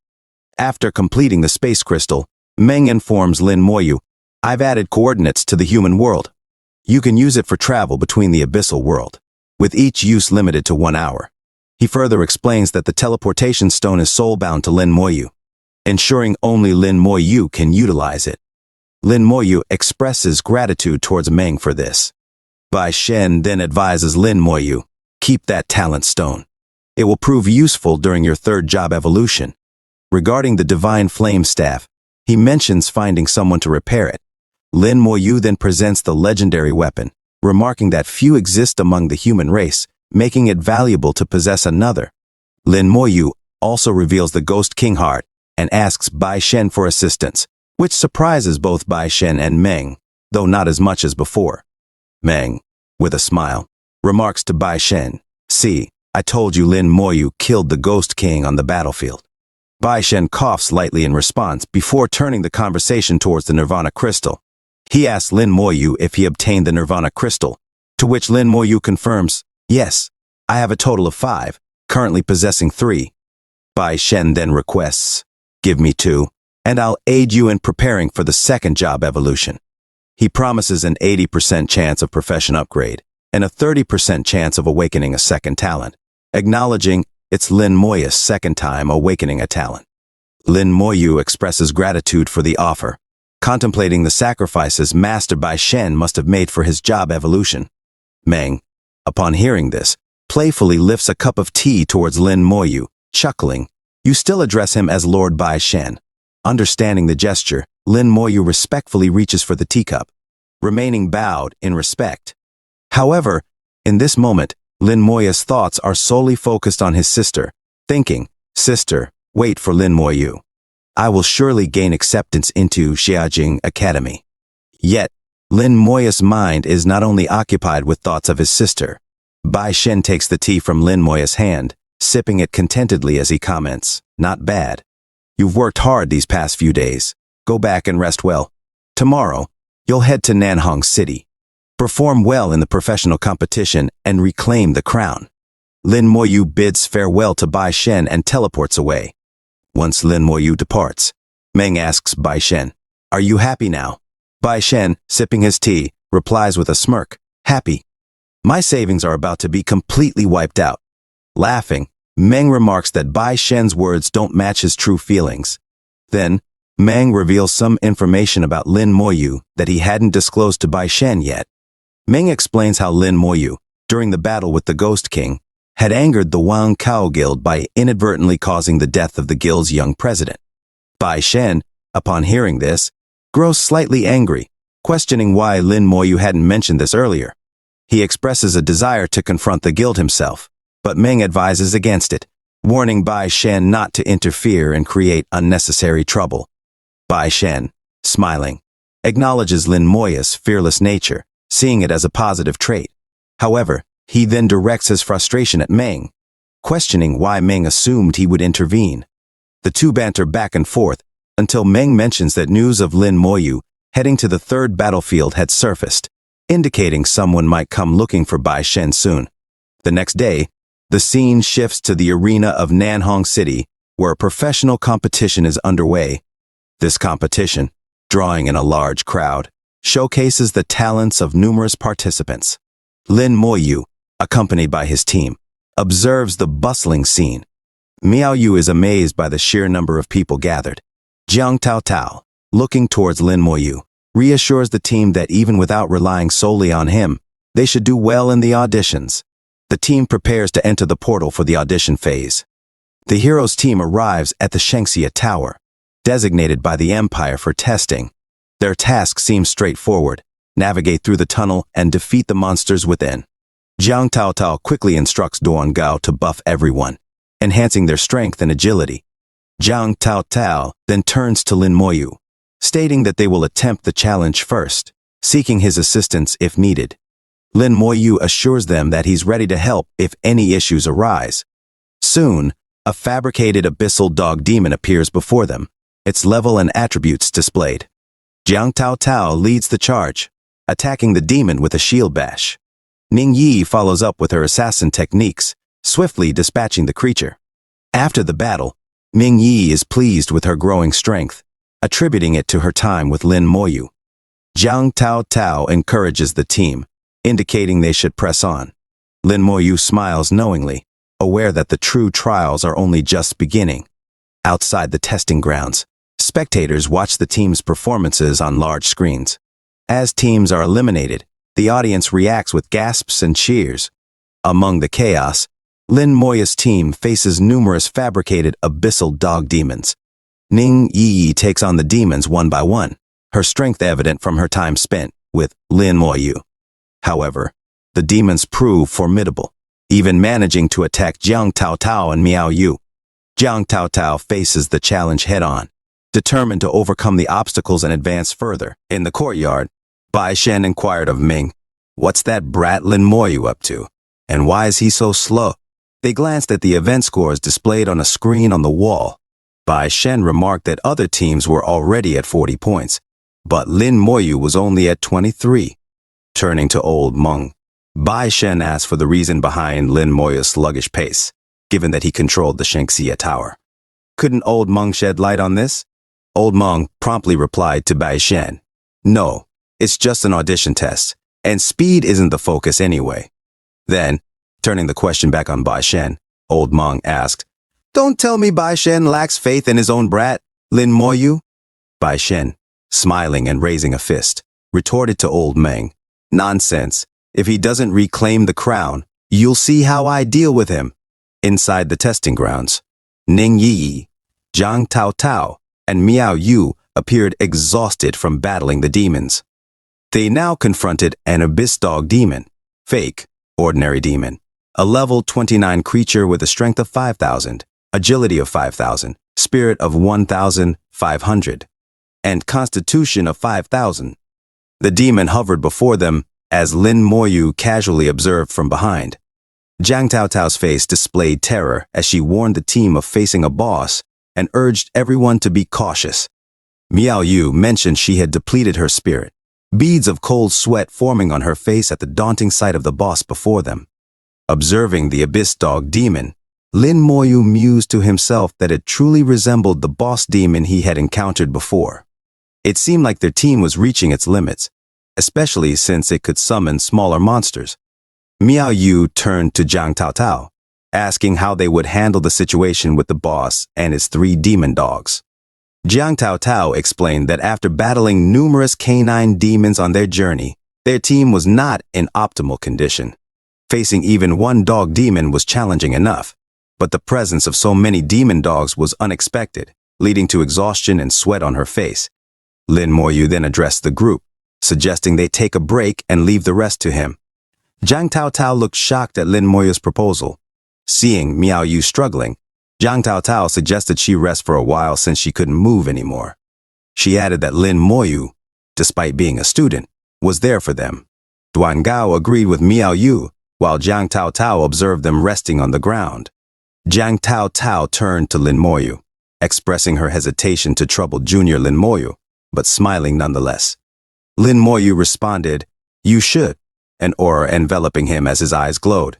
He then summoned his skeletons, which Jiang Taotao noted felt more oppressive than the dog demon. She marveled at how much stronger Lin Moyu had become, her face showing shock with wide-open eyes. The demon dogs aggressively attacked the skeletons, only to be instantly slain with a single swing. Jiang Taotao, amazed, watched as the skeletons effortlessly dispatched the demon dogs with each strike, some of her sweat even drying up from the speed of the encounter. The abyss dog demon, fake, ordinary demon, then lunged at Lin Moyu, who quickly noticed and had his skeleton shield him. With a single strike, the Abyss Demon fell, terrifying Miao Yu and Duan Gao with the incredible strength of Lin Moya's skeletons, capable of defeating the formidable boss with ease. The Abyss Dog Demon, fake, ordinary demon, boss then evaporated into the air, and a notification declared the test passed. Outside the test area, the screen displayed Team Lin Moyu's score at 300 points, followed by Team Tang Jianfei with 240 points. Some in the crowd were shocked at Lin Moya's speed in defeating the Abyss Dog Demon, fake, ordinary demon boss, instantly propelling them to first place. Others recognized Lin Moya's name, remembering him as a top scorer before, explaining his swift performance. Upon being teleported outside, Miao Yu expressed surprise at how quickly they had finished. Zhang Tao Tao remarked that it was because they had defeated the boss in barely 5 minutes, pointing at the scoreboard. She then asked Lin Moyu if he was also participating in the audition for the individual contests. Ning Yi looked at Lin Moyu and wished him good luck, stating that they would be watching him. Lin Moyu simply stared back at Ning Yi. In the distance, another team was teleported out as well. Team Tang Jianfei, their bodies dirty from the fight with the demons. They praised their perfect teamwork, confident in their chances of securing first place in the audition. One of them smiled in success, giving a thumbs-up gesture. However, their mood shifted when one team member noticed others already present, and someone even faster than them. They glanced at the scoreboard and discovered Team Lin Moyu leading with 300 points, questioning who they were. Determined, the team member declared that he would also participate in the individual contest and vowed not to let first place slip from his grasp, showcasing a weak aura of determination. In the afternoon, at the individual contest audition grounds, Lin Moyu walked alone towards the portal. Stepping through, he let the individual contest audition commence. Lin Moyu thought to himself that judging from the team auditions, the individual test shouldn't be too difficult. Summoning a skeleton from behind, he believed that one should be enough to complete the audition. An Abyss Wolf Demon, fake, ordinary demon, appeared, boasting level 30 stats with a strength of 5,500, agility of 5,500, spirit of 2,500, and constitution of 5,500. Lin Moyu noted that it had turned into the Abyss Wolf Demon, musing that things would have been more interesting if it were the true demon. However, deeming them all weak, he decided to increase his speed. His skeleton struck the demon with a single hit, and a notification flashed, declaring Lin Moyu had passed the test.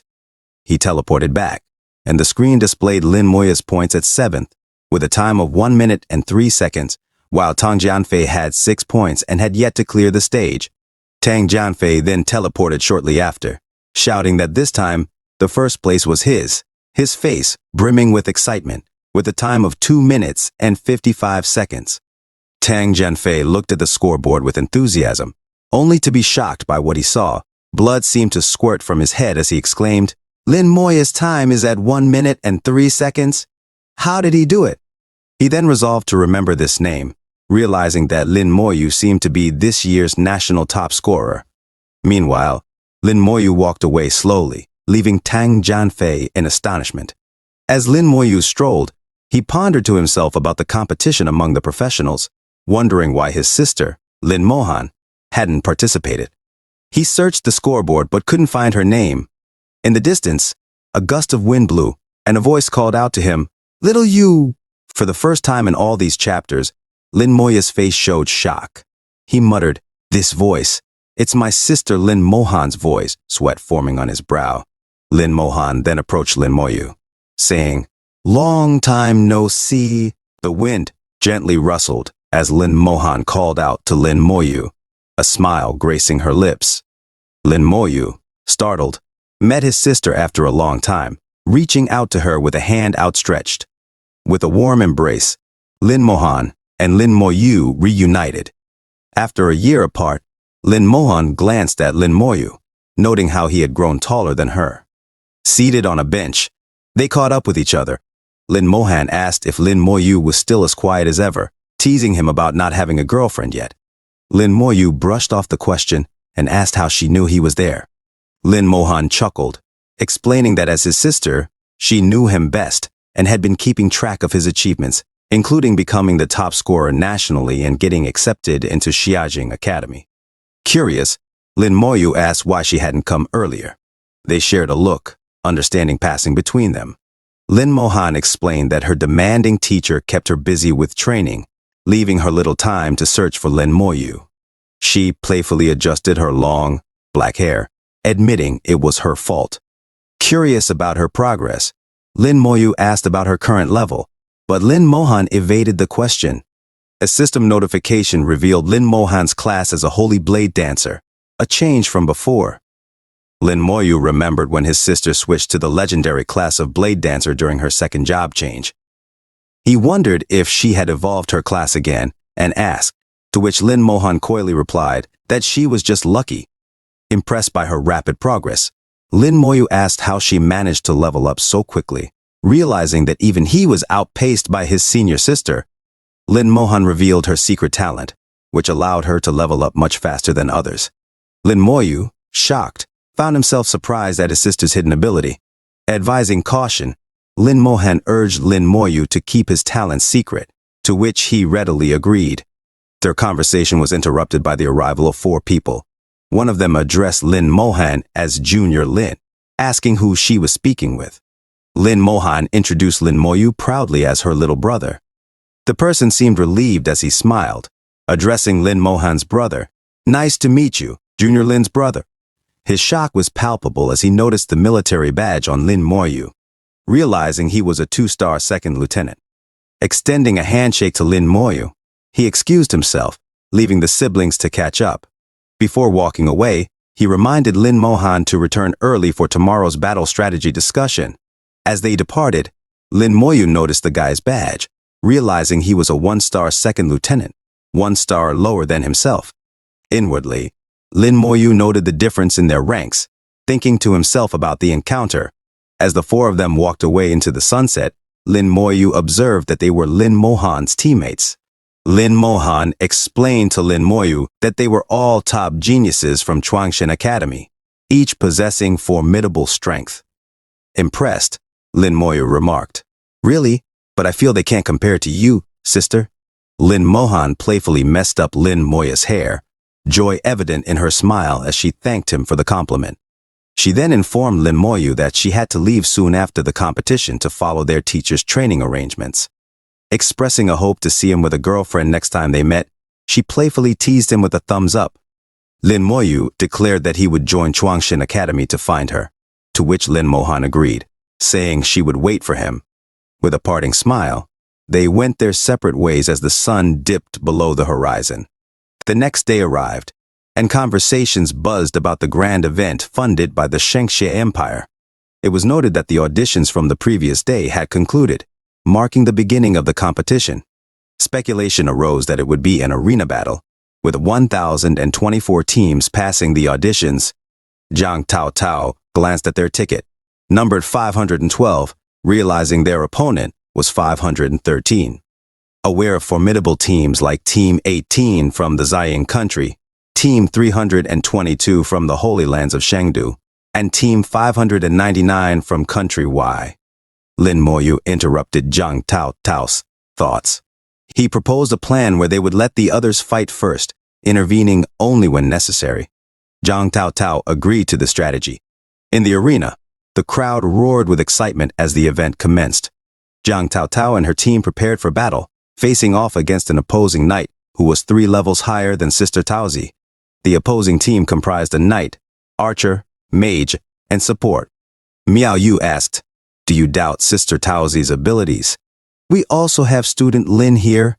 On the big screen, Team 512 was displayed, consisting of Lin Moyu, level 27, a necromancer; Ning Yi, level 26, a shadow assassin; Zhang Tao Tao, level 24, an elven knight; Tuan Gao, level 21, a prophet; Miao Yu, level 21, an elven elder. A member of the crowd asked, "What is a necromancer? Is that a new profession?"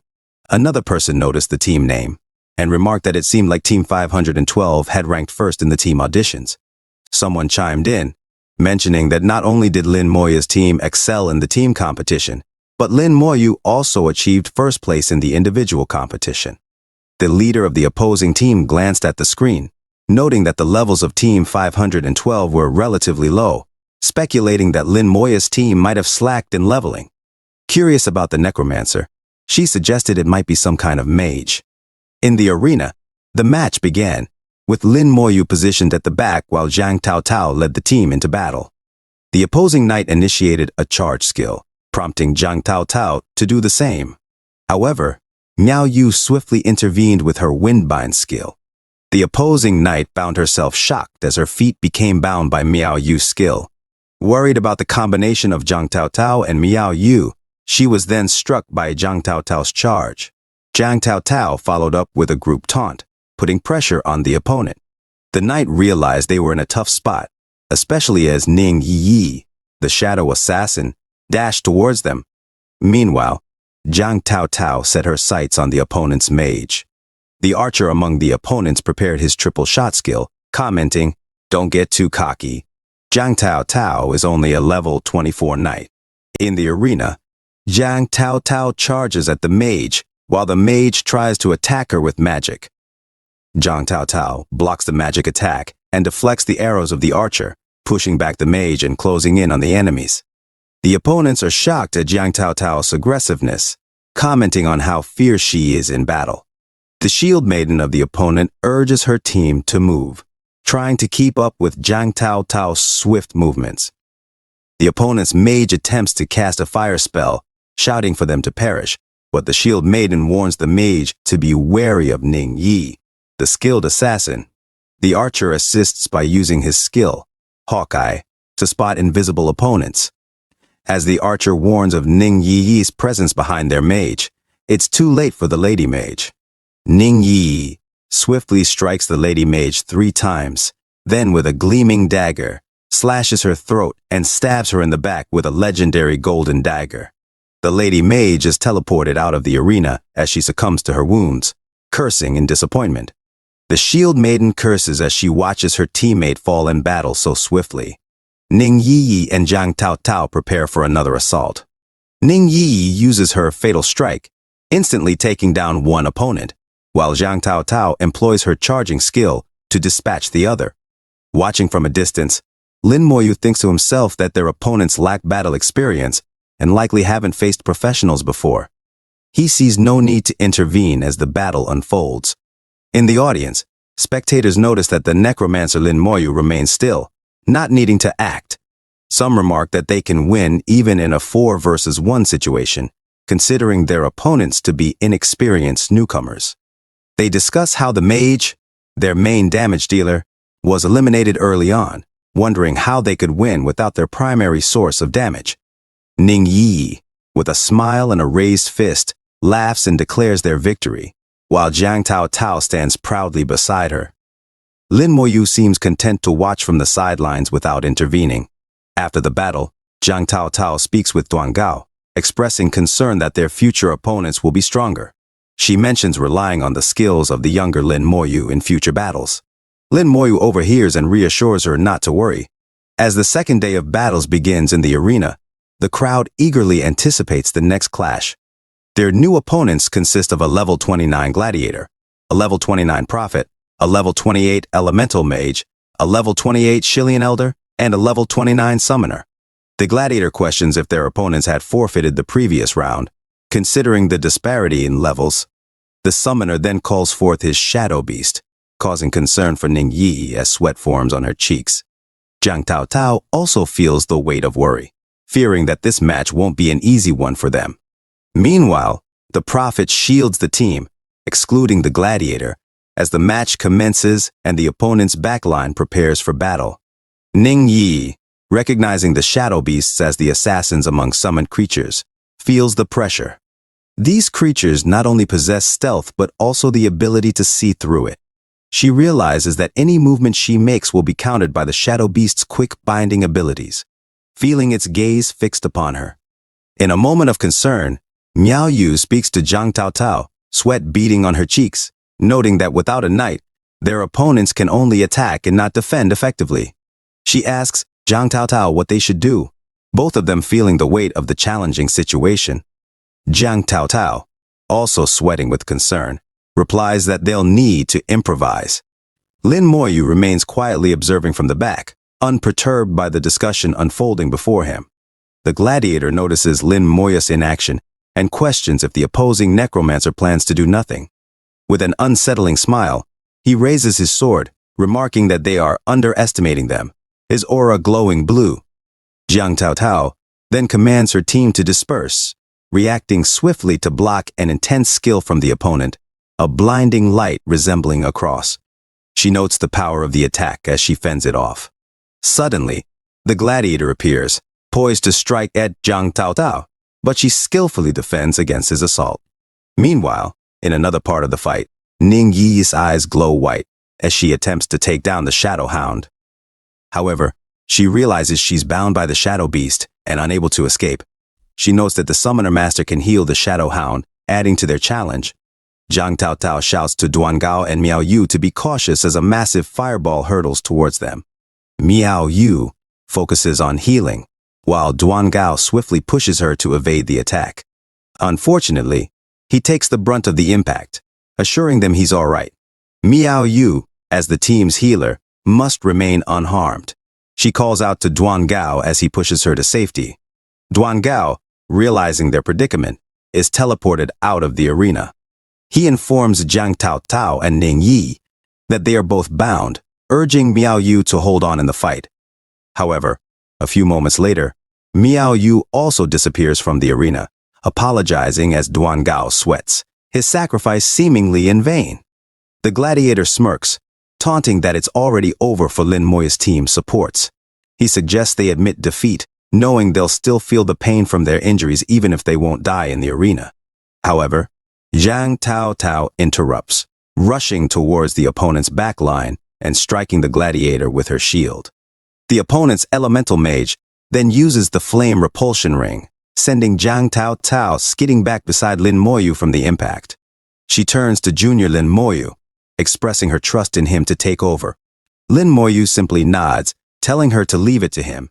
In the arena, Lin Moyu faced the opponent and said, "Everyone, take a break. This will all be over soon." Jiang Taotao and Ning Yi then exited the platform, leaving Lin Moyu behind.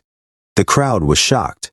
One person exclaimed, "Is the necromancer finally going to act?" Another wondered aloud, "We'll finally see just how powerful Lin Moyu is." Yet another pondered, "But even if Lin Moyu is powerful, can he win against 5 opponents by himself? And he's only level 27. The gladiator spoke to Lin Moyu.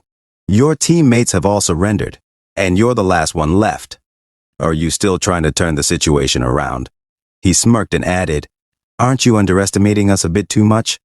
Lin Moyu stared at the gladiator and, with his aura, commanded his skeletons to come out. A single skeleton mage appeared, its eyes glowing. The level 29 summoner kid observed, "Undead summons? So he's a summoner too.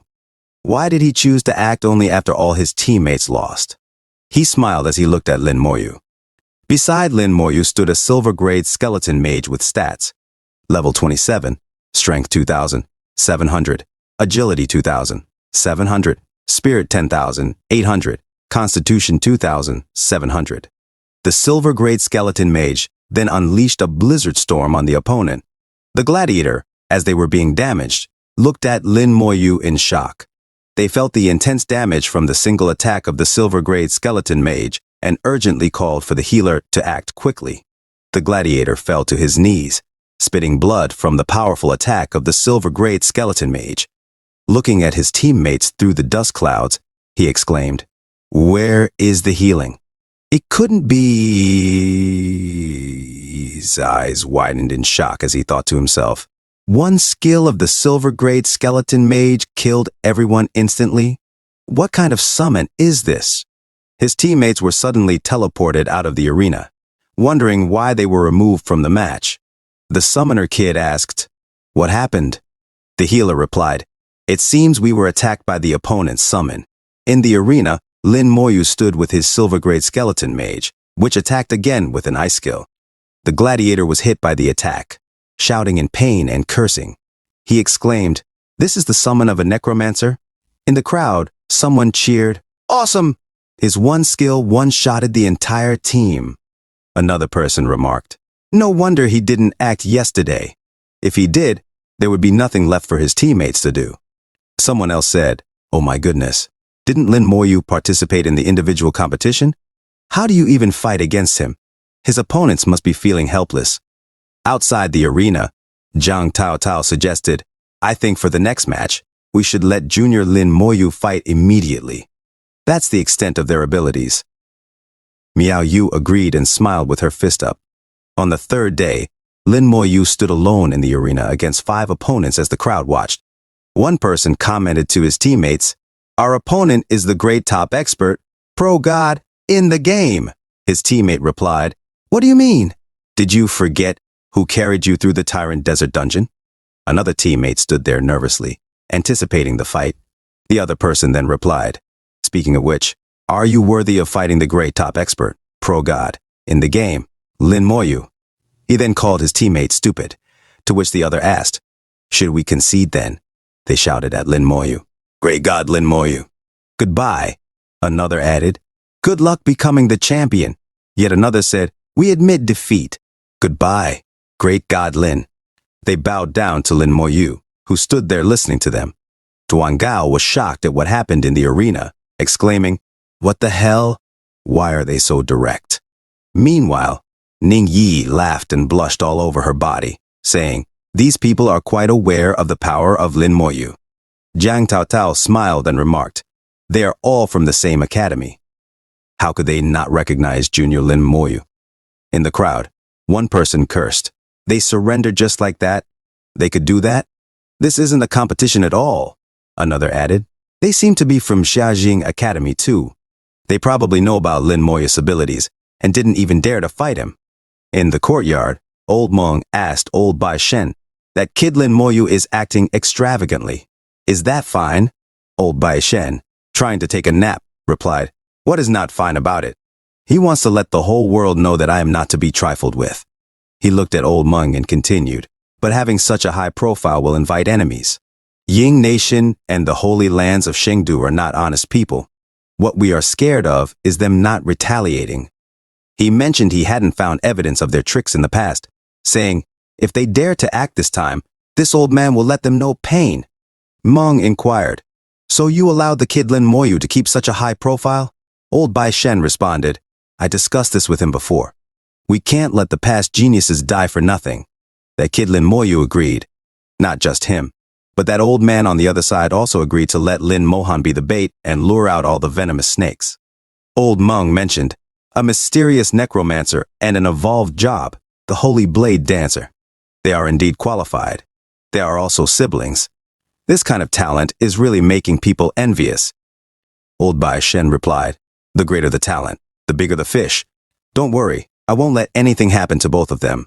Old Meng then got serious, his eyes glowing red as he said, "I have not killed for so long. It's time to warm up a little." The scene shifted back to the arena as the crowd cheered and the stages were filled with different matches. In one of the arenas, the team of Tan Jianfei, a level 29 divine swordsman, remarked to himself, "Lin Moyu, I have finally met you." He stared at them with a serious look. The crowd cheered wildly, with one of them saying, "Oh, it's the legendary profession, divine swordsman. Will he be the one to end Lin Moyu's legend?" Ning Yi then spoke to Lin Moyu, cautioning him, "Be careful, the opponent is a legendary divine swordsman." Lin Moyu responded to Ning Yi, indicating that he understood, but remained relaxed. Lin Moyu thought to himself as he looked at his opponents that this seemed to be the evolved form of Feng Xiu's profession. Stepping into the arena, Jianfei, the level 29 divine swordsman, asked Lin Moyu, "Just you?" He then shouted at his teammates to fall back, expressing his anger towards Lin Moyu. "This bastard, Lin Moyu, how dare you look down on me?" he exclaimed.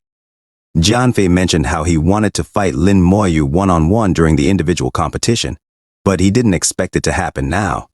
He raised his sword and remarked, "I have watched your first 2 matches, and I have to say, Your skeletons are indeed strong, his aura showing around his body.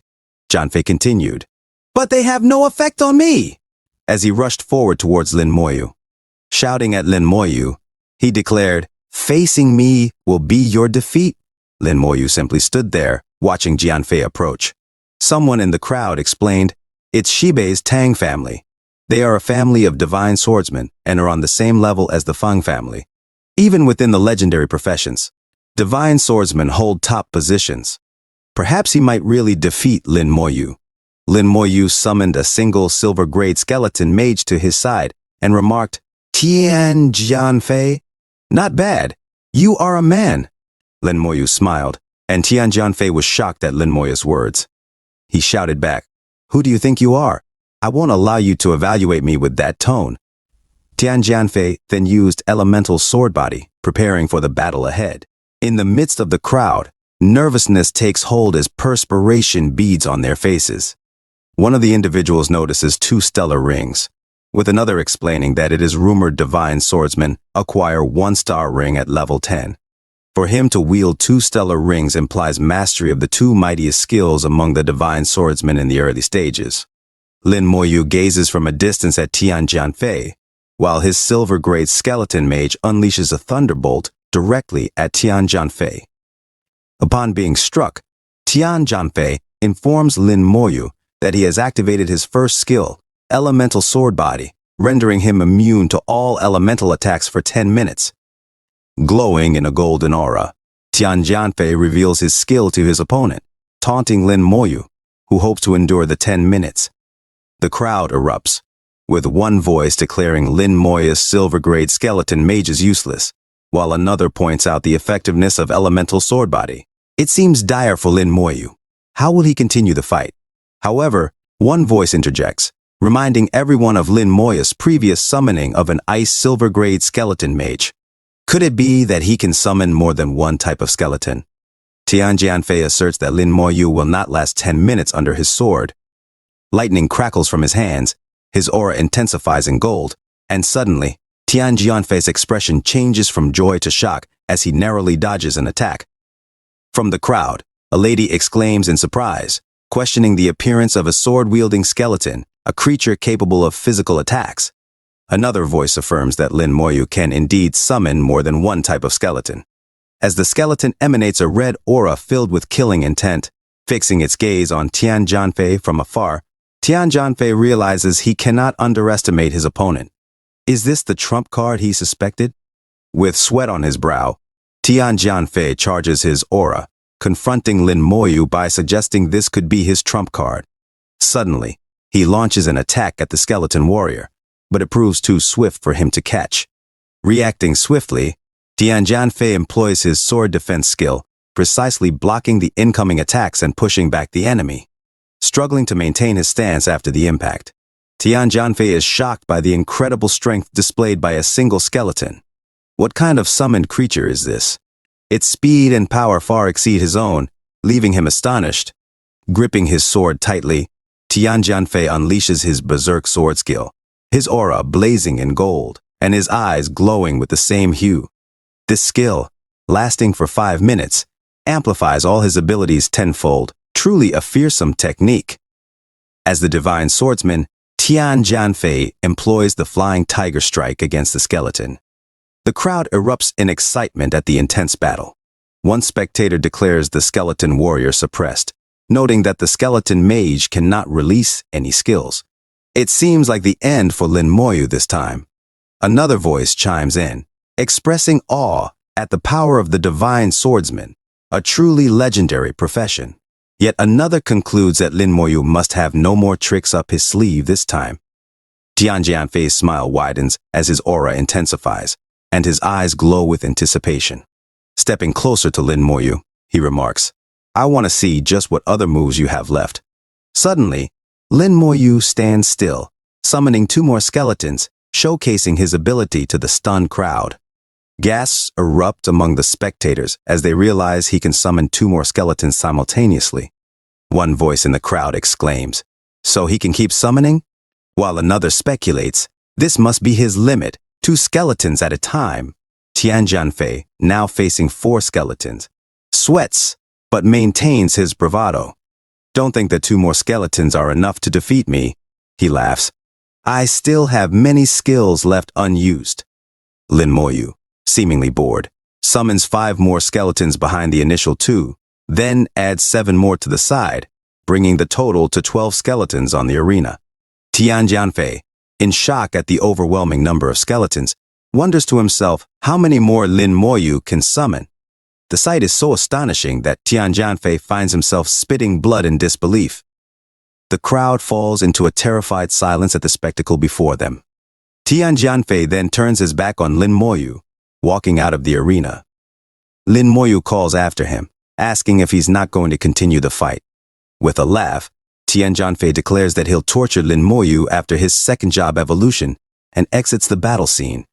The announcement resounds through the arena that Lin Moyu's team emerges victorious, with a drone flying overhead to capture the moment. The crowd erupts in excitement, chanting Lin Moyu's name. I really didn't expect him to summon so many skeletons, one person marvels. A girl in the crowd shouts, Lin Moyu is invincible.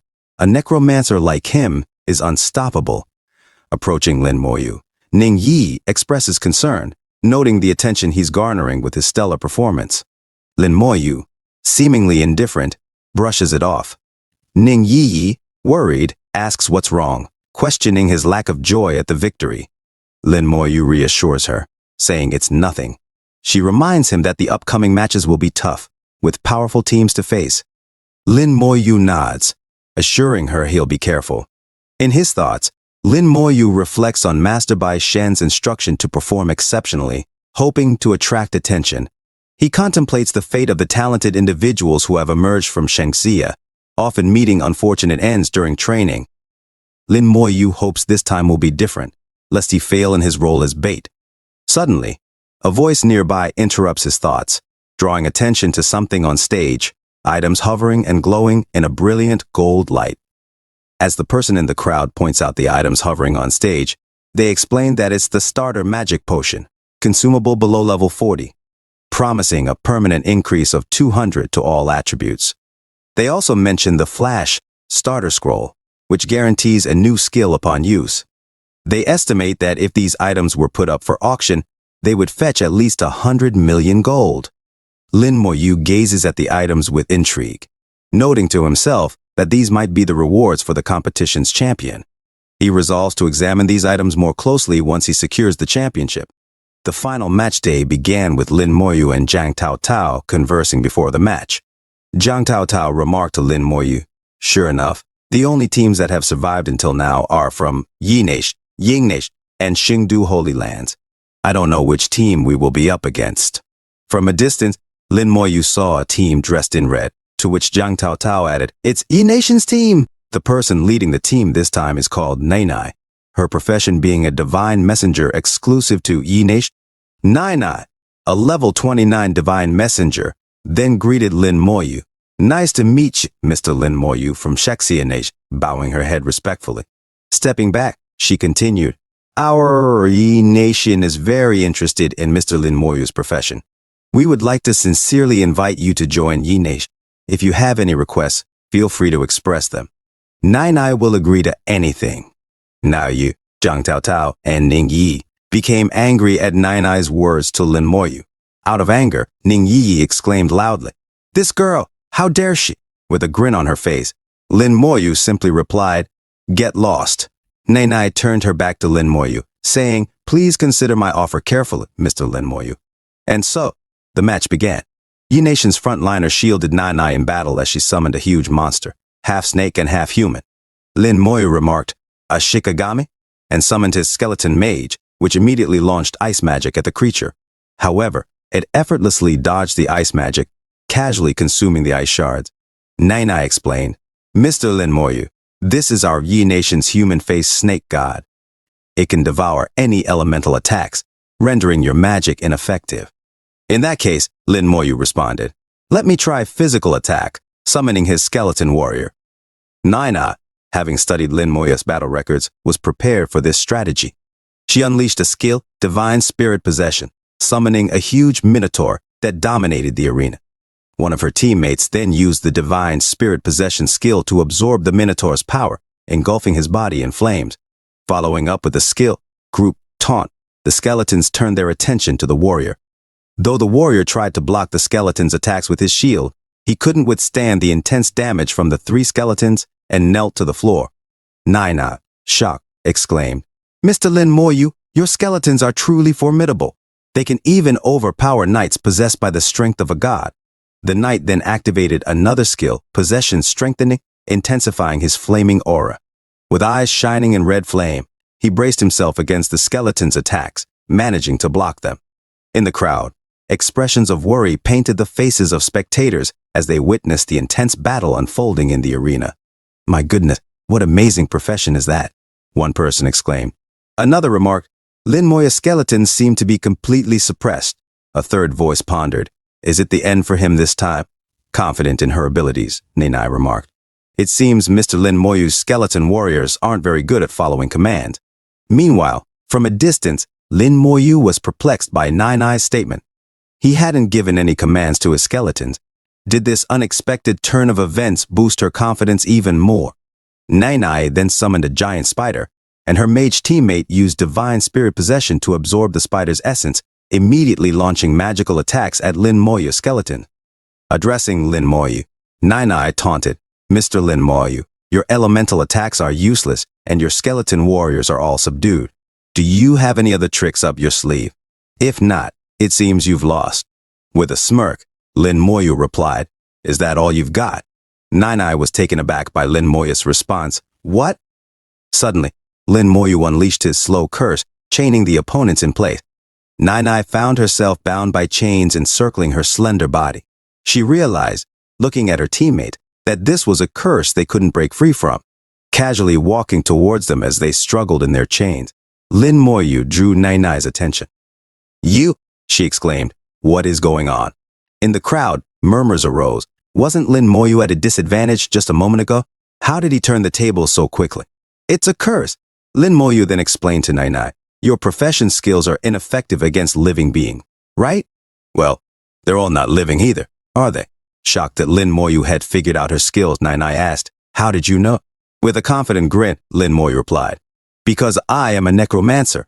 He then unleashed Soul Blaze upon them, his powerful magic overwhelming Nainai and her team. Nainai, entangled in the chains of the soul curse of Lin Moyu, then observed her puppets and instructed them to move. Sweating profusely and feeling nervous all over her body, Lin Moyu remarked, "So these are all Nainai's puppets. No wonder something felt off earlier. These people look so stiff. Using deceased professionals to create puppets, this profession is truly evil." Lin Moyu proceeded to tear Nainai's clothes, causing her to scream as his aura enveloped her like flames. Looking at her elongated fingers, Nainai questioned, "Have I lost?" She gazed at Lin Moyu in the arena as she was teleported out, pondering to herself, "Is that agonizing pain that burns the soul the skill of a necromancer?" "Lin Moyu, it would be great if you were part of our team Yi in our country." An announcement declared Lin Moyu's victory in this battle for Team Lin Moyu. Yang Tao Tao then conversed with Lin Moyu, stating, "Today will determine the champions of the team competition. I wonder which team we will face in the end." The crowd cheered, with one person exclaiming, "Quickly, look!" Another added, "The starry fighter of the sacred combat arena actually lost." A third chimed in, "Su Sheng, it seems they are also from Jiajing Academy's team." A system notification listed the participating teams in the sacred combat arena, announcing that Jiajing Academy's team emerged victorious against Team Su Sheng. Su Sheng remarked, "I told you there was a big gap between us," as the bodies of their opponents teleported out of the arena. Exiting the arena, he spoke to one of his comrades, "Shouldn't we have advanced to the final match? Who is our next opponent? Is it Eagle Team or Team Yi?" His teammate replied, "It seems to be Team Lin Moyu." Su Sheng then remarked, "Oh, Lin Moyu? He actually made it to the finals?" Walking to the other arena, he called out to Lin Moyu, shouting, "Lin Moyu, I don't need to rest. I don't know about you, but hurry up. I'll defeat you so I can get the flash scroll early. If it weren't for that flash scroll, I wouldn't even bother participating in this boring competition." Lin Moyu looked at Su Sheng and replied, "Then let's compete now." The two teams, Lin Moyus and Su Sheng stood ready in the arena for their battle. The crowd was electrified for the final showdown, with one person commenting, "It's the finals now, right? It must be exciting." Another pondered, "Who will be stronger and win? Is it Lin Moyu or Su Sheng's team?" A third person added, "Both teams are from Shajing Academy. They truly live up to being the strongest academy in the empire. They are impressive." Miao Yu then turned to Zhang Tao Tao and asked, "Shouldn't we go help Lin Moyu?" Zhang Tao Tao replied, "If we intervene, we might just hold junior brother Lin Moyu back. Let's forget about helping him and watch." Observing them, going up alone, pretending to be someone important. There will come a time when you regret it. Su Sheng then instructed his teammates, "All of you step aside." His teammates obeyed and left the arena. Su Sheng continued, "I know you, Lin Moyu. I've heard about your actions within the academy. Taking people to run dungeons for points, such a disgraceful act. And yet, you actually did it. A regular academy is just a regular academy. It truly leaves one speechless." Lin Moyu stood there silently, listening to Su Sheng's word. Su Sheng then added, "Being in the same Shajing Academy as you fills me with shame." This time, Lin Moyu didn't remain silent. Pointing at his head, he retorted, "Is there something wrong with your brain? What business is it of yours if I earn points? You better go find a therapist to check your brain instead of barking here like a girl dog." Su Sheng became furiously angry and demanded, "What did you say?" Zhang Tao Tao glanced at Ning Yi and remarked, "Strange, why does that statement sound familiar?" Ning Yi replied, "Don't underestimate me, Sister Zhang Tao Tao. Lin Moyu definitely didn't learn it from me." Su Sheng then displayed his golden staff, shining brightly in pure gold, and challenged, "You talk big, kid. Show some skill with your fists." Su Sheng, a level 29 holy light mage, Lin Moyu, summoned multiple skeleton warriors to his side. He taunted, "Disgusting undead of the necromancy school, face the punishment of the holy light." His face tattoo glowed in gold, his expression intense, and a massive light emitted from his staff. Lin Moyu, casually observing the light, found that his skeleton armor protected him from the attack. He remarked, "So it's a mental attack, trying to affect my mind right from the start. Unfortunately, it doesn't work on me." As Su Sheng witnessed the shadow of Lin Moyu being engulfed by his holy skill, he shouted, "Go to hell!" Following up with another skill, Blade of Light. He struck Lin Moyu directly. However, Lin Moyu's armor blocked the attack, shattering the Blade of Light. Su Sheng's eyes widened in shock, and he began to sweat holy water from his face. Suddenly, skeleton warriors swarmed around him, and Lin Moyu commanded, "Get lost!" Su Sheng retaliated with holy light impact, a beam of holy light descending from the heavens, knocking back Lin Moyu's skeletons with its intensity. Watching Su Sheng from a distance, Lin Moyu muttered to himself, "Holy light mage? All show and no substance. The skill looks intimidating, but it doesn't have much damage." Without hesitation, Lin Moyu summoned his silver mages. Su Sheng was shocked to see Lin Moyu's skeleton still standing, and he exclaimed in despair, "This can't be! Why can't my holy light purify undead creatures?" He chuckled, admitting, "I underestimated you." Suddenly, he used holy light shield to defend against the attacks of Lin Moyu's silver mage.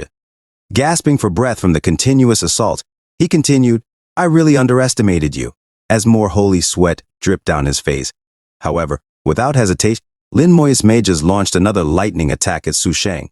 While being struck by another lightning attack from the skeleton mages, Su Sheng, unable to speak, thinks to himself, "I possess the legendary profession of the Holy Knight Mage. I have already gained acceptance into the Shuangshen Academy. I reached level 32 months ago, yet deliberately held back my leveling just for this competition." He then shouted, "So, how could I lose here? Ah!"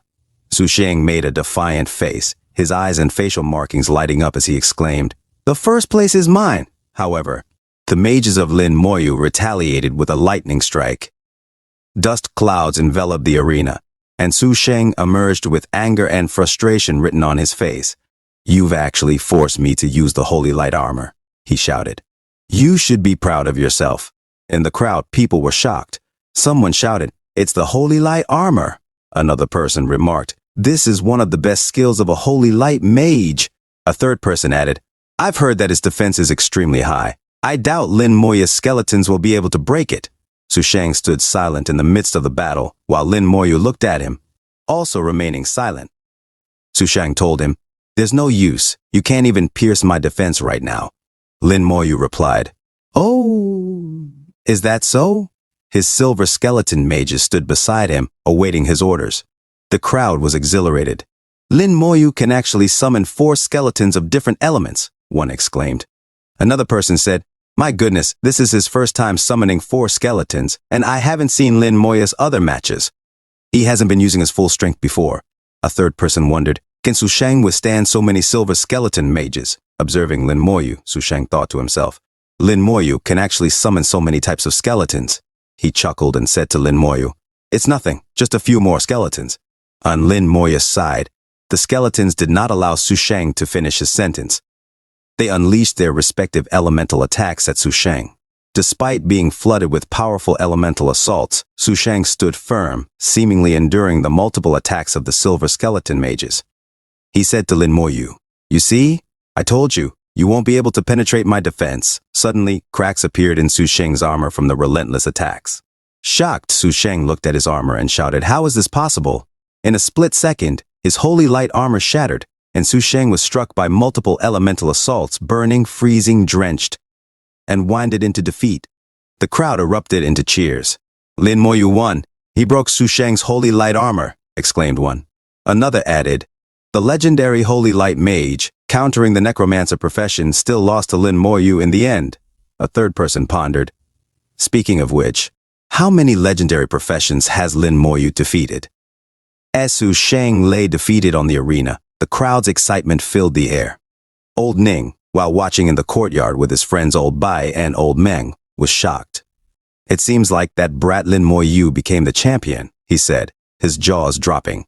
He thought to himself, this brat Lin Moyu must stay away from my precious Yi. Old Meng commented, we shall see how many venomous snakes we can lure out of hiding by using the 2 siblings as bait. In the arena, Ning Yi was overjoyed. She grabbed Lin Moya's arms in celebration of their victory, telling him they were victorious and had won. Meanwhile, in the courtyard, old Ning was frustrated and angry at seeing Lin Moyu and his precious Ning Yi together like a couple. Suddenly, at the arena, a huge cyclone erupted from the ground behind Lin Moyu and Ning Yi, and an old man appeared. Other teams noticed the presence of this individual and were shocked and terrified, sweating out of fear. What a terrifying aura, one exclaimed. I'm afraid this is a top professional beyond level 80, another said. The old man addressed Lin Moyu and Ning Yi, saying, all of you are not bad. You have potential. He introduced himself. My name is Shu Wei. I am from the Empire, and you can call me Old Shu. If you need any help in the future, you can come look for me. I may be able to lend a hand or two. Lin Moyu thought to himself while looking at Shu Wei, is he trying to recruit me? He then replied, thank you, Old Shu, and took one of the items in front of Shu Wei, a pouch of gold coins with an aura. Suddenly, Old Meng exclaimed, a fish bit the bait! Lin Moyu wondered if he had misunderstood. Ning Yi asked Lin Moyu what was wrong, and he replied, nothing. In the courtyard, Bai Shen asked Old Meng who it was, and he replied, it's Shu Wei. Although I can't be certain, I am 80% sure of it. Old Ning added, it's actually him. If it's really him, then this problem is big. I didn't expect a member of the demon-worshipping cult to have already infiltrated to this level. Old Meng was frustrated and sweating, saying, I will go and thoroughly confirm it again. He is one of the 12 council members after all. In another scene, Lin Mohan emerged victorious, and Lin Moyu thought of her. He said to Ning Yi, sure enough, sister's abilities were enough to easily clinch the champion title. Ning Yi was shocked and blushed as she looked at Lin Mohan. Thinking to herself that Lin Moya's older sister was beautiful and sexy, Lin Mohan looked at the tornado in front of her, and old Shu Wei appeared, offering the same items to her. He told her, all of you are not bad. Introducing himself, he said, my name is Shu Wei. I am from the Empire, and you can call me Old Shu. If you need any help in the future, you can come look for me. I may be able to lend a hand or two. Lin Moyu looked at the pouch with the gold coins and aura, shocked. He then asked Ning Yi to use her skill to observe that pouch of gold coins, and Ning Yi focused her eyes on it using her shadow vision. Ning Yi used her shadow vision to peer into the gold pouch and remarked, there is indeed something amiss with this pouch of gold coins. It carries an air of dark energy, akin to the aura of the abyss. As Lin Mohan reached for the gold coin pouch, the dark aura transferred to her wrist. Ning Yi noticed this, as well as the same occurrence on Lin Moya's hands. Lin Moyu thought to himself, while looking at his wrist, "It seems my suspicions were correct. A faction of rats is hiding among the human race, calling themselves the demon-worshipping cult. They all worship the Abyss Demon King and aim to aid in his invasion of the human world. Tomorrow marks the individual match.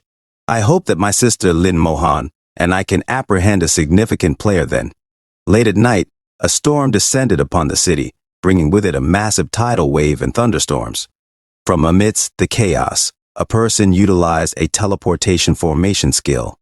Confusion and terror spread among the city's residents, who asked, "What is happening?" "What is that thing?" "A formation," the blonde girl remarked. "Could such a massive formation be from a legendary profession?" From a distance, Lin Moyu observed the city's turmoil and thought to himself, "The demon-worshipping cult has finally made their move. They must be planning to defeat every champion team during the professional competition and deal a severe blow to humankind." As the city buildings began to collapse due to the hurricane, thunderstorms, and tsunami, people ran in fear, wondering what they could do. From the sky, figures levitated in dark robes with masks. Lin Moyu observed them, saying to himself, "These individuals are all top professionals over level 70. Shocked, he added, "That person is at least level 80, on par with Council Member Shu Wei." A soldier exclaimed, "It's them! That's the symbol of the demon-worshipping cult. They're here!" Another soldier added, "These guys are really bold, acting within the Xingxia Empire. Aren't they afraid of Bai Shen himself stepping in?" A member of the demon-worshipping cult shouted, "Kill!" and launched dark magic attacks at the soldiers on the ground.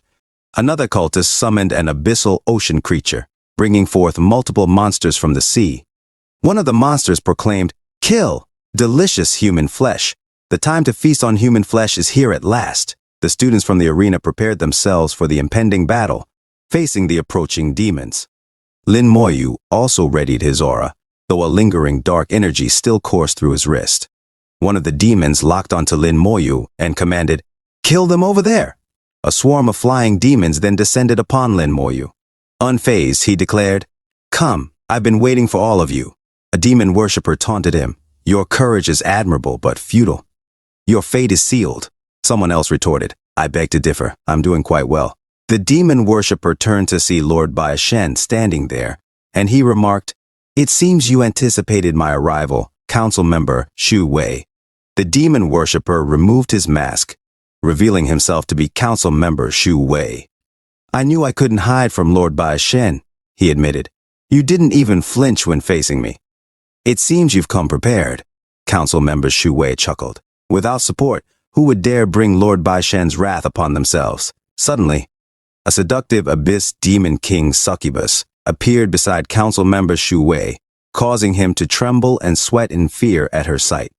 Lord Bai Shen remarked, "So, the demon king succubus is here as well. I was curious who could bend a top-level 83 professional to their will, making them a lapdog." The demon king succubus replied, "It's a pity that even this demon king couldn't enchant Lord Bai Shen." Lord Bai Shen then shouted at Council Member Shu Wei, "Since you're here, you'll stay.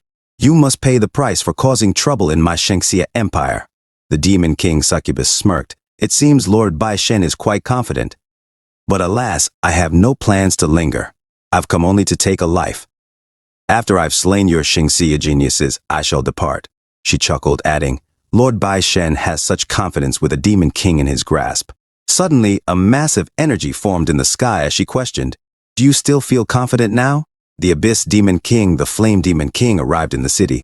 Old Ning was shocked as she gazed at the Flame Demon King, exclaiming, "It's the Flame Demon King!" The Demon King succubus, with an air of confident superiority, declared the need for a one-on-one confrontation to level the playing field. As the protective shield enveloping the city shattered into a million shimmering shards, allowing hordes of demons to swarm into the once safe haven, a radiant, divine light pierced through the darkness, emanating from none other than Su Sheng.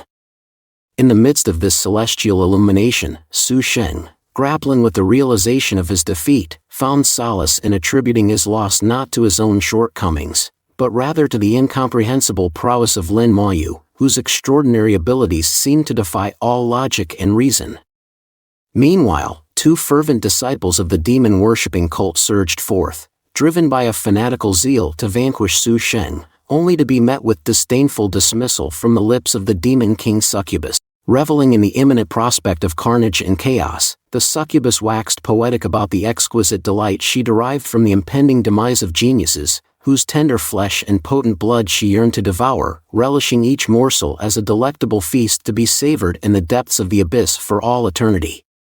Amidst this cacophony of chaos and impending doom, Lord Baishen, ever the voice of reason and wisdom, philosophized about the intrinsic significance of genius, just as the towering edifice of the Xianxia Tower materialized with a resounding flourish, obliterating the once impregnable barrier encircling the city, much to the dismay and disbelief of the demon king succubus. Realization dawned upon the succubus as she beheld the towering form of the Xianxia Tower, a stark reminder of her folly and gullibility in falling victim to Meng Anwen's cunning machinations. With mounting panic and a sinking sense of dread, she watched helplessly as the barrier she painstakingly erected was effortlessly shattered by the sheer luminosity emanating from the Xianxia Tower, disintegrating her demonic minions in a blaze of celestial brilliance. Lin Mayu, ever the astute observer, discerned the source of this divine intervention, recognizing it as the manifestation of Lord Meng Anwen's mastery over the power of the Xianxia Tower. Furious and incensed by the turn of events, the succubus raged at the perceived betrayal, demanding accountability from her followers. In response, Bai Yuan, channeling the boundless fury of his indomitable will, unleashed the full force of his divine overlord fist, a devastating display of primal power aimed squarely at the heart of the succubus's defiance. Elsewhere, amidst the chaos and carnage, Old Ning, a seasoned veteran of countless battles, unleashed torrents of scorching flames upon the Abyss Demon King, engulfing the fiend in an infernal conflagration, while simultaneously subjecting the Flame Demon King to the merciless irony of being consumed by the very element it purported to command. In a dramatic twist of fate, a contingent of valiant warriors, spurred on by an unyielding sense of duty and allegiance to Xianxia, descended upon the battlefield, their leader rallying them with a solemn vow to show no quarter to those who dared to defy the sanctity of their sacred domain. Yet, amidst the chaos and confusion, the succubus, her nerves frayed and her composure crumbling, grappled with the grim realization that they had fallen victim to a meticulously orchestrated trap laid by the cunning machinations of Xianxia. As despair threatened to overwhelm her, the Abyss and Flame Demon Kings, erstwhile adversaries, rallied to her side, their fates irrevocably intertwined in the face of impending doom. Suddenly, a chilling voice shattered the uneasy calm, heralding the arrival of an unexpected adversary, whose very presence struck fear into the heart of the succubus. As a mysterious figure levitated ominously behind her, a colossal hand materialized in the heavens, threatening to crush their hopes of escape. Undeterred, the succubus, driven by desperation and fueled by the primal instinct for self-preservation, resorted to a dark ritual, sacrificing her own blood to invoke the power of the abyss in a desperate bid for salvation. Yet, even as the yawning maw of the abyss beckoned, a sense of bitter resignation mingled with her frustration, as she cursed the unforeseen intervention of this enigmatic foe. With each passing moment, the abyssal portal grew ever wider, even as the colossal hand loomed ominously closer, its intent clear, to snuff out their hopes of escape and consign them to oblivion. In a final act of defiance, the succubus, her laughter tinged with madness, taunted her would-be captor, daring him to unleash his wrath upon the unsuspecting denizens of the city, knowing full well the catastrophic consequences that would inevitably ensue. Bai Yuan, renowned for his far-reaching will, and Old Ning, the venerable sage of the battlefield, assumed a stance of passive observation, silently bearing witness to the unfolding events from a prudent distance. Meanwhile, the enigmatic figure, suspended in mid-air, retorted to the taunts of the Demon King succubus with a chilling proclamation, foretelling her inevitable demise with grim certainty, his voice dripping with ominous portent. Amidst the chaos and turmoil, the yawning maw of the abyss beckoned, its dark embrace reaching forth to ensnare the Abyss Demon King, the Flame Demon King, the succubus, and Su Wei, their fates sealed as they were dragged into the shadowy depths, swallowed whole by the abyssal void, while the portal sealed shut behind them, cutting off any hope of escape. Elsewhere, amidst the swirling maelstrom of battle, Meng Anlin, the master strategist, seized control of the narrative, proclaiming the commencement of the individual competition with an authoritative flourish. Observing from the sidelines, Lin Mayu, his mind a maelstrom of conflicting emotions, marveled at the unexpected turn of events, realizing with a dawning sense of trepidation that Meng Anlin had orchestrated the demon's sudden onslaught as a prelude to the individual trials. Addressing the assembled participants, Meng Anlin outlined the rules of engagement with meticulous precision, detailing the daunting challenge that lay ahead for the combatants.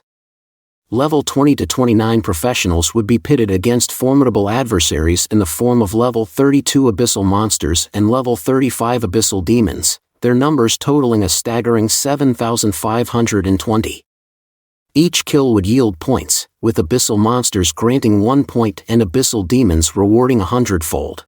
Survival was paramount, yet the true measure of victory lay in accumulating the highest tally of points, with the ultimate prize reserved for the champion who emerged triumphant from the crucible of combat. As the abyssal horde descended upon the battlefield, Su Sheng, emboldened by the prospect of renewed competition, challenged Lin Moyu with a playful jest, expressing his eagerness to vie for supremacy once more. With a hearty laugh and a jovial thumbs-up, Su Sheng extolled the virtues of his prowess as a holy light mage, confident in his ability to vanquish the demonic scourge. Yet, Lin Mayu, ever the enigmatic enigma, responded in kind, his retort laden with subtle defiance, as he wished his rival success in his endeavors, his true intentions veiled beneath a facade of inscrutable calm. The battle commences as a horde of monsters and demons charges toward them. Su Sheng's grin widens as he unleashes his holy light, illuminating the scene as the demons crumble under its power. With satisfaction, Su Sheng boasts, "I've wiped out hundreds of abyssal monsters in one fell swoop. Just a few more waves, and no one will be able to rival me." Beside him, Su Sheng is taken aback as he observes Lin Mayu preparing something. Is Lin Mayu really not going to summon his skeleton? He wonders aloud. Is he giving up? Suddenly, Lin Mayu's smile returns as he thanks Su Sheng for providing the bodies. A crimson aura envelopes his hand as he triggers a corpse explosion, shocking Su Sheng as multiple blasts engulf the area. Struggling to comprehend the power unleashed by Lin Mayu, Su Sheng sweats profusely, realizing that this force surpasses even his holy light. As the explosions continue to reverberate, Su Sheng demands to know who caused them, only to realize it was Lin Mayu. With a look of disbelief bordering on panic, Su Sheng acknowledges Lin Mayu's prowess, his expression betraying a mix of fear and astonishment. Meanwhile, other players observe the chaos, recognizing Lin Mayu's capabilities beyond mere summoning. He's not just a summoner, he's a mage capable of devastating attacks, one remarks. It seems he held back during the competition, another observes. As the dust settles and demon corpses litter the ground, Lin Mayu announces that most of the abyssal monsters have been dealt with, leaving only the lesser demons. As Lin Mayu's power leaves witnesses trembling, the other warriors express a mix of shock and admiration. Lin Mayu has decimated most of the monsters, but there are still many demons remaining, one observes. Realizing the high point value of demon kills, another mage sees a glimmer of hope. Su Sheng, undeterred, remains optimistic, focusing on the remaining abyssal demons as a potential path to victory. However, Su Sheng's optimism wanes when he notices Lin Mayu's intervention. With his scythe in hand and an imposing outpost guardian by his side, Lin Mayu swiftly dispatches the remaining demons with calculated efficiency.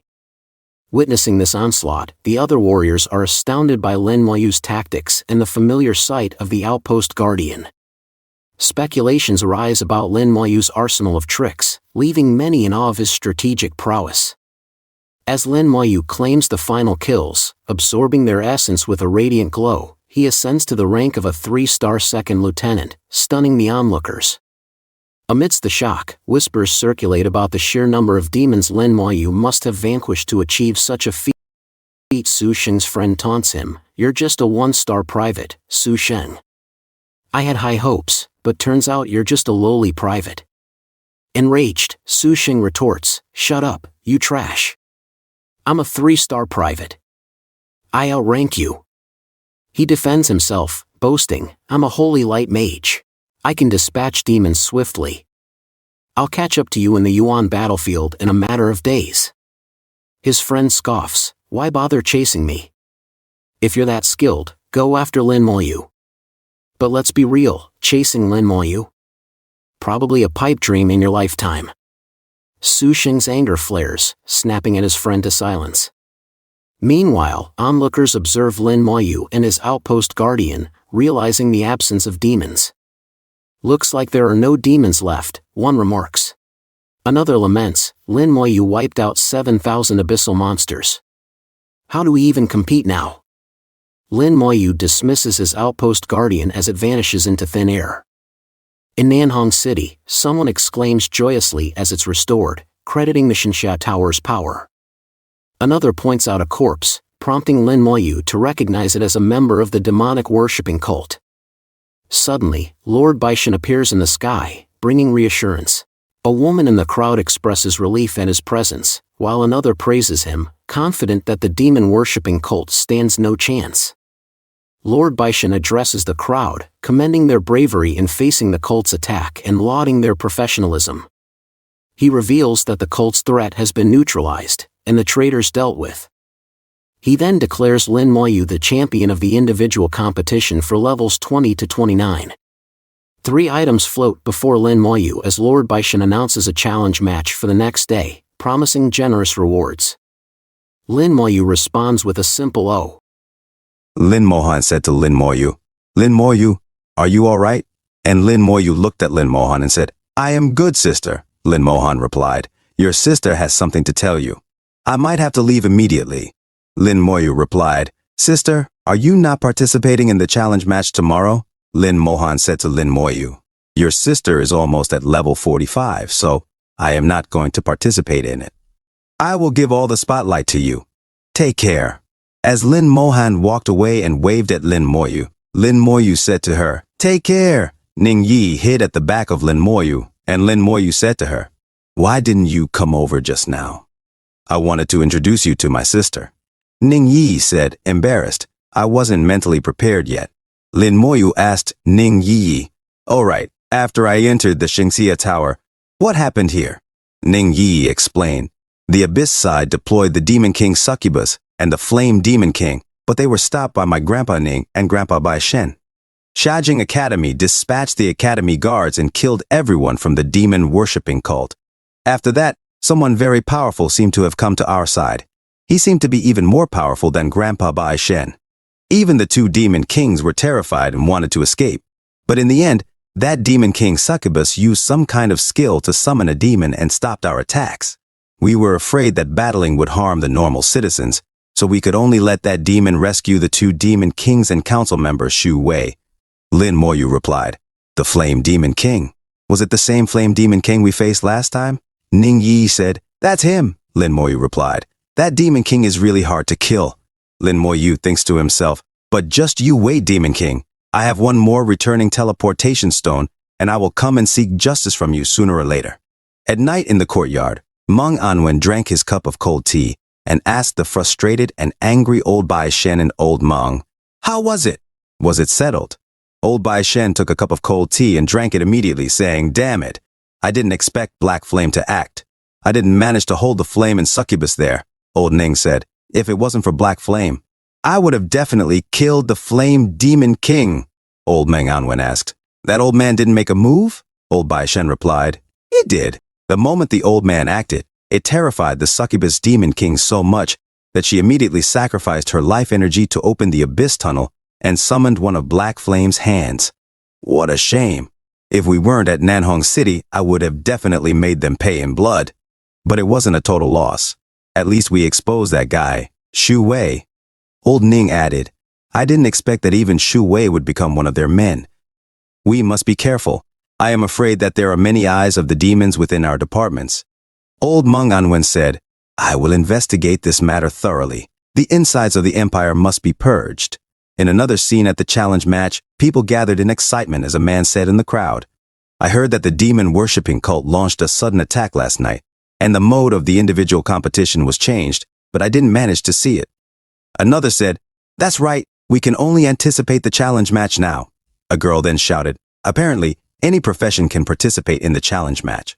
If you successfully complete the 5 rounds of challenges, the rewards will be far superior to the team and individual competitions. Zhang Taotao explained to Lin Moyu, once the first round starts, you have to challenge an opponent that is 5 levels higher than you. Every round after that will increase the level of the opponents by 5%. In just the 3rd round, we would need to face twice evolved professionals at level 42. Since the start of the competition of professions, in these hundreds of years, no one has ever managed to complete the 4th round. For professionals level 40 and below competing, the 1st round will win you a shining beginner's skill scroll. Completing the 2nd round will win you a shining intermediate scroll. Completing the 3rd round will win you 1 vial of intermediate magic potion. Completing the 4th round will win you 2 shining intermediate skill scrolls. As for the 5th round, no one has managed to clear it yet, so no one knows what the rewards are. Lin Moyu thought to himself, a domain that no one has entered? Then let me be the first to find out. The first challenger is a level 34 sword and shield knight, and the defender is a level 39 sword and shield knight. Lin Moyu said, this aura, he is a soldier. Zhang Taotao said, that is right. The reason the challenge match is so difficult is because the defenders are all selected from the Shengxia army. They aren't ordinary professionals, and they are 5 levels higher as well. Ordinary people won't even last the 1st round. The challenger, a sword and shield knight at level 34, exclaimed, impossible! How is he so strong? As the defender, a sword and shield knight at level 39, charged at the challenger, he managed to defeat him, and the challenge failed for the level 39 shield knight. One by one, the challengers failed to defeat the defenders. A few moments later, it was Su Sheng's turn, and he said to himself, I have already embarrassed myself twice. This time, I must take back the honor that belongs to me. Su Sheng stood in the arena, a level 29 holy light mage against a level 34 sword and shield knight, and the challenge began. Su Sheng then used his skill Holy Light, and the level 34 sword and shield knight used the extreme defense charge skill. Su Sheng then used his Holy Light ring so that the level 34 sword and shield knight couldn't get close to him. Suddenly, the level 34 sword and shield knight stood firmly and used the skill flash slash at Su Sheng, but Su Sheng managed to use Holy Light shield to block the attack. While blocking the attack, Su Sheng thought to himself, let me see which one lasts longer. Your extreme defense or my Holy Light shield? The level 34 sword and shield knight was having a hard time blocking Su Sheng's skill, and a few moments later, the dust clouds cleared, and Su Sheng remained standing. They announced the 1st round challenge was complete, and Su Sheng won. The crowd cheered in excitement and said, finally, someone won the challenge. Another said, the challenge match this time is too difficult. The Shengxia army is too powerful. After seeing hundreds of challengers, only Su Sheng was able to pass the 1st round. Another exclaimed, Su Sheng! The legendary profession Holy Light Mage is indeed extraordinary. Su Sheng thought to himself, a while longer and my shield would have shattered. If I would have given him a few more minutes, I would have lost, but it was lucky I won in the end. Su Sheng then received a shining beginner's skill scroll, and he looked at Lin Moyu and Zhang Taotao.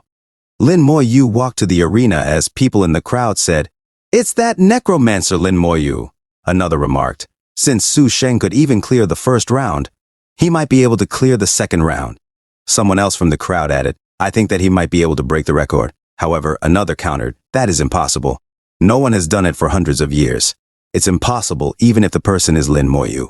In the arena, a level 32 mage was the opponent of Lin Moyu, and he said to Lin Moyu while bowing, Lieutenant Sir, please excuse my actions. In the crowd, a person shouted, what is happening? Is the opponent bowing to Lin Moyu out of respect? Or is he greeting a superior like in the army? Another said, is Lin Moyu a soldier too? And a person from the crowd understood and explained, no, it's because his rank is higher. Another person said, my goodness, he is actually a 3-star 2nd lieutenant. Another person from the crowd was shocked and said, he is only level 27. How did he do it? A person added, no wonder his combat power is so powerful. It's because he killed tons of demons. In the arena, Lin Moyu's opponent used his mage staff and cast a fireball spell. Lin Moyu, on the other hand, summoned multiple silver skeletons beside him. Suddenly, Lin Moyu and his opponent clashed their magics, with his silver skeletons enduring the battle. One silver skeleton managed to get close to the mage, and he immediately used a magic shield. Suddenly, from the sky, a lightning bolt struck the mage, and he tried to evade multiple attacks from Lin Moyu. Lin Moyu's silver skeleton warriors focused on getting close to the mage, but the mage used his skill, maybe fiery ring of resistance, making the silver skeleton warriors unable to get close. However, an onslaught of ice and lightning struck the mage's defenses, shattering them, and he used the magic shield once more. Lin Moyu thought to himself, as expected of a professional soldier, he actually managed to drag out the magic shield cooldown time and refresh it. If it were other people, they would have already lost. Lin Moyu commanded his silver skeleton warriors to go, and the mage got ready for the attack.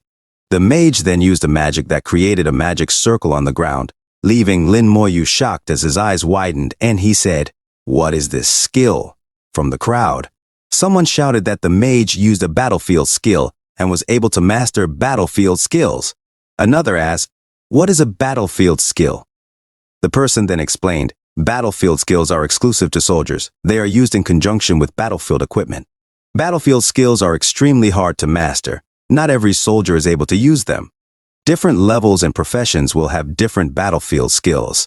There are even battlefield skills that require many people and many professions to work together." The other person then said, "I didn't expect him to know battlefield skills." The mage used fiery cage and managed to incinerate Lin Moyu's silver skeletons. Lin Moyu said while watching his silver skeletons burn, "Oh, an attacking skill that comes with area of effect control?" Lin Moyu then summoned multiple skeletons and said, "Let me see your limit." The mage was shocked as Lin Moyu casually summoned another batch of skeletons and said to him, "You are really not giving others hope, Second Lieutenant, sir," as he sighed. From the sky, multiple magic attacks from the silver skeleton mages and warriors advanced towards the mage, striking him and making him fly while losing health points in the air. In a split second, the announcer shouted, "The first round, Lin Moyu wins," and the crowd cheered. A person from the crowd said, "Sure enough, Lin Moyu breezed through the first round." Another said, "That's right, that soldier mage was already very strong. I didn't expect him to still lose to Lin Moyu," a girl said. "The main thing is that Lin Moyu is just too powerful." A person then shouted directly at Su Sheng, saying, "Lin Moyu won much more easily compared to Su Sheng, the holy knight who sweats holy water while fighting." Su Sheng got irritated, and another person laughed and said, "Right, I feel that he can pass the second round." An instructor asked Lin Moyu, "Do you want to continue the challenge?" And Lin Moyu said, "Continue the challenge." In another round, Lin Moyu's opponent is a level 37 sword and shield knight. The sword and shield knight thinks to himself as he looks at Lin Moyu, "The best way to deal with summoners is to defeat the summoner himself." A person from the crowd shouted, "Look, the second round is starting." The sword and shield knight wasted no time and used the skill charge towards Lin Moyu. Lin Moyu then summoned a silver skeleton warrior to defend him, and it struck the shield of the sword and shield knight. The knight said to himself, "Such powerful strength, I am afraid it won't be easy getting close to him." He then struck the silver skeleton mage and proceeded to run towards Lin Moyu with his intense aura, thinking, "A good chance." Lin Moyu then said, "It's useless, return, my warrior." The sword and shield knight was shocked as the silver skeleton warriors from his back instantly vanished. Lin Moyu smiled and said, "Come out," as he summoned the skeletons to his side. The sword and shield knight was shocked and thought to himself, "So he can recall skeleton warriors from afar too." The sword and shield knight said to himself, "I fell for his tricks. I have to find a way to break through." Suddenly he felt something in his body, and he saw the slow curse of Lin Moyu's chains wrapped around him. And he exclaimed, "A curse!" Suddenly 2 silver skeleton warriors attacked the sword and shield knight, and he tried to defend himself, but was unable to withstand the multiple attacks of the silver skeletons, and a few seconds later he was teleported outside of the arena. And he said to himself, "I lost." And the announcer announced that the second round of the challenge match, Lin Moyu wins. Lin Moyu stood silent as he listens to the crowd. A person said, "A level 27 defeated a level 37. It looked so easy for him." Another said, "After watching, I felt like I could do it too." Another said, "He passed the second round so easily. This isn't his limit." And the announcer approached Lin Moyu and asked, "Do you wish continue?" And Lin Moyu replied saying yes, as he obtained another reward from the battle. Suddenly another challenger was teleported in the arena. It was a level 42 archer. A person shouted, a twice-evolved high-level archer, and he is a 3-star second lieutenant too, just like Lin Moyu. Another person from the crowd said, he is fully equipped with platinum equipment. Is this third round passable? Another person said, the third round is already so difficult, the fourth and fifth round must be unimaginable. Lin Moyu thinks to himself, the fourth and fifth round, I will see them soon. And the match begins. The archer then uses his skill homing arrows and shoots above them. And the arrows was about to hit Lin Moyu, but his silver mages stood in front of the arrows. The archer then looks at Lin Moyu, and he uses another skill. The archer clones and 2 clones of himself appeared and runs towards Lin Moyu. And the arrows hit Lin Moyu and made a huge blast. In the crowd, a person said, it's over, while another person said, is the challenge going to end here? A girl said this is an attack by a twice-evolved archer. Suddenly, the arena cleared, and Lin Moyu was still standing with his skeleton armor. A person in the crowd said, a defensive skill. Is this to resist the archer's homing arrows? Another said, what a cool armor. A person said, this profession can both attack and defend. It's invincible. The archer was shocked and said to himself, this defensive skill is very powerful. Suddenly, the archer moves quickly, and he jumps in the air and attacks the silver skeleton warrior.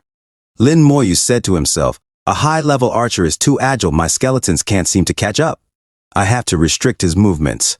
Lin Moyu then uses his slow curse at the archer.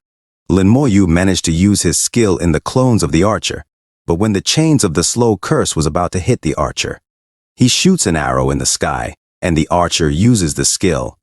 Purifying arrows and the slow curse chains of Lin Moyu was shattered. Lin Moyu thinks to himself, he actually have a cleansing skill like a priest.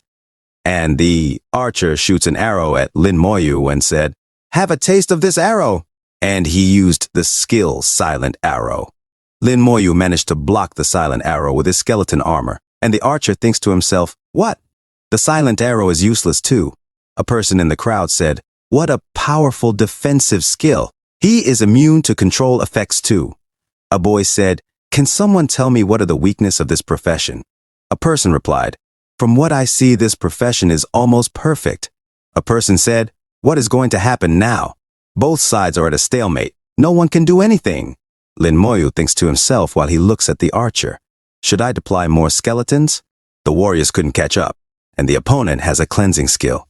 Lin Moyu looks at his hands and was thinking of using Soul Blaze and said, should I use this skill? Would it be too painful? And the archer was about to shoot arrows with his clones at Lin Moyu. And suddenly Lin Moyu uses Soul Blaze at the archer.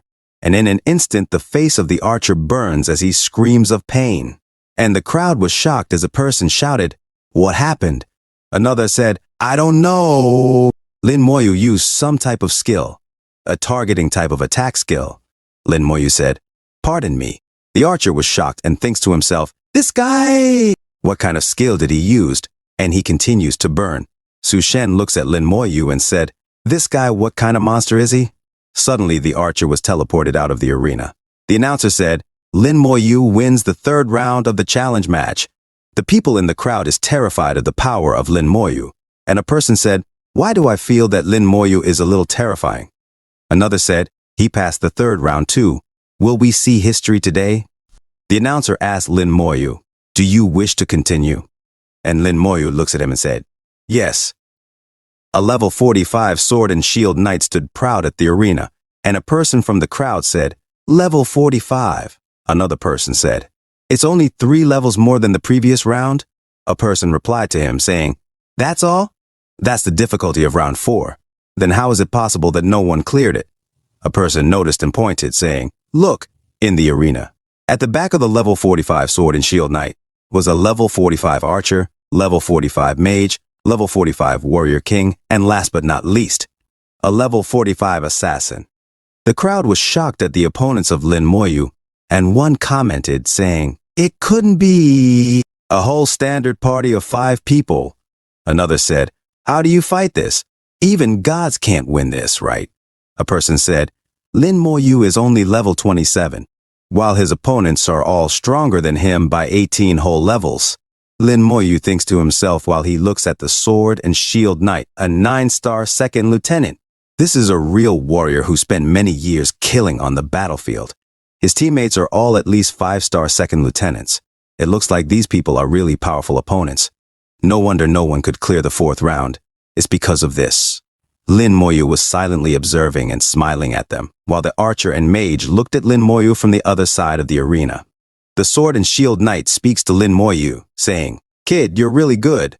You should be proud of yourself for reaching the 4th round." Lin Moyu replied, saying, "Thank you, but I still want to win today." And he summons an army of his silver warrior skeletons and silver mages at his side. From the summoning, a gust of wind and pressure covers the whole arena, and the crowd covers themselves from the gusts. And one of the persons in the crowd said, "What is that?" Another said, "What am I dreaming? Is this the real necromancer?" And the skeletons of Lin Moyu populate the arena, and one of the spectators said, as they are terrified at the scene, "This is basically an army." The Sword and Shield Knight sweats while the fight has not started yet, saying to himself, "This kid!" Su Shang was shocked that he sweats holy water and said, "So many skeletons. This guy has many tricks up his sleeves. He still has one big guy he didn't summon." And the friend of Su Shang said, "How do you fight this?" Lin Moyu then raises his hand to command his skeleton army to attack, and his skeletons aggressively run towards the opponent, and his silver skeleton mages cast their respective elements to attack. The Sword and Shield Knight uses his skill group defense to block all the incoming attacks of Lin Moyu, and the mage and archer attack the incoming skeleton army. The Sword and Shield Knight blocks all the attacks of the silver skeleton mages as he stood in front of the battle. The Sword and Shield Knight said, "I can't hold on much longer. Hurry!" The mage uses her skill, Apocalyptic Meteor Fire, and the archer uses his Arrow Storm, as the silver skeleton warriors of Lin Moyu still run towards them, enduring the damages. From the attacks of the opponent, only one skeleton mage has been destroyed. Lin Moyu thinks to himself, "The warriors are fine, but the mage can't really tank such powerful skills." The assassin uses formless stealth to go to the back of Lin Moyu. Suddenly, the assassin backstabs Lin Moyu, but his skeleton armor blocks the attack of the assassin, and Lin Moyu glanced at the assassin, making him look like a weakling, and the assassin was shocked and sweats. Immediately, the silver skeleton warriors grab the assassin, and the silver skeleton mages annihilate him with a huge thunder strike, and he vanished into thin air from the massive attack. Lin Moyu mocks him by saying, "Running away." Lin Moyu uses his skill Soul Blaze, and the Sword and Shield Knight asks the support to hurry and help the assassin. And the support healed the assassin, and also made his hair grow for a moment. The Sword and Shield Knight asked the assassin, "Are you all right?" And he replied, while his head immediately gets bald again, "Arg! That is too painful." Lin Moyu uses his skill Slow Curse on all of them, and the support counters with group purification, making Lin Moyu's chains break. Lin Moyu said, "Sure enough, with the high-level support there, my curse is useless." The Sword and Shield Knight stood his ground as the silver skeleton approaches them and said, "Skeletons are surrounding us." And the mage said, "I got it." And she uses the skill Fiery Ring of Resistance to not let the silver skeletons get close to them. And the archer uses his skill Chain Arrow, making the skeletons ensnared to their positions. And the archer said, "My chain arrow can't last for long." The Sword and Shield Knight shouted at his team, saying, "We can't wait anymore. Carve out a path, and we will rush him." And the crowd gets nervous, and one of them commented, "It's over." Lin Moyu's skeleton formation is in a mess. A lady with blonde hair said, "Is this the quality of a party of level 45 high-level professions?" And another said, "It feels like Lin Moyu is going to lose." The Sword and Shield Knight tells himself while looking at Lin Moyu in the distance, "He has too many skeletons. We would die of fatigue if we fight them head-on. We can only choose to attack the person." The archer will use another chain arrow at the skeletons of Lin Moyu. And Lin Moyu said to them as they run towards Lin Moyu, "As expected of Shangxia army soldiers, this is the first time I've felt so good, fighting with professions." The Sword and Shield Knight shouted to his team saying, "Charge," Lin Moyu said with confidence as his body glows in green aura, "But it's useless. I would win." The level 45 Sword and Shield Knight charges forward towards Lin Moyu. Lin Moyu suddenly uses his Soul Blaze at the level 45 Sword and Shield Knight and his team, making them all stop charging forward. The level 45 sword and shield knight said to himself while enduring the damage, "This flame can burn my soul." Outside the arena, the level 45 support said, "I got killed instantly. Without my support, they wouldn't last for long," as he looks at his team in the arena still fighting. The level 45 sword and shield knight faces 2 more skeletons and looks at his teammates being swarmed by skeletons. A few moments later, outside the mage, assassin, archer, and the sword and shield knight were teleported out. And the announcer said, "Lin Moyu wins the 4th round of the challenge match." A person in the crowd was shocked and said, "He won, he actually won." His friend said, "What was that flame just now?" "He made an entire team of high-level professions lose their ability to fight in an instant," his friend replied. "The necromancer is too terrifying." Ning Yi said, "Sister Taozi, do you think that Moyu will pass the 5th round?" And Zhang Taotao said, "I don't know, his abilities have exceeded my imagination. No one has seen the 5th round before too," Duangao said. "I didn't think that we would actually witness history in the making," Miao Yu said. "That's right, Lin Moya's name will be recorded in the history of the great professional competition." In the arena, Lin Moyu received 2 flashing intermediate scrolls. The announcer asked Lin Moyu nervously, "Lin Moyu, do you wish to continue?" And Lin Moyu said, "Yes." The crowd was shocked as one of them said, "I expect to actually witness the 5th round." Another said, "I've always thought that the organizers never actually set this difficulty level. I didn't think I would see it today." The announcer said, "The 5th round of the challenge will begin in 3 minutes. Please be ready." A high-level mage talks to Lin Moyu saying, "The rewards for this round are a high-level magical potion and a flashing high-level skill scroll." And the crowd was shocked as one of them said, "They're both high-level items." Another person said, "These are things that only a thrice-evolved professional can use. You can't buy them with money." A person shouted, "My goodness, Lin Moyu hasn't even undergone the 2nd job change yet, and the road to his 3rd job change is already paved." Lin Moyu was seen again, shocked, and said to himself, "To think that it would be those 2 items in the future. The chances of enlightening a high-level skill are frighteningly low, and this flashing scroll guarantees that you learn one. The high-level magical potion can permanently increase attributes by 20,000. After it is consumed by a thrice-evolved professional. It is priceless." Lin Moyu became serious and said, "No wonder Bai Shen said that this challenge match is the most important. I must get the rewards of the 5th round." A few moments later, a party was teleported into the arena. Ning Yi shouted, "What the hell? They're all level 50 rare professions, and it's a mage party too."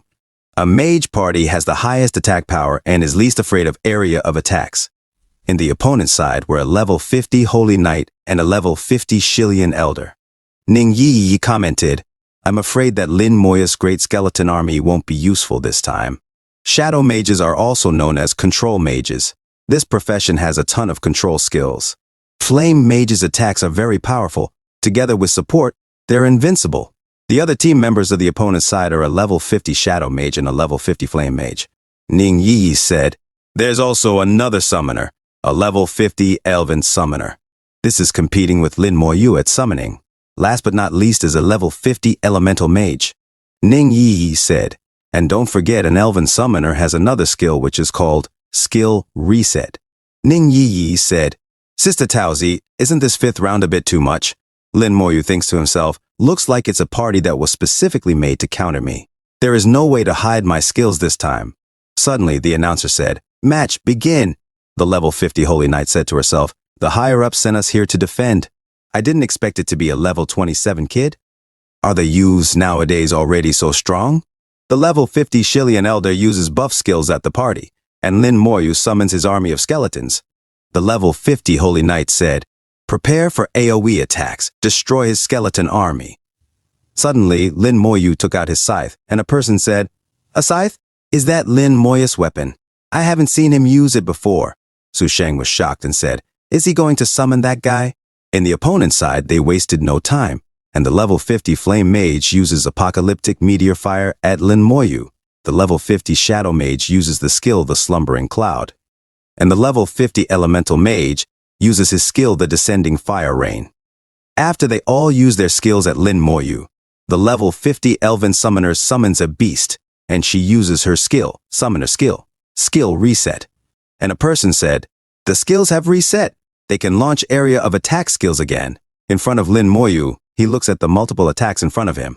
Lin Moyu summons the outpost dungeon boss and he said, "Come out, slumbering soul." And the outpost dungeon boss towers over them at the arena at the back of Lin Moyu as his eyes glow. The crowd was shocked and one of them asked, "What is that?" Another said, "Is that also Lin Moyu's skeleton?" In the arena in front of his opponents was the gargantuan outpost dungeon boss looking at them. And the level 50 Holy Knight said, while she looks at the outpost dungeon boss, "Hey, are you kidding me? If I guessed correctly, that guy should be the boss of the hell difficulty level of the outpost dungeon, right?" Suddenly, Lin Moyu is still not contented, and he summons his general. And he commands his general, saying, "Lead the troops, my undead general." And the undead general wasted no time and follows the order of Lin Moyu, and his army moves forward to attack the opponents. The level 50 Flame Mage's apocalyptic meteor fire hits the silver skeletons of Lin Moyu, and a system notification says 3 skeletons have been destroyed. Lin Moyu thinks to himself, as expected, a level 50 Flame Mage is enough to destroy my skeleton warriors. Suddenly, the wings of the outpost guardian boss spread, shielding the attack of the level 50 Flame Mage's meteor fire. The elder mage says to himself while watching the fight, "The soul of a hell difficulty dungeon boss? To think that the necromancer has this kind of skill in the arena." The level 50 Holy Knight uses her skill, Group Defense, and the outpost guardian boss jumps and prepares to attack them. The outpost guardian boss instantly hits the defense of the level 50 Holy Knight. And she said, "Our group attacks have all been blocked by the outpost guardian. Don't panic. It's not like our party can't clear the hell difficulty's outpost guardian." Suddenly in the sky, the skill of the shadow mage, Slumbering Cloud, gently clears as it rained. And the skeletons of Lin Moyu still stands despite of the multiple attacks thrown at them. The skeleton general then uses his skill military prowess to the skeleton army, and the silver skeleton warrior's eyes became enraged and the outpost guardian boss roars as it is buffed by the skeleton general. The shadow mage was shocked and sweating as she said, "My slumbering cloud cleansed." Immediately, the outpost guardian boss brandishes his weapon toward the level 50 Holy Knight and breaks the group defense she cast. The elven mage uses her skill, Reset, and the Holy Knight recasts her group defense. Lin Moyu says to himself, "That skill Reset's cooldown is ridiculous. Looks like I have to deal with that summoner beast first." The flame mage said, "Try attacking the main person this time," and they cast another barrage of spells towards Lin Moyu. Lin Moyu just stands there with his skeleton armor and says to himself, "Can my skeleton armor resist the group attacks of level 50 mages?" And the skills hit Lin Moyu, and he said to himself, "Just barely, but my spirit is abundant, so I can constantly cast my skeleton armor skill." Suddenly Lin Moyu notices the water beneath his feet and said to himself, "That shadow mage's skill." Lin Moyu tries to move forward, and he summons another batch of his silver skeleton warriors as he steps outside of the swam and walks on the back of his silver skeleton warriors. The Holy Knight said while she sweats holy water, "Damn it, with that weird defense skill active, our control skills have no effect on him. He can't even be trapped by the swamp." Suddenly the skeleton general moves, and the silver skeleton warriors proceeded to attack the Holy Knight. The Holy Knight shouts at the elven summoner and said, "My defense is going to shatter, quickly reset my skill." And the elven summoner said, "That is too fast. My summoner beast needs to rest too." The outpost guardian boss suddenly shatters the group defense of the Holy Knight, and she said, "My goodness, the defensive shield of a level 50 Holy Knight was actually broken by attacks. Even the skill cooldown Reset couldn't catch up. Lin Moya's skeletons are clearly way fiercer than the 5th round. Skeletons are approaching. Do it now." The flame mage uses his skill Fiery Ring of Resistance, making the silver skeletons slow down from their advances, and he followed up with his skill Firewall and burns the approaching silver skeleton warriors. Suddenly the elven summoner manages to use Refresh their skill, and immediately the Holy Knight uses her group defense once more. The Holy Knight said, "Even if we can only chip away at his health, we'll grind that kid to death." Suddenly Lin Moyu questions her, "Grind me to death?" And Lin Moyu stood at their back and was smiling with his silver skeletons. The Holy Knight tells herself, "He used my skill casting window to barge into this space." The Holy Knight tells Lin Moyu, How can a mage like you dare to get close? And Lin Moyu uses slow curse on them, and he was able to chain all of them up. Lin Moyu tells himself, my curse will definitely not stop them, but it will buy me enough time. And his silver skeleton warriors rushes towards the summoned beast of the elven summoner and uses rage strike to slaughter the beast. Without time to spare for the other team, Lin Moyu uses corpse explosion on the minced beast of the elven summoner. Lin Moyu said, a level 50 summoned beast should have much more HP than them, right? Suddenly, the beast exploded with Lin Moyu's skill, corpse explosion, creating a huge blast in the arena.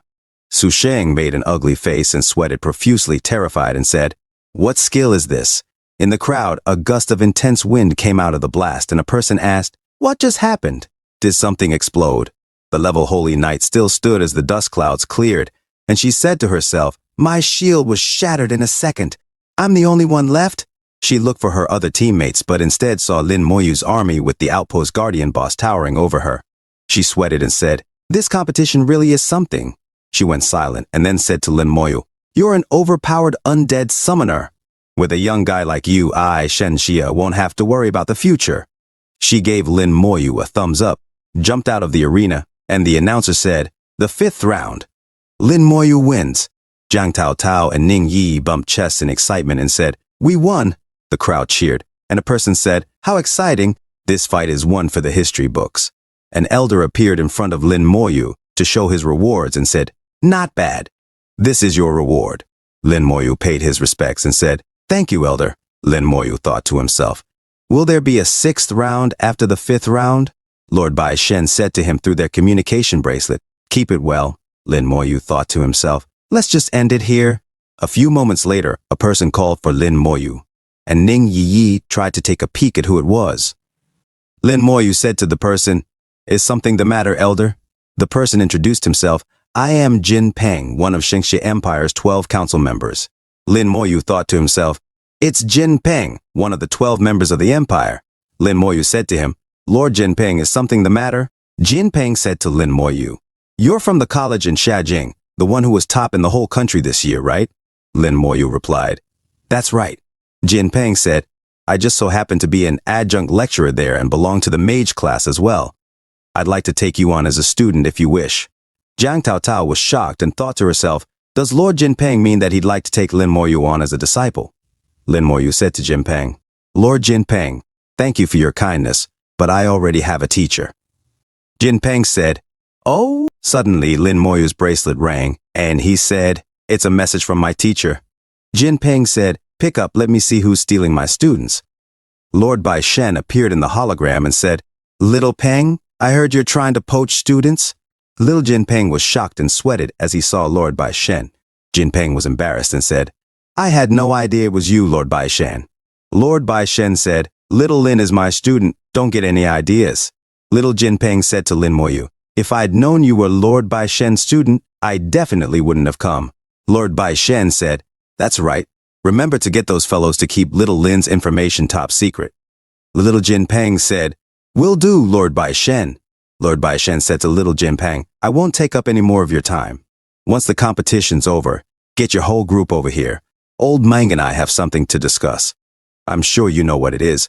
Little Jin Peng said, okay, after the competition, I will bring them over to see you and Lord Meng. Old Bai Shen told Lin Moyu, Little Lin, you've done well, but you should come back soon. I have a new task for you. Lin Moyu replied, okay, teacher.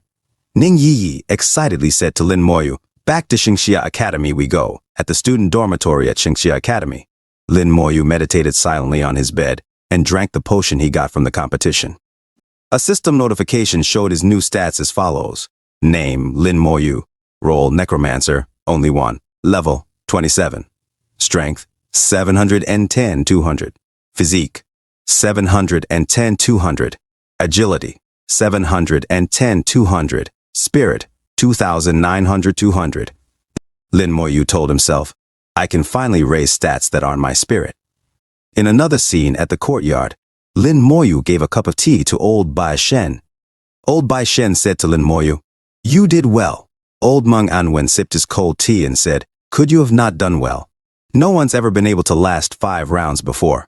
You're much stronger than your teacher was back in the day. he could only pass 3 rounds. Old Bai Shen was angry at old Meng Anwen for saying that and said, "Can we have a proper conversation?" He then talked to Lin Moyu saying, "Next, go to the duplicate hall and level up to level 30. I'll bring you somewhere after that," Lin Moyu said. "Dungeon hall? Wouldn't going to the arena to practice be faster? I'll be able to earn some money too." Old Bai Shen said, "You should stay in the academy for a few days. You've done too well. It's going to be too easy to be watched by other people. In these few years, many prodigies have been assassinated in the empire. You must be careful. The academy is safe." Lin Moyu said, "I understand." As Lin Moyu walked away, old Meng Anwen said, "Where are you bringing him?" Old Bai Shen replied, "If he didn't go there, how could he be considered a proper professional? The earlier, the better." Old Meng Anwen said, "Aren't you worried it will be dangerous?" Old Bai Shen said, "This brat's much stronger than you or I expected. He won't die that easily. And as long as the spirit temple's mark stays, he can revive even if he does die." In another scene, Lin Moyu said to himself, "The dungeon hall. You're back." A warrior noticed Lin Moyu's arrival and said, "Look, Great God Lin is back." Another person said, "Have you heard? Great God Lin reached the 5th round in the challenge match." Someone else added, "To think I grinded a dungeon with such a legendary figure. Just thinking about it makes me so excited." His friend said, "What are you saying? You paid him points to let him carry you through the dungeons." "That's all." Lin Moyu said to himself, "Looks like Bai Shen's worry is right. I did receive a lot of attention." Suddenly, Shu Han called to Lin Moyu, "Junior Lin, you're back." Shu Han then asked Lin Moyu, while she effortlessly tried to look pretty, "Which dungeon do you want to farm this time? Do you want my recommendations? The price is very cheap." Lin Moyu suddenly sent her something without her asking. Shu Han was shocked and said, "Boss, you're so generous." She looked at her Apple Watch and read, "You've received 100 points. Shu Han gave Lin Moyu a thumbs up and showed him the Fire God Palace. A system notification displayed, "Fire God Palace, level 32 dungeon, difficulty, normal. Nightmare entry requirements, level 27-37 entry cost. 500 points, dungeon cooldown time, 120 hours remove cooldown cost. 2,500 points dungeon record, 8 hours 32 minutes. Lin Moyu said to himself after reading the records, "It looks like a very ordinary dungeon. But why is the record 8 hours? Shu Han smiled at Lin Moyu and said, "Did you realize it too? This dungeon's clear time is extremely long, and no one chooses this dungeon. That's because this dungeon is actually one of the 5 elemental dungeons. Apart from the 4 commonly known elements, wind, water, fire, and electric, there's actually one more element, the light element. Every element has its corresponding elemental dungeon, and if you're lucky, it'll drop the corresponding elemental fragment." Lin Moyu asked Shu Han, "What do you get after collecting all 5 elemental fragments?" Shu Han replied, "I'm not sure either, but I've heard that you'll receive benefits you can't imagine." Lin Moyu said, "Are the rest of the elemental dungeons here too?" Shu Han replied, "The level 37 water elemental dungeon, only level 32 seconds can enter. The level 42 wind elemental dungeon, only level S can enter. You can't enter them right now, and the fire and light elemental dungeons aren't here, so you have to find them on your own." Lin Moyu thanked Shu Han, and she replied, "No need to thank me." Lin Moyu stepped forward to the portal and said, "I choose the nightmare difficulty." He entered the dungeon. Lin Moyu stood and looked around, thinking to himself, "It looks like I will constantly receive fire elemental damage in this dungeon." Lin Moyu walked around the Nightmare Fire God Palace in his skeleton armor. He said to himself, "No wonder the clear time was so long. If you didn't bring 2 healers with you, it would be very difficult to move forward." Suddenly, Lin Moyu noticed 2 monsters in front of him. A system notification displayed, "Fire Elf, Enhanced Elite Monster. Level 32. Strength 10,000, Agility 3,000, Spirit 4,000. Constitution 10,000, Skill Fire Attack, Trait Fire Elemental Damage Immunity. Receive 50% physical damage." Lin Moyu said, "Looks like it's the same as the Elemental Secret Realm. I can't use Corpse Explosion." Suddenly, the Fire Elves attacked Lin Moyu with fire. He summoned his Silver Skeleton warriors, and they ran towards the Fire Elves. They struck the Fire Elves, and a system notification showed, "You've killed level Fire Elf, gained 640,000 experience points, received Fire Crystal Core." Lin Moyu said, "As expected, there's no corpses. He told his skeleton warriors to go scout the terrain. Lin Moyu was shocked and said, "Turns out I'm wrong. There are physical monsters here too." Lin Moyu found a fire lizard sleeping. He said, "Since there'll be corpses, it should be easy." He summoned additional silver skeleton warriors and said, "Go and lure those monsters here." The silver skeletons woke up the fire lizards and lured them towards Lin Moyu. Lin Moyu used his slow curse on them, chaining the fire lizards. Immediately, the silver skeletons used their rage strike on them, and Lin Moyu followed up with his skill, corpse explosion. A huge blast erupted in the fire god palace. He smiled and said, "Let's continue." Suddenly, the place got hotter, and the whole surroundings burst into flames. A ball of fire appeared. A person outside said, "Look, why is the fire god palace spewing fire?" A system notification displayed the difficulty: normal, nightmare, and hell. The person added, "My goodness, why is there suddenly a hell difficulty for the fire god palace?" The warriors were shocked outside the portal and exclaimed, "What happened? Why did it suddenly change to hell difficulty?" Another said, "Who is in the dungeon right now?" "It seems to be Great God Lin." In the courtyard, Old Ning sensed something in the air. Old Meng Anwen asked, "What's wrong?" Old Ning replied to himself, "As the headmaster of Xiajing Academy, the school's changes are all within my control." Just now, hell difficulty in the fire god dungeon was activated. He played with his beard and continued, "I just checked who had entered the dungeon, and guess who it was?" Old Meng Anwen said, "Since you've already said it like that, it must be that brat, right?" Old Ning was shocked and said, "Is he aiming for elemental fragments now?" "Only by triggering hell difficulty will the fragment have a chance to drop." Old Meng Anwen said, "To trigger hell difficulty, you must eliminate a large number of monsters in a very short period of time and cause a fundamental impact on the dungeon. That kid is indeed capable of doing that."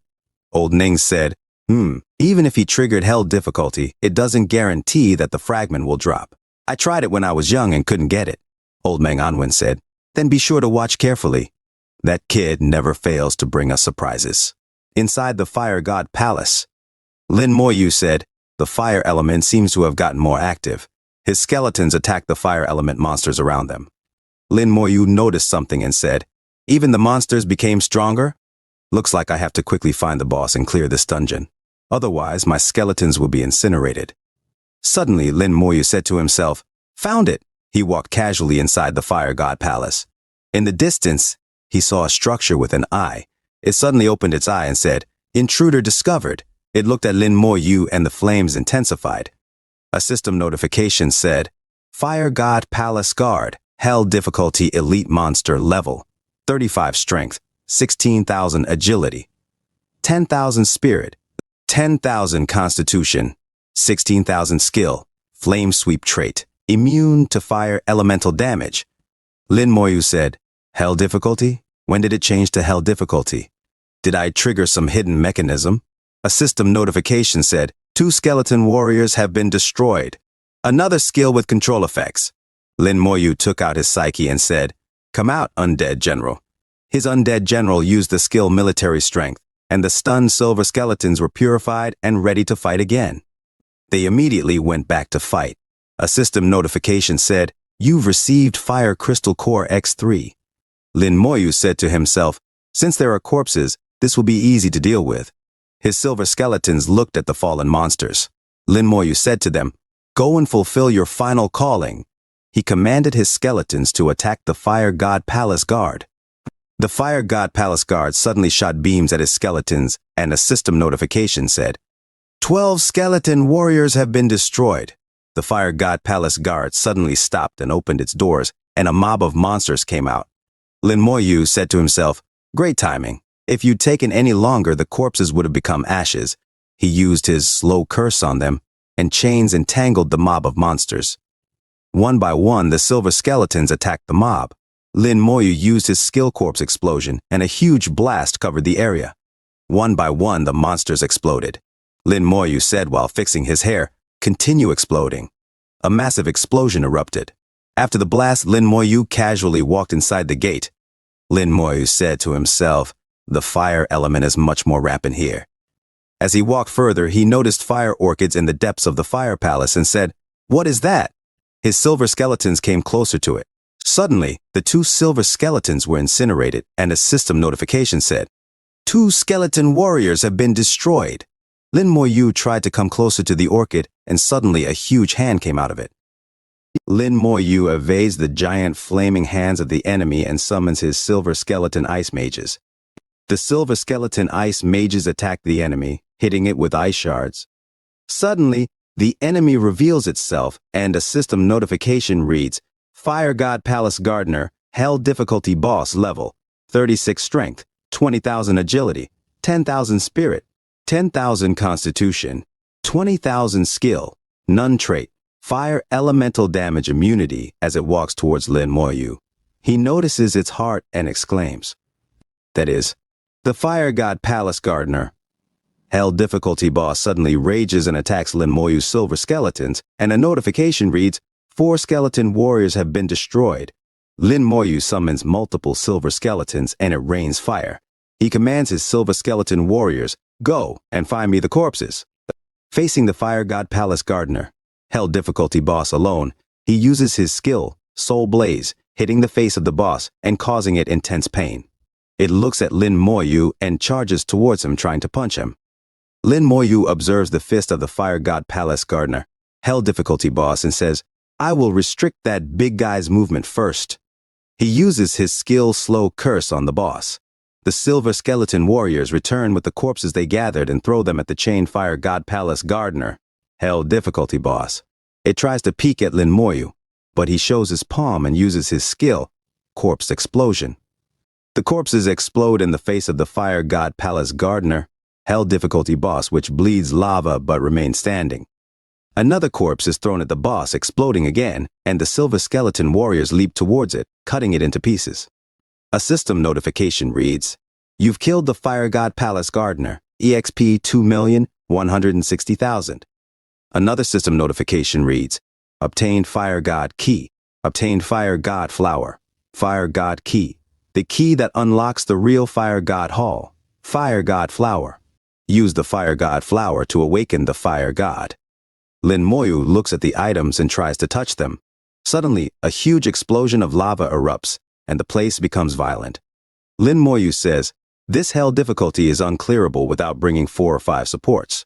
Even I can barely endure this harsh fire element now." Suddenly, he notices something emerging from the lava and says to himself, "That is, a giant flaming eye above the palace. It forms its own armor." And a system notification reads, "Clava Giant, Hell Difficulty Leader, Level, 38 Strength, 25,000 Agility, 10,000 Spirit, 10,000 Constitution, 25,000 Skill, Fire Laser of Death, Lava Ejection, Volcanic Eruption Trait, Fire Elemental Damage Immunity, Fire Elemental Skills Power, Enhanced." The Clava Giant, Hell Difficulty Leader, looks at Lin Moyu. He says to himself, "Hell Difficulty Boss? It's not named as the Fire God's monster. Why is it a Lava Giant? So Fire God Palace and Fire God Hall are different dungeons." A system notification reads, "Obtain Fire God Flower, Fire God Flower. Use the Fire God Flower to awaken the Fire God." Another system notification reads, "Obtained Fire God Key, Fire God Key, the key that unlocks the real Fire God Hall." Lin Moyu says to himself, "Looks like clearing the Fire God Palace is a prerequisite mission of Fire God Hall." The Clava Giant, Hell Difficulty Leader suddenly uses its skill, Fire Laser of Death, on Lin Moyu. A system notification reads, 5 skeleton warriors have been destroyed. It breaks the skeleton armor of Lin Moyu. He says, "I have to replenish my skeleton armor first. Looks like my skeletons are unable to fight with the boss head on." He takes out his scythe and says, "I will end this quickly. Come out, Battlefield Ghost King." The souls of the fallen emerge from his weapon, and a system notification reads, "Battlefield Ghost King Dead Spirit, Level, 39 Strength, 25,000 Agility, 20,000 Spirit, 20,000 Constitution, 25,000 Skills, Nihility, Bewitch, Lifesteal Trait. Physical damage -50, holy damage 50%. Lin Moyu says, "Since I'm ending this fast, I should go all out." He faces the Clava Giant, Hell Difficulty Leader with his skeleton army. The Clava Giant Hell Difficulty Leader uses its Fire Laser of Death on the Battlefield Ghost King Dead Spirit, Level 39, hitting its stomach. Suddenly, the battlefield Ghost King uses its skill Void transformation, and the fire laser of death vanishes into the void, reappearing to hit the wall at the back. The battlefield Ghost King then uses its skill Bewitch. Lin Moyu says to himself, the Bewitch skill is useless against this big guy. The Klava Giant held difficulty leader is shocked. Its single eye wide open. It counterattacks with volcanic eruption. Lin Moyu and the battlefield Ghost King face the volcanic eruption. Lin Moyu silently endures the damage with his skeleton armor, but his silver skeleton warriors are hit. A system notification says, 10 skeleton warriors have been destroyed. Another notification says, 16 skeleton mages have been destroyed. Lin Moyu exclaims, I can't waste any more time. His ice silver mages raise their staffs and prepare to attack. Ice shards and lightning rain from the sky, hitting the Klava Giant held difficulty leader. The battlefield Ghost King points at the Klava Giant and uses the skill Nihility, shooting a red beam of light and piercing its chest. The Klava Giant suddenly jumps and crushes Lin Moyu's silver skeletons. A system notification says, 4 skeleton mages have been destroyed. On the side, Lin Moyu uses his skill Slow Curse, covering the Klava Giant in chains. The Klava Giant rages and uses its skill Lava Ejection, targeting Lin Moyu. A system notification says, 7 skeleton warriors have been destroyed. Another notification says, 6 skeleton mages have been destroyed. Lin Moyu looks serious after losing so many silver skeletons. Multiple silver skeletons charge towards the Klava Giant, attacking it simultaneously. The battlefield Ghost King uses its skill Lifesteal on the Klava Giant, causing it to feel pain from the attacks and kneel in the lava. The battlefield Ghost King immediately attacks the Klava Giant again, while the swarm of silver skeletons continues their assault. The battlefield Ghost King shoots another Nihility at the other side of the Klava Giant's chest. For a moment, the Klava Giant tries to stand, looking at the 2 holes in its body with its single eye. Suddenly, a huge fist from the battlefield Ghost King comes fast, hitting the Klava Giant's chin and slamming it into the lava. A system notification says, you've killed the leader of the Fire God Palace, the Lava Giant. Lin Moyu, looking at the defeated Klava Giant, says, I have to leave first. Moments later, he teleports out and sighs in relief, saying, I'm finally out. Any longer, and even I wouldn't have been able to endure it. A system notification says, you've killed the Lava Giant. Experience points plus 3,800,000. You've received Lava Staff. You've received Fire Crystal Fragment. Lin Moyu wonders, crystal fragments? What's the purpose of combining them into a fire crystal? Suddenly, outside, they hear the bell chime 3 times. A student points at the entrance of the fire palace and says, the bell chimed. Has someone set a new record since Great God Lin? Another replies, it's the Fire God Palace. A system notification says, clear record first place Lin Moyu, second place none. A student exclaims, Great God Lin set a new record once again. His friend asks, hold on, even if Great God Lin set a new record, what happened to the previous team's record? Why was it erased? Another student proudly says, do you want to know why? His classmates urge him, why? Stop keeping us in suspense. He smiles and says with a twinkle in his eye, that's because Great God Lin cleared the hell difficulty. The clear time won't be listed with the nightmare difficulty. Another says, stop joking. We've entered the Fire God Palace before. This dungeon doesn't have a hell difficulty. The highest is just the nightmare difficulty. Who are you fooling? He replies, why should I lie? I was there when the dungeon upgraded. Check it yourself if you don't believe me. They all check the Fire Palace and are shocked, with one even crapping his pants in surprise. A system notification says, Fire God Palace hell difficulty clear record first place Lin Moyu, 3 hours, 58 minutes, and 22 seconds. Second place none. A student exclaims, hell difficulty, the dungeon really upgraded. His friend says, isn't Great God Lin too powerful? This is twice as fast as the nightmare difficulty clear record. I have a feeling this isn't Great God Lin's limit. Another adds. Lin Moyu, listening to them while playing with the fire crystal fragment, says to himself, I will ask Master what the use of this fragment is first. A person asks, Dean Xiao, are we still going to raid it? Dean Xiao shouts, yes, and adds, why can't we raid the dungeon? Can the 12 of us not win against one person? Dean Xiao said to himself, sweating. Upon hearing that a dungeon had upgraded, I immediately gathered my men and rushed over. I didn't expect it to be that kid again. This time, I'm going to ruin his reputation. In the courtyard, Lin Moyu teleported while Meng Anwen and Lord Bai drank their cold tea and had some sweets. Lord Bai said to Lin Moyu, I've heard about the dungeon upgrade. It was you, wasn't it?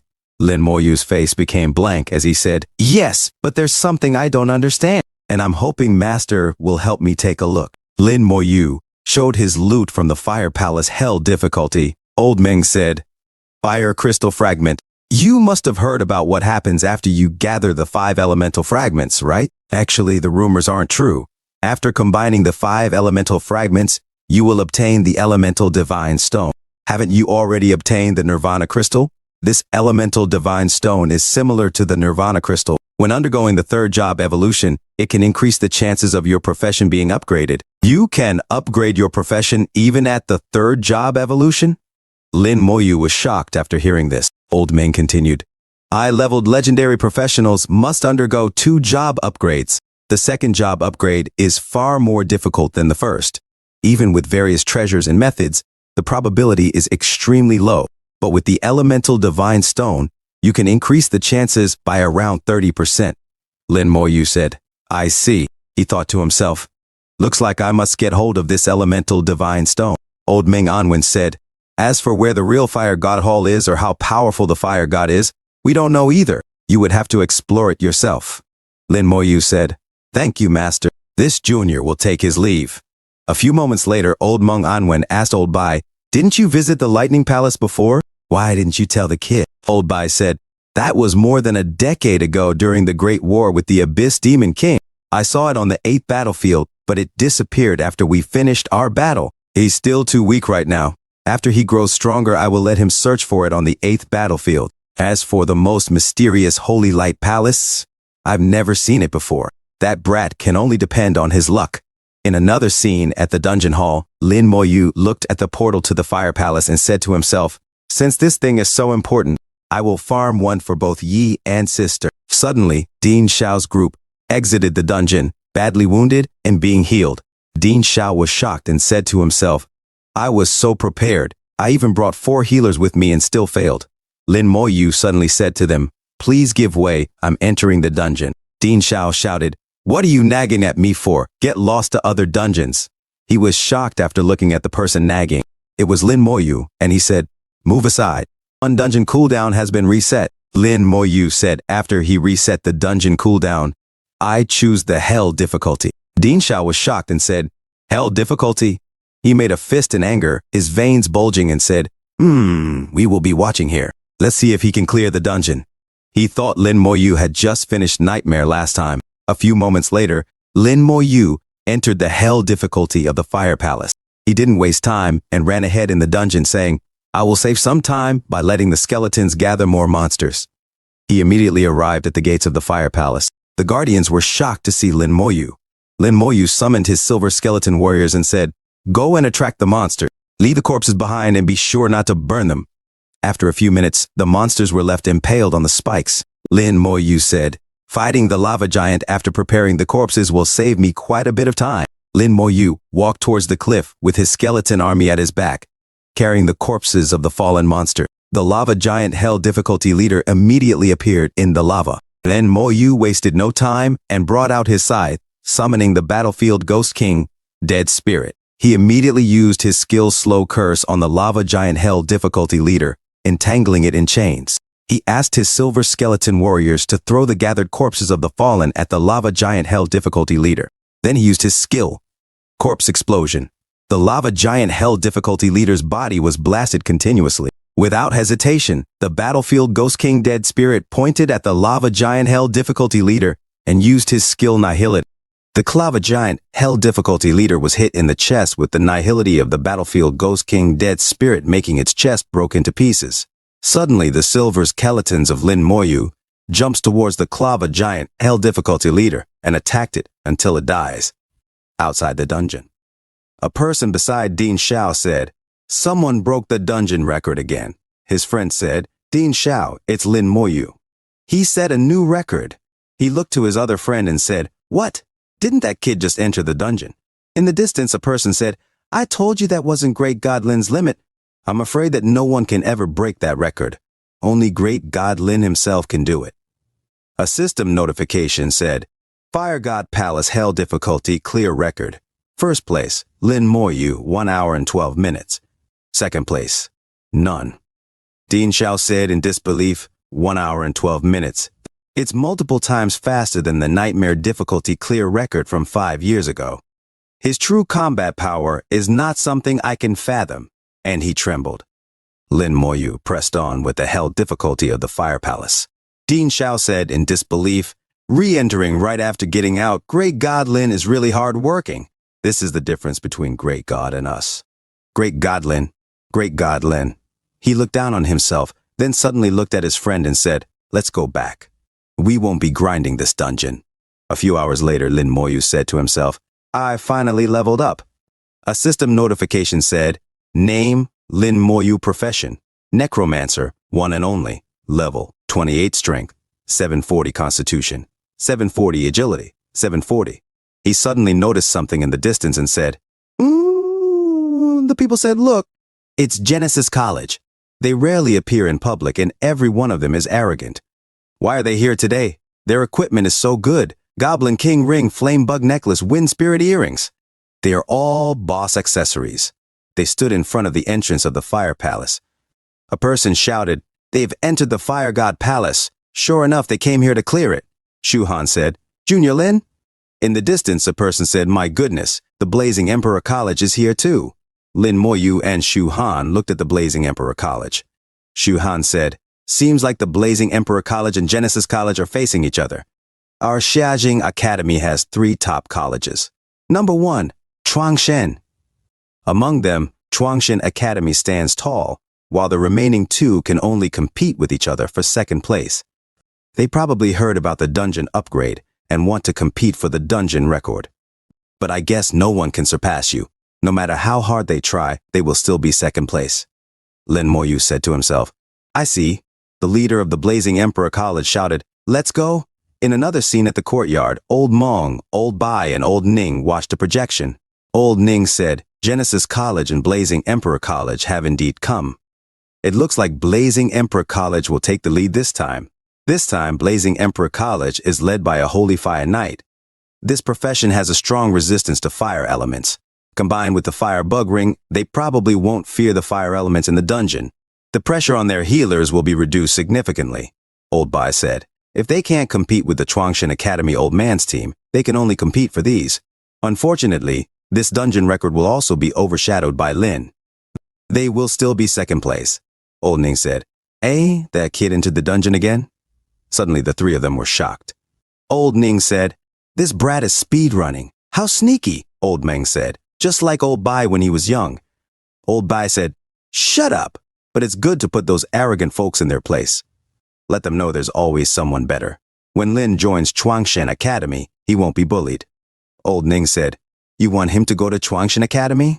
Not to the old man's Chuangshen Academy? Old Bai said, the old man already has students. He must have given them all his precious resources. There are still plenty of good things in Chuangshen Academy.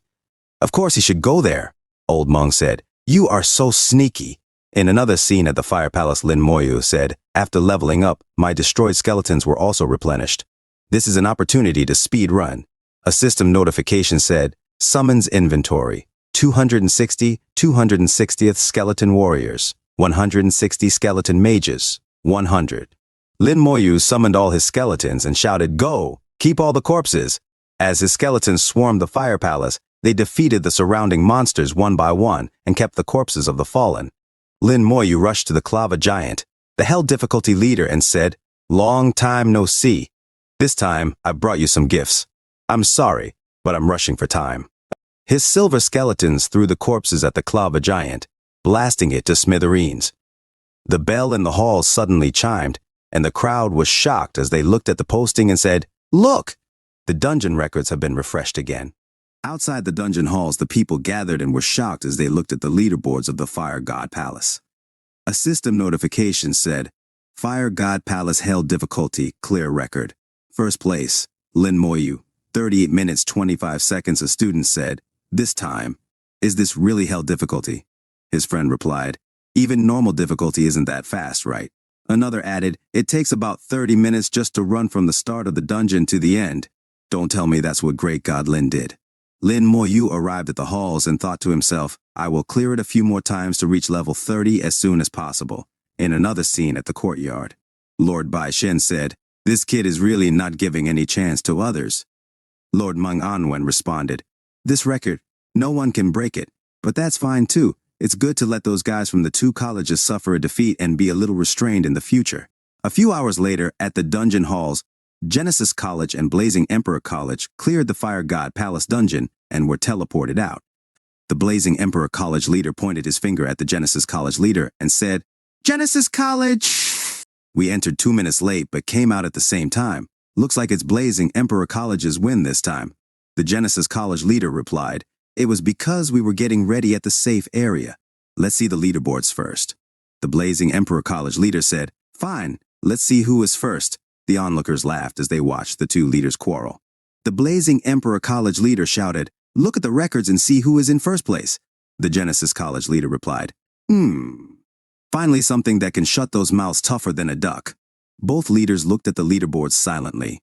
A system notification said, "Fire God Palace held difficulty clear record. First place, Lin Moyu, 38 minutes, 25 seconds." Suddenly, both of their faces showed shock. The Blazing Emperor College leader said, "Lin Moyu, why is it him? A level 28 solo clearing in 38 minutes. The Genesis College leader replied, "Is this the strength of the professional competition's champion?" The Blazing Emperor College leader turned around and said, "Let's go." The onlookers laughed, saying, "Ha ha, look at them. The people from the top colleges aren't that impressive after all. The more arrogant you are when you arrive, the more humiliating it is when you leave." At the courtyard, Lord Bai Shen asked Lord Mang Anwen, "How did it go?" Lord Mang Anwen replied, "I've already locked onto the coordinates of Eternal Training's relatively hidden ground and found a position." Lord Bai Shen said, "As expected of old Meng, you found it this quickly." Meng Anwen responded, "Are you really planning on sending him there? You only went there after you'd evolved your profession twice, and that kid Lin just reached level 30. Lord Bai Shen said, "Colleges are greenhouses which nurture fragile flowers. He's stronger than most level 40 professionals right now. There's no reason why he can't go. You saw it in the competition. He defeated a team of twice-evolved professionals solo." Lord Mang Anwen said, Since he's your student, I won't interfere in your teachings. That kid won't die for real anyway. Even if he really did, it would make him face reality, so it's not really a bad thing." Lord Bai Shen proudly said, "Don't worry, that kid won't die." A few hours later, at the dungeon halls, Lin Moyu cleared the dungeon once more and said to himself, "After farming the dungeon 10 times, I've finally reached level 30. A system notification said, "Name, Lin Moyu. Profession, Necromancer, one and only, level 30. Attributes, title, Dragon Warrior King, all attributes 500. Skill cooldown reduced by 50%. Strength, 1,500. Agility, 1,500. Constitution, 1,500. Spirit, 4,000. Suddenly, Shuhan said to Lin Moyu, "Junior Lin, did you level up?" Lin Moyu replied, "It's all thanks to you, Senior, for recommending this dungeon." Shuhan said, "Congratulations. I didn't expect the dungeon to upgrade too. This is clearly all due to your hard work, Junior Lin." Lin Moyu responded, "Do you have something in mind? Feel free to speak directly." Shuhan asked, "Junior Lin, can you sell one of the fire crystal fragments to me?" Lin Moyu looked at her closely. Suddenly, he tossed a fire crystal fragment at her and said, "Take it. It's free of charge." As he walked away, he added, "Senior, I need to go find my master. Goodbye." Shuhan said, "Does this guy know the value of this thing?" A few moments later at the courtyard, Lord Bai Shen said to Lin Moyu, "Kid Lin, you've reached level 30. Lin Moyu stood silently and said, "Yes." Lord Mang Anwen said, "You've leveled up from 27 to 30 in less than 2 days. You're a little harsh on yourself." Lord Bai Shen said, "It's good to be harsh. The more ruthless you treat yourself, the more ruthless your enemies. Mankind has survived till this day by standing on mountains of corpses and seas of blood. How does being level 30 feel?" Lin Moyu said, "I feel some changes in me, but I didn't analyze them thoroughly before rushing here." Lord Bai Shen said, "Now that you're level 30, you can awaken some new skills." He placed a lot of skill scrolls on the table. Lin Moyu showed his winning scrolls from the tournament and said, "Master, there's no need, because I have these." Lord Bai Shen, clearly having forgotten, laughed and said, "This brat." Lin Moyu immediately used a skill scroll and a notification appeared. Skill received. Skeleton Fangs, level 1. Release skeleton fangs to attack enemies. The strength and number of the fangs are dependent on the skill's level and spirit. He immediately used the skill in the courtyard, breaking the ground, and thought to himself, looks like it's the same type of skill as the skeleton armor. Lord Bai Shen said, release it over there. Lin Moyu vandalized more property in the courtyard with his new skill. Lord Bai Shen, while observing the chaos, said, the power's not bad. This level 1 skill is almost on par with the fireball spell of a level 30 mage. Lord Meng Anwen said, looks like Kid Lin's enhancing talent magnified the power of the skill. If the level is maxed, it will become a very powerful skill. From your level and the number of skills you possess, you should still be able to awaken 2 more skills. Try it, Lin Moyu said. Yes, Lord Mong. He used another skill scroll and felt intense power. Why did a new skill not awaken? He thought to himself. Lord Bai Shen said, what's wrong? Lin Moyu said to himself. Thanatos Scythe appeared on its own. Could this skill be related to it? A system notification said, skill acquired. Summon Undead General. Lin Moyu said to himself, the Undead General became my new skill. There seems to be some special change in the skill. In the courtyard, a gust of wind circled the area. Lord Mang Anwen said, this skill can affect heavenly phenomena. Lord Bai Shen said, like a forbidden curse. A system notification said, the Undead General can control skeleton warriors and mages to form a legion. Another system notification said, Bronze Grade Undead General.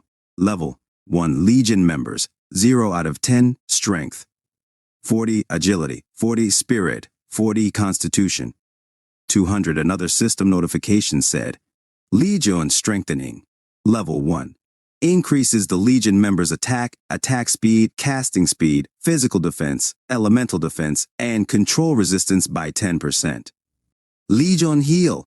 Level 1. Treats the Legion members and heals their injury. Military Power. Level 1. Removes all abnormal status effects for all Legion members and boosts morale, only effective for status effects below level 10.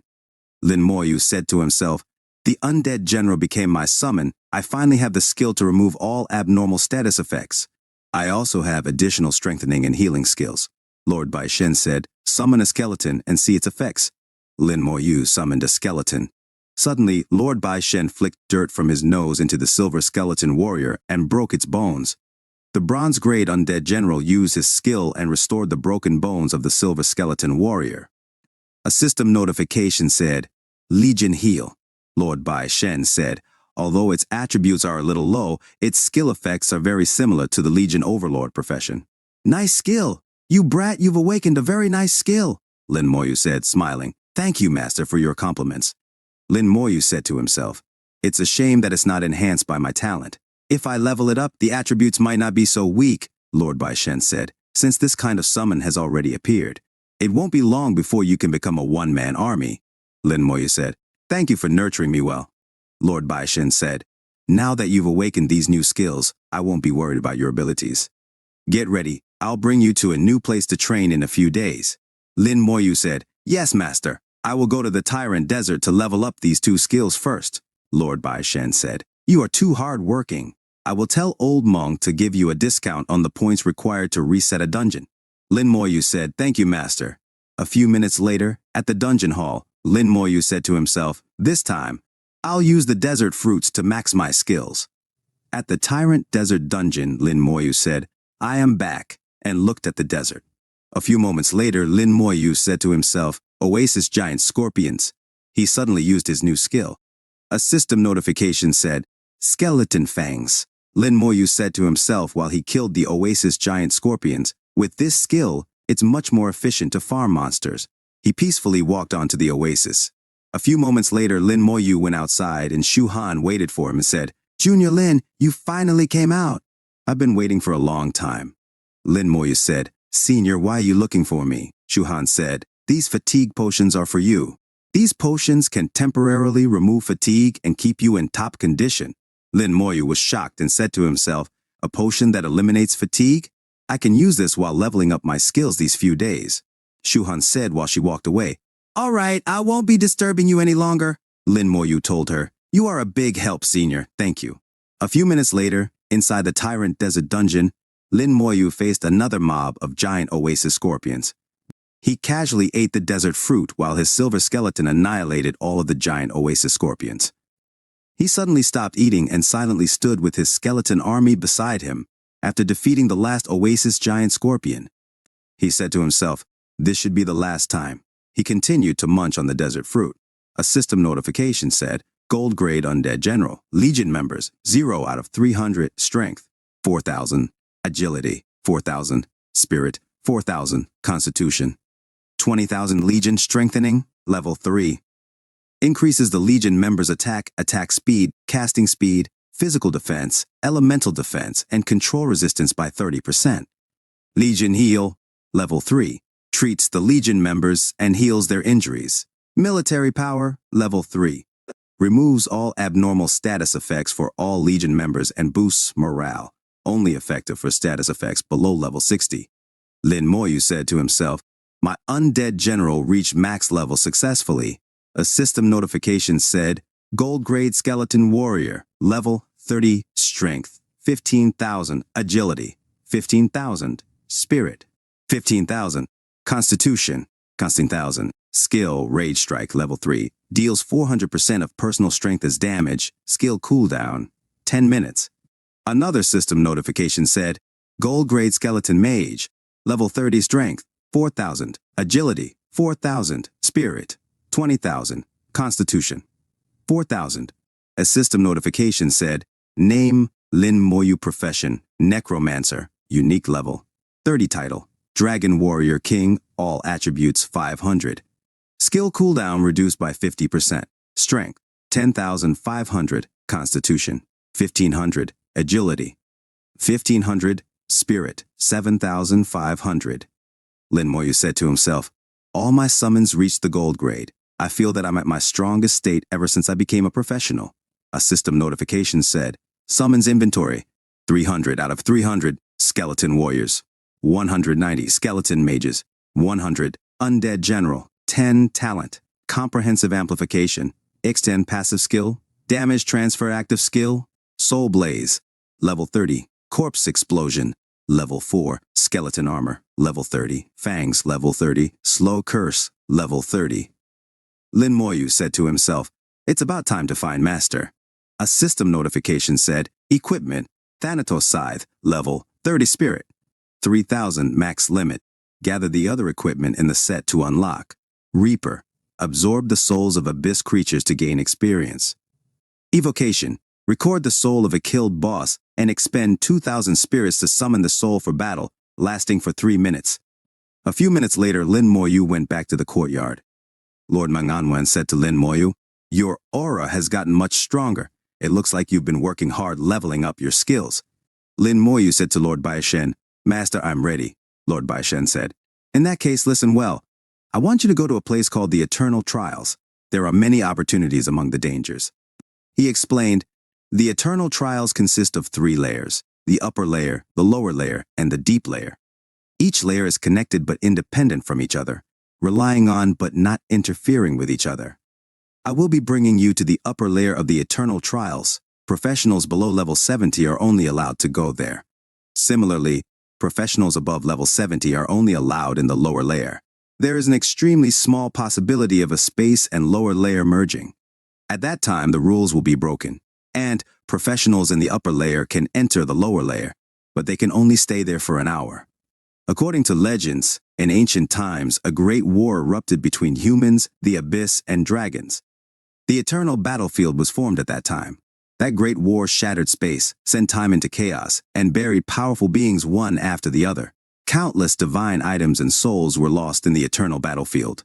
Their will lasted for a long time, forming various monsters, secret realms, and dungeons.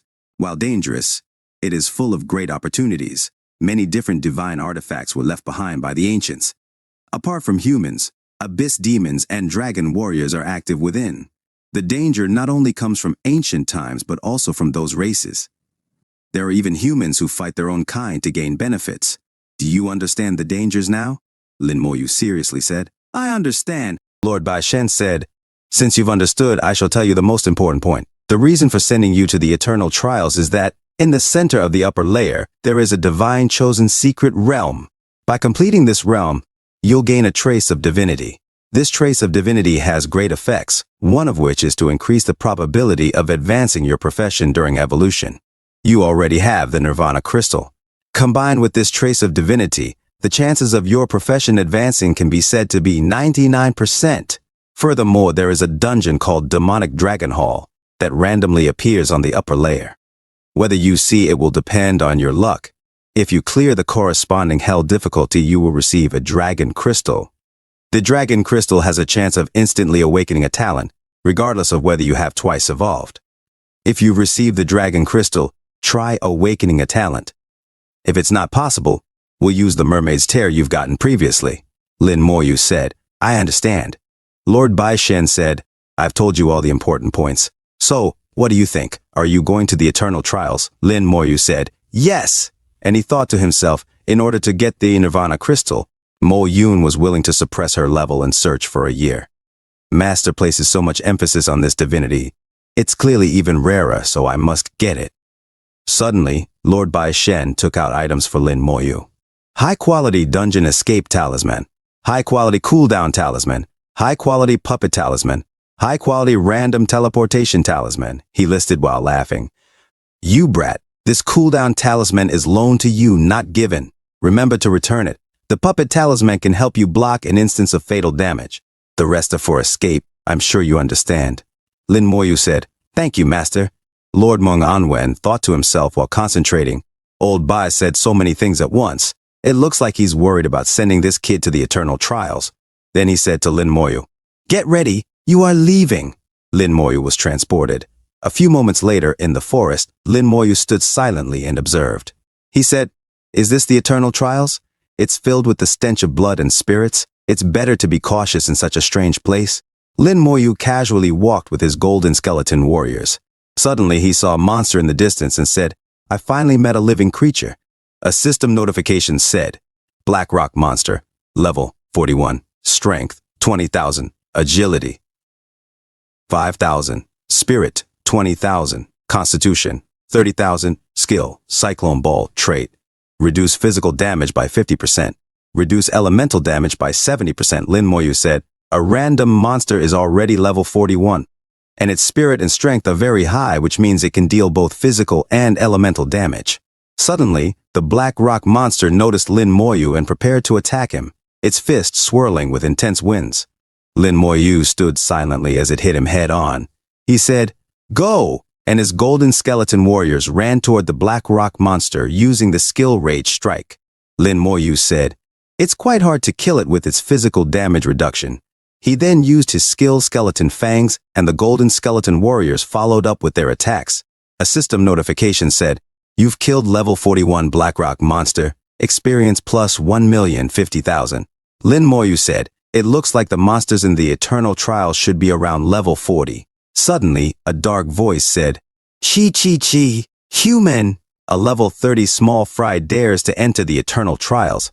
A system notification said, Abyss Knife Demon, level 42, strength 20,000, agility 20,000, spirit 20,000, constitution 15,000, skill, blade flurry trait. Reduce light elemental defense by 50%. Reduce dark elemental damage by 50%. Accelerate. The Abyss Knife Demon said, I didn't expect my luck to be so good to find humans here. Hey, I can have a full feast, Lin Moyu said. Unlucky. I didn't expect to bump into trash the moment I got here. The Abyss Knife Demon said, are you scared out of your wits, little guy? Suddenly, Lin Moyu used his slow curse skill, and multiple chains showed up and entangled the Abyss Knife Demon. The demon said, what? Lin Moyu said to the Abyss Knife Demon, farewell. He used his skill corpse explosion. A system notification said, you've killed a level 42 Abyss Knife Demon, experience plus 1,620,000, merit plus 1,000. Suddenly, Lin Moyu's military badge transformed. He said, Master sent me to a good place. A few hours later, Lin Moyu walked silently. He noticed something and said, space tunnel? Something came out of the space tunnel. He said, the dragon race. Multiple members of the dragon race came out of the space tunnel. Lin Moyu said to himself, otherworldly race. The old man previously said that in the eternal trials, all otherworldly races are enemies. One of the dragon race said, human. Another dragon race member said, I smell the scent of dragons on him. He killed our kind before. Kill him. A system notification said, Dragon Knight, level 44. Strength 25,000. Agility 15,000. Spirit 10,000. Constitution 30,000. Skill extreme defense, skin hardening, group taunt trait, enhanced defenses, enhanced dragon scales armor, increased curse resistance. Lin Moyu thought to himself, these are the dragon race's knights? From the skills and attributes, they seem a little stronger than humans. The Dragon Knight shouted, Human! Die! A little level 30 trash like you should stop struggling and die. Lin Moyu used his skill, slow curse, and all of them were chained up. The Dragon Knight said, It's useless. We dragons are born with curse resistance, and the chains broke. Suddenly, the Dragon Knight looked at Lin Moyu while Lin Moyu used his skeleton fangs. As the spikes grew to hit the Dragon Knight, one of them said, We dragons are born with hard dragon scales. You want to damage us with a skill released by you, a level 30 trash. The spikes hit the Dragon Knight, and he felt the pain through his body. The Dragon Knight said in shock as fluids came out of the holes in his body, He's a level 30 human. How is his skill so powerful? He suddenly used his skill, group defense, while the skeleton fangs came toward him. They then said, Rush him down, kill him, and their group defense shattered from the skeleton fangs. The Dragon Knight shouted, Mages, do it! And the mages attacked with flames. Lin Moyu endured the flame attacks. Lin Moyu stood beside his golden skeleton warriors. He held his weapon and said, Come out, undead general. The undead general stood beside Lin Moyu and he said, Lead my troops and destroy them. A system notification said, You formed a temporary undead army. The undead general used its skill, Legion strengthening. Suddenly, a skeleton fang broke the defense of the Dragon Knight and he said, Damn it! What is that? All the Dragon Knights were shocked. They asked, What is that thing? One of them said, Charge out with me, and shouted, Powerful slam! The Dragon Knight suddenly burst into flames and shouted in pain, dropping to the ground as the golden skeleton warriors attacked it. The other Dragon Knight shouted, Quickly! Escape quickly! As multiple attacks covered the sky, multiple Dragon Knights dropped like flies from the sky. The undead general commanded the golden skeleton warriors to move forward. A system notification said, You've killed a level 44 Dragon Knight, experience plus 140,000, 20,000, merit plus 1,000. You've killed a level 44 Dragon Knight, experience plus 1,420,000, merit plus. Lin Moyu was shocked and said, Killing dragons gives me merit too? A system notification said, Merit 44,000. Military rank, 4-star second lieutenant.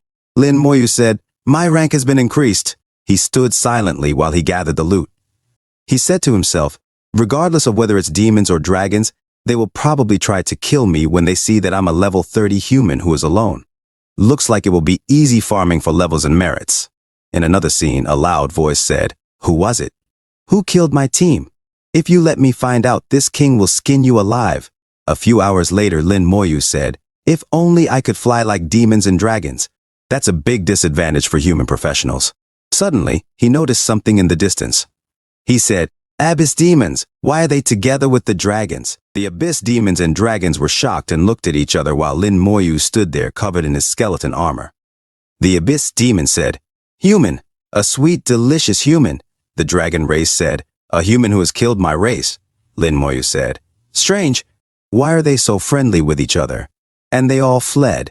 A system notification said, Soul-devouring insect level 40, strength 5,000.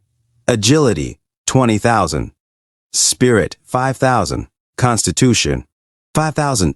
Skill, devour souls. Trait, ignore defense, ignore physical immunity. Universal shred. Lin Moyu was shocked and said, What are those things? Ignore defense, ignore physical immunity, and universal shred. No wonder the abyss demons and the dragonoid professionals are escaping together. The soul-devouring insect charged towards them and surrounded the abyss demons and dragonoids.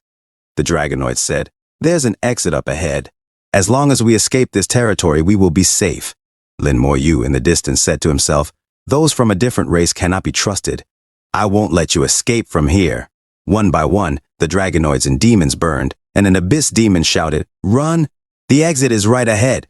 A dragonoid shouted in pain, and the others were shocked and confused. Lin Moyu stood silently in the distance, and an abyss demon said, It's him! Damn human. When we get out of this situation, I will definitely rip you into pieces.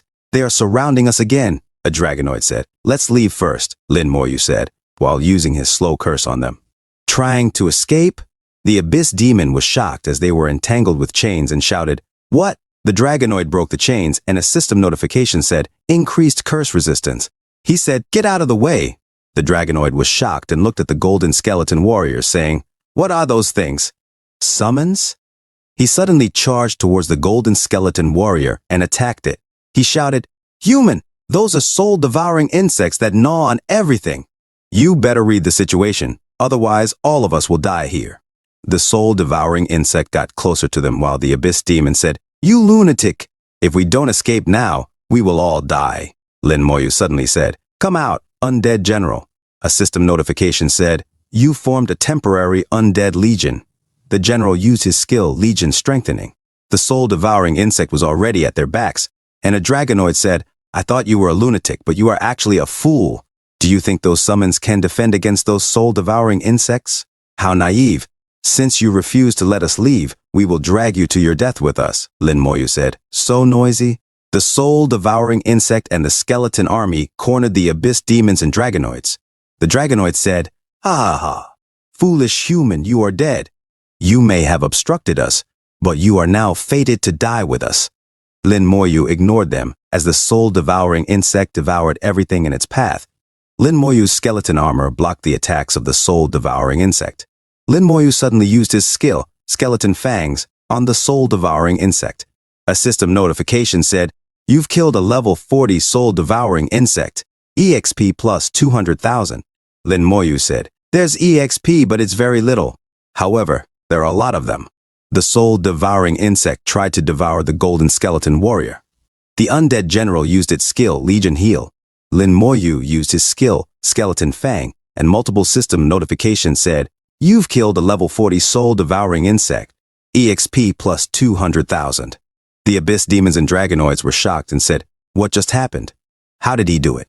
He's just a level 30 human trash." Lin Moyu said, "Let me borrow your corpses." The golden skeleton warriors threw the corpses of the soul-devouring insect at the abyss demon and dragonoids, and multiple system notifications said, "You've killed a level 44 dragon knight. EXP plus 1,420,000. Merit plus 1,000. You've killed a level 42 abyss knife demon. EXP plus 1,220,000. Merit plus 1,000. A system notification said, 5-star second lieutenant. Merit 58,000. As the bodies exploded with corpse explosion, Lin Moyu said, "Not bad, my EXP has greatly increased." Suddenly, from a distance, a huge blast erupted from a rock, and a giant monster emerged. It was the soul-devouring insect king, territorial lord boss, level 50. Strength, 40,000. Agility, 40,000. Spirit, 30,000. Constitution, 50,000. Skill, devour souls. Second form, soul-shaking screech. Trait, ignore defense, ignore physical immunity. Universal shred. The soul-devouring insect king hovered above the sky. Lin Moyu said, "A territorial lord boss, it has such high attributes. I have to be serious now. There are soul-devouring insect corpses everywhere. It's not like there's no hope in killing him." The soul-devouring insect king used its skill, soul-shaking screech. The skeleton army felt the screech of the soul-devouring insect king, and their bones shattered from the screech. Suddenly, the undead general used its skill, Legion Heal, and instantly restored the broken bones of the golden skeleton warriors. Lin Moyu said to himself, as expected of a level 50 territorial lord boss, the soul-devouring insect king sucked in air and devoured the other soul-devouring insects. The soul-devouring insect king continued to suck even faster. Warriors in the distance heard the noise, and one of them said, "That's the sound of the soul-devouring insect king. Run!" An abyss demon said, "Soul-devouring insects devour everything they see. There's nothing they can't devour. We have to run." His friend said, "Let's escape quickly. A team of 100 and more dragon professionals once tried to kill it but failed. If we don't leave, we will be in trouble." Lin Moyu faced the soul-devouring insect king by himself and said to himself, "The corpses of the soul-devouring insects have all been devoured. I don't know if skeleton fangs can pierce through its defense." Suddenly it attacked, and Lin Moyu said, "So fast!" It broke his skeleton armor, and he said, I have to pay attention constantly to replenish the skeleton armor. Lin Moyu suddenly got serious and said, "It finally came down." The soul-devouring insect king flew away, and Lin Moyu used his corpse explosion skill on the corpses. He said to himself, "It's a shame that there were too few corpses." The corpses began to explode, and a bright light covered the whole area. The soul-devouring insect king used its skill, devour souls, and the soul of Lin Moyu came out of his body. He stood there silently and was able to stop the devour soul skill. Lin Moyu said to himself, "It's fortunate that I have the skeleton armor to sever that pull. It's useless, my skeletons are all dead." The skill faded, and the soul-devouring insect king screeched. Lin Moyu said, "An attack on the soul? I can do it too." Lin Moyu suddenly used Soul Blaze on the soul-devouring insect king, and the undead general and his army charged forward. The soul-devouring insect king endured the attacks and fell from the sky. Suddenly, a bright light came from its body and became brighter. Lin Moyu said in shock, "That's..." A system notification said, "Soul-devouring insect king second form territorial lord boss, level 50, strength 60,000, agility 25,000, spirit 10,000, constitution 60,000." Lin Moyu continued to say, "Its second form." The soul-devouring insect king second form towered over them and grabbed a golden skeleton warrior. Lin Moyu said, "What's it doing?" Suddenly, it ate the skeleton warrior whole, and a system notification said, "One skeleton warrior has been destroyed." It took 2 more, and a system notification said, "2 skeleton warriors have been destroyed." Lin Moyu said, "Eating my skeletons to restore your health? In that case, let's see which is faster, your devouring or my summoning." Suddenly, the soul-devouring insect king second form's aura charged. The outpost boss was summoned and used its attack, Nihility, on the soul-devouring insect king second form.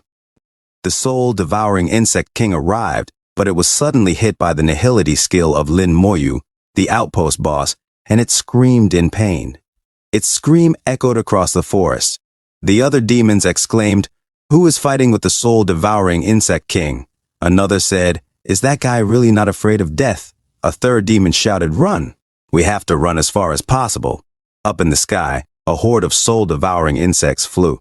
Lin Moyu looked at the sky, smiled, and said, "Perfect timing." He raised his hands and cast Skeleton Fangs.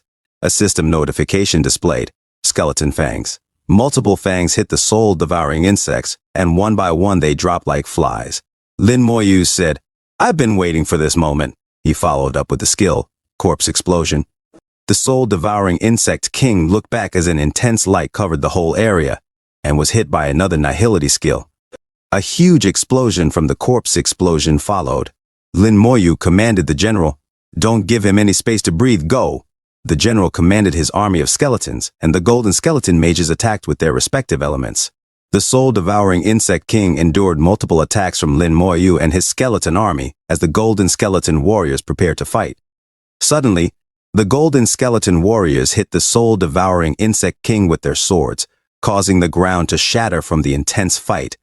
Some of the golden skeleton warriors fell into the cracks in the earth. In the distance, a warrior said, "Did you guys hear the shrieks of the soul-devouring insect king?" His friend replied, "Yes, and they sound like painful cries." Another warrior added, "Could someone be attacking the soul-devouring insect king? The loot it drops is all high-quality items." Her friend said, "Stop thinking about it. Let's focus on escaping." Back in the fight, Lin Moyu and his golden skeleton warriors fell into the cracks in the earth, but managed to stand up and look at the soul-devouring insect king. The soul-devouring insect king looked at them and began to attack the golden skeleton warriors.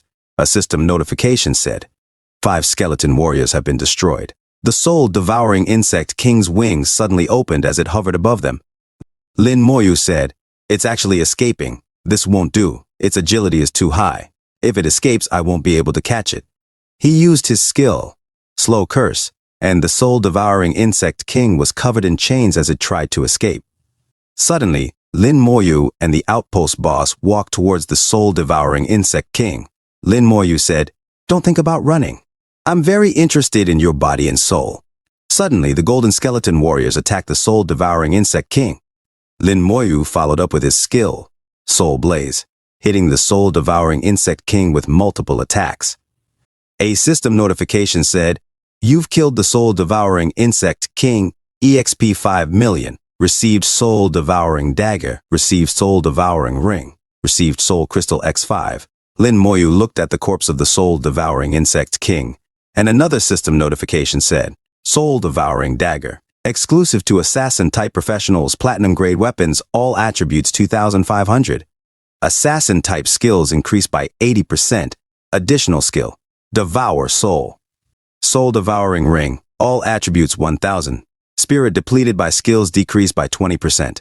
Soul crystal, one-time use item, every use will permanently increase spirit by 1,000, unlimited usage." Lin Moyu said in shock, "I only have enough spirit right now to summon one undead general. This soul-devouring ring and soul crystal are too perfect for me. I really have to thank you." He raised his scythe and shouted, "Revive and become my servant." He used his skill, evocation, but the soul-devouring insect king's soul vanished. Lin Moyu was shocked and said, "It failed?" A system notification said, "Evocation failed."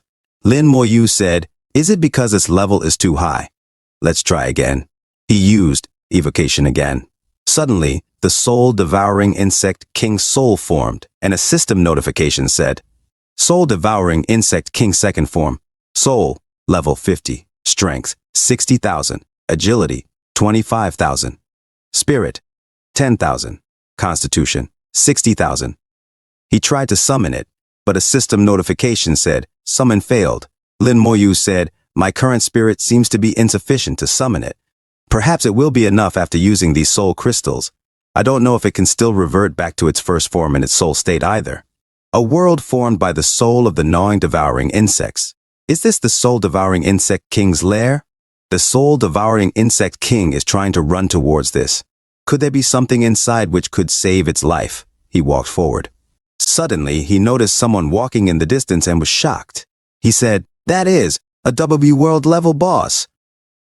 At the Soul Eater's nest, a system notification said, "Soul Eater Mother, world level boss, level 51 strength, 0 agility, 0 spirit, 100,000 constitution, 100,000 abilities. Soul Devour, Soul Explosion, Soul Frost, Super Incubation traits, reduces physical, elemental, and soul damage by 30%. Lin Moyu said to himself, "Is this the world-level boss of the Eternal Trial Field? Her attributes are truly terrifying." Suddenly, the Soul Eater Mother world-level boss sensed something in the air and looked at Lin Moyu. Her egg suddenly hatched. A system notification said, "Soul Eater Guardian, boss-level monster level, 50 strength, 1 agility, 0 spirit, 1 million constitution, 500,000 ability, spirit shield traits, reduces physical and elemental damage by 70%. Union of similar souls." Suddenly, it used its skill, spirit shield. Lin Moyu said, "It accumulates 4 layers of shield. Breaking it is no easy task." Suddenly, the Soul Eater Mother, world-level boss, used her skill, Soul Explosion. Lin Moyu said to himself, "All the skeletons have been injured to varying degrees. This is a soul explosion." Suddenly, the general used his skill, Legion Healing, and the Golden Skeleton Warrior Army regenerated. Lin Moyu said, "Fortunately, we have the undead general. If it were like before, with just a few more rounds of soul explosions, we would probably have been defeated." Suddenly, the shield became larger, and the skeleton army looked at it. As it grew, they tried to break it. Lin Moyu said to himself, "This protective shield, I don't know how to break it. There are even soul eater worms that continuously consume souls, strengthening the mother worm and the worm guardians." The shield became larger as the skeleton army was pushed back. Lin Moyu said, "I have always been the one to interrupt the enemy's abilities with soul flames. I never thought I would find myself in this situation now." The Soul Eater Mother, world-level boss, used her skill, Soul Frost. Lin Moyu was shocked and a system notification said, "One skeleton warrior has been eliminated," as it was hit by the Soul Frost. Lin Moyu looked at the Soul Eater Mother, world-level boss, who silently blocked all of Lin Moyu's attacks as they only hit the barrier. Lin Moyu suddenly used his skill, Skeleton Fangs, and it hit the Soul Eater Mother, world-level boss, barrier. Suddenly, another system notification said, 12 skeleton warriors have been eliminated." Lin Moyu said, I don't know if the Soul Blaze can ignore that shield layer. The Soul Eater Mother, world-level boss, used its Soul Frost on Lin Moyu. Lin Moyu blocked the attack and said, "Oh, are they getting nervous seeing my Soul Blaze? It seems like this move is working." He then used his skill on the Soul Eater Mother, world-level boss, Soul Blaze, and it hit the barrier of the Soul Eater Mother, world-level boss. She then used her skill, Soul Frost. The Soul Eater Guardian, boss-level monster, was shocked as the barrier burned with Lin Moyu's Soul Blaze, making a hole. Lin Moyu said, "It's my turn." In the distance, a warrior said, "The roar of the Soul Eater King has ceased." Could it be that someone has killed the Soul Eater King? Who could it be? At a distance, the professional team of the dragon race stood silently and observed. A dragon said, "Who did it? It's amazing that they could reach this point," his friend said. "The entire territory of the Soul Eater King is collapsing." Another asked, "Who won this battle?" His friend said, "I have no idea." Another said, "Do you want to go down and take a look?" His friend said, "Or maybe we should go and take a look." The other said, "If it doesn't work, we'll just escape." His friend said, "The Soul Eater King, even if he's alive, is surely severely injured. Who knows, maybe we." And they all jumped towards the cracks beneath the floor. A few moments later, the Xiajing Foundation Learning Institute looked at the cracks, and they talked to each other. Suddenly, they all jumped into the cracks. Beneath the cracks, the Soul Eater Mother world-level boss, with its Soul Eater Guardian boss-level monster, was making her a barrier. Lin Moyu said, "Let them also taste the soul attack." Lin Moyu uses his skill, Soul Blaze, on the Soul Eater Guardian, boss-level monster, and it screams in pain as it burns. The barrier suddenly opens a little. The undead general commands the golden skeleton mages to attack with their respective elements in the opening, and the Soul Eater Guardian is hit by multiple spells. Lin Moyu follows up with his skill, Skeleton Fangs, managing to defeat it. Lin Moyu said, "I'll take care of one first." He prepares his skill, Corpse Explosion, and smiles. Suddenly, the Soul Eater Guardian begins to light up in blazing crimson red and electrify as it is about to explode. The Soul Eater Mother, world-level boss, beside it feels the intense heat, and it explodes violently. Lin Moyu commands his golden skeleton army, "My soldiers, it's time for your counterattack." They swarm the Soul Eater Mother. The Soul Eater Mother suddenly uses its skill, Rapid Hatching. Lin Moyu says, "Trying to hatch? Since you're courting death, don't blame me for what happens next." The eggs begin to crack open, and multiple soul-devouring insects fly out. The Soul Eater Mother sweats and exhales deeply as a swarm of soul-devouring insects attacks the Golden Skeleton Army. It uses its skill, Universal Shred, on a Golden Skeleton Warrior, but Lin Moyu counters with his skill, Skeleton Fangs. He says, I was worried there weren't any corpses." He defeats multiple soul-devouring insects, then follows up with Soul Explosion, blasting them away. "Don't be too anxious, it'll be your turn soon," he says. Lin Moyu uses his skill, Slow Curse, chaining the insects. The skeleton warriors attack them all together, and one by one they drop like flies. Lin Moyu commands, "Explode," using his skill, Corpse Explosion. The corpses begin to explode violently, and the Soul Eater Mother screeches in pain, disintegrating in the intense explosion. 3 minutes later, the body of the Soul Eater Mother is the only one left in the onslaught. A system notification announces, "You've killed the Soul-Devouring Insect Mother. EXP plus 5,100,000. Receive Soul-Devouring Insect Mother Egg. Receive Soul Crystal X10. Receive Soul Gem. Soul Devouring Insect Mother Egg. Can hand over to a beast-taming master for hatching and receive a Soul-Devouring Insect Mother. Soul Gem increases spirit recovery speed by 10 times. Lin Moyu says, "It actually dropped more soul crystals." They're pretty good stuff.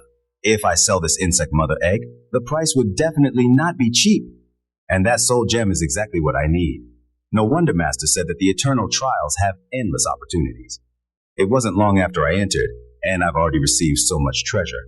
Outside, an elder says, "The world boss has been killed." His friend replies, "I wonder who is so powerful to kill a world boss here." Another friend adds, "It would be good if that being is a human." As the body of the Soul Eater Mother disintegrates, it leaves a stone. Lin Moyu asks, "What is that?" A system notification says, "Primordial Rune, the qualification token to enter primordial space." Lin Moyu exclaims, "This is actually a token to enter the primordial space. Master once said that it was the primordial space which laid the foundation for him becoming a divine professional. Even humanity's detection techniques came from the primordial space. I didn't expect a primordial rune to be hidden in the soul-devouring insect's lair. The primordial rune begins to activate, and its light intensifies. Lin Moyu looks at it seriously and begins to receive the rune floating. In the distance, a warrior says, "Someone received a primordial rune. That person has become a target. In the 10 days after the light disappears, enemies will constantly appear to kill him and steal the rune." His friend asks, "Who exactly is that person?" Lin Moyu says, "Have I become a public enemy?" So Master has experienced this predicament too. Suddenly, a sword approaches him quickly. Lin Moyu was nearly hit by the sword. He looked in the direction of the attack and said, "A sneak attack." He then suddenly used the skill Slow Curse on the Dragon Knight, and the knight was chained immediately. Suddenly, the Golden Skeleton warriors attacked the Dragon Knight, but he was able to dodge the attacks. Lin Moyu said to himself, "Damn it, I forgot that dragonkind is naturally resistant to curses. The curse effect has been weakened." Lin Moyu used his skill, Skeleton Fangs, and it hit the Dragon Knight. Suddenly, the Dragon Knight was healed. The others shouted, "Kill him and steal his primordial rune," Lin Moyu said to himself.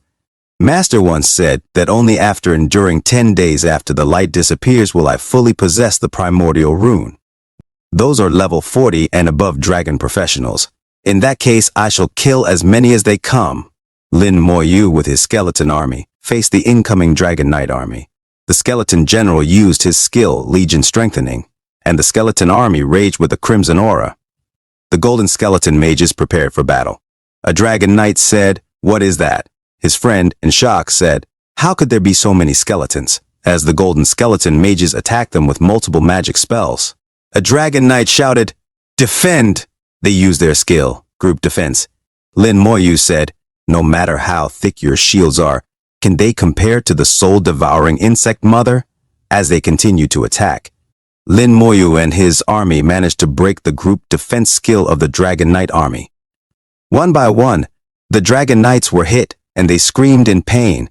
A Dragon Knight used his skill, Attack Attraction, followed up by Group Taunt, and lastly, Extreme Defense. As the Dragon Knight endured the attacks, the Golden Skeleton warriors watched the intense magic.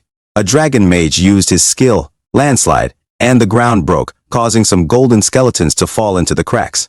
A Dragon Knight shouted to his people to retreat, saying, "It's impossible to get that primordial rune." Suddenly, Lin Moyu said, "Trying to escape? Did you forget that you tried to assassinate me?" Lin Moyu used the item Soul Crystal, and a system notification said, "Spirit plus 1000. Lin Moyu said, "This is the perfect time to test my new undead." He used another Soul Crystal, and a system notification said, "Spirit plus 1000. He used another, and a system notification said, "Spirit plus 1000. He used another, and a system notification said, "Spirit plus 1000. Suddenly, he summoned the soul-devouring insect king. The Dragon Knights were shocked and said, "What is that?" Their jaws dropped, and they panicked, saying, "The soul-devouring insect king! It's the soul-devouring insect king!" They all said, "Run!" Suddenly a huge shadow appeared behind them as one of them vanished. He was grabbed by a soul-eater mother, world-level boss, and he said, "Let go of me!" "What are you trying to do?" The soul-eater mother, world-level boss, began to put the Dragon Knight into her mouth. Suddenly, his people were shocked as he was bitten whole by the soul-eater mother, world-level boss.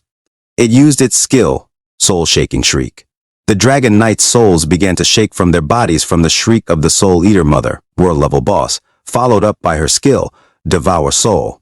Lin Moyu said, "As expected of the soul-devouring insect king, killing those dragonkind professionals is a piece of cake."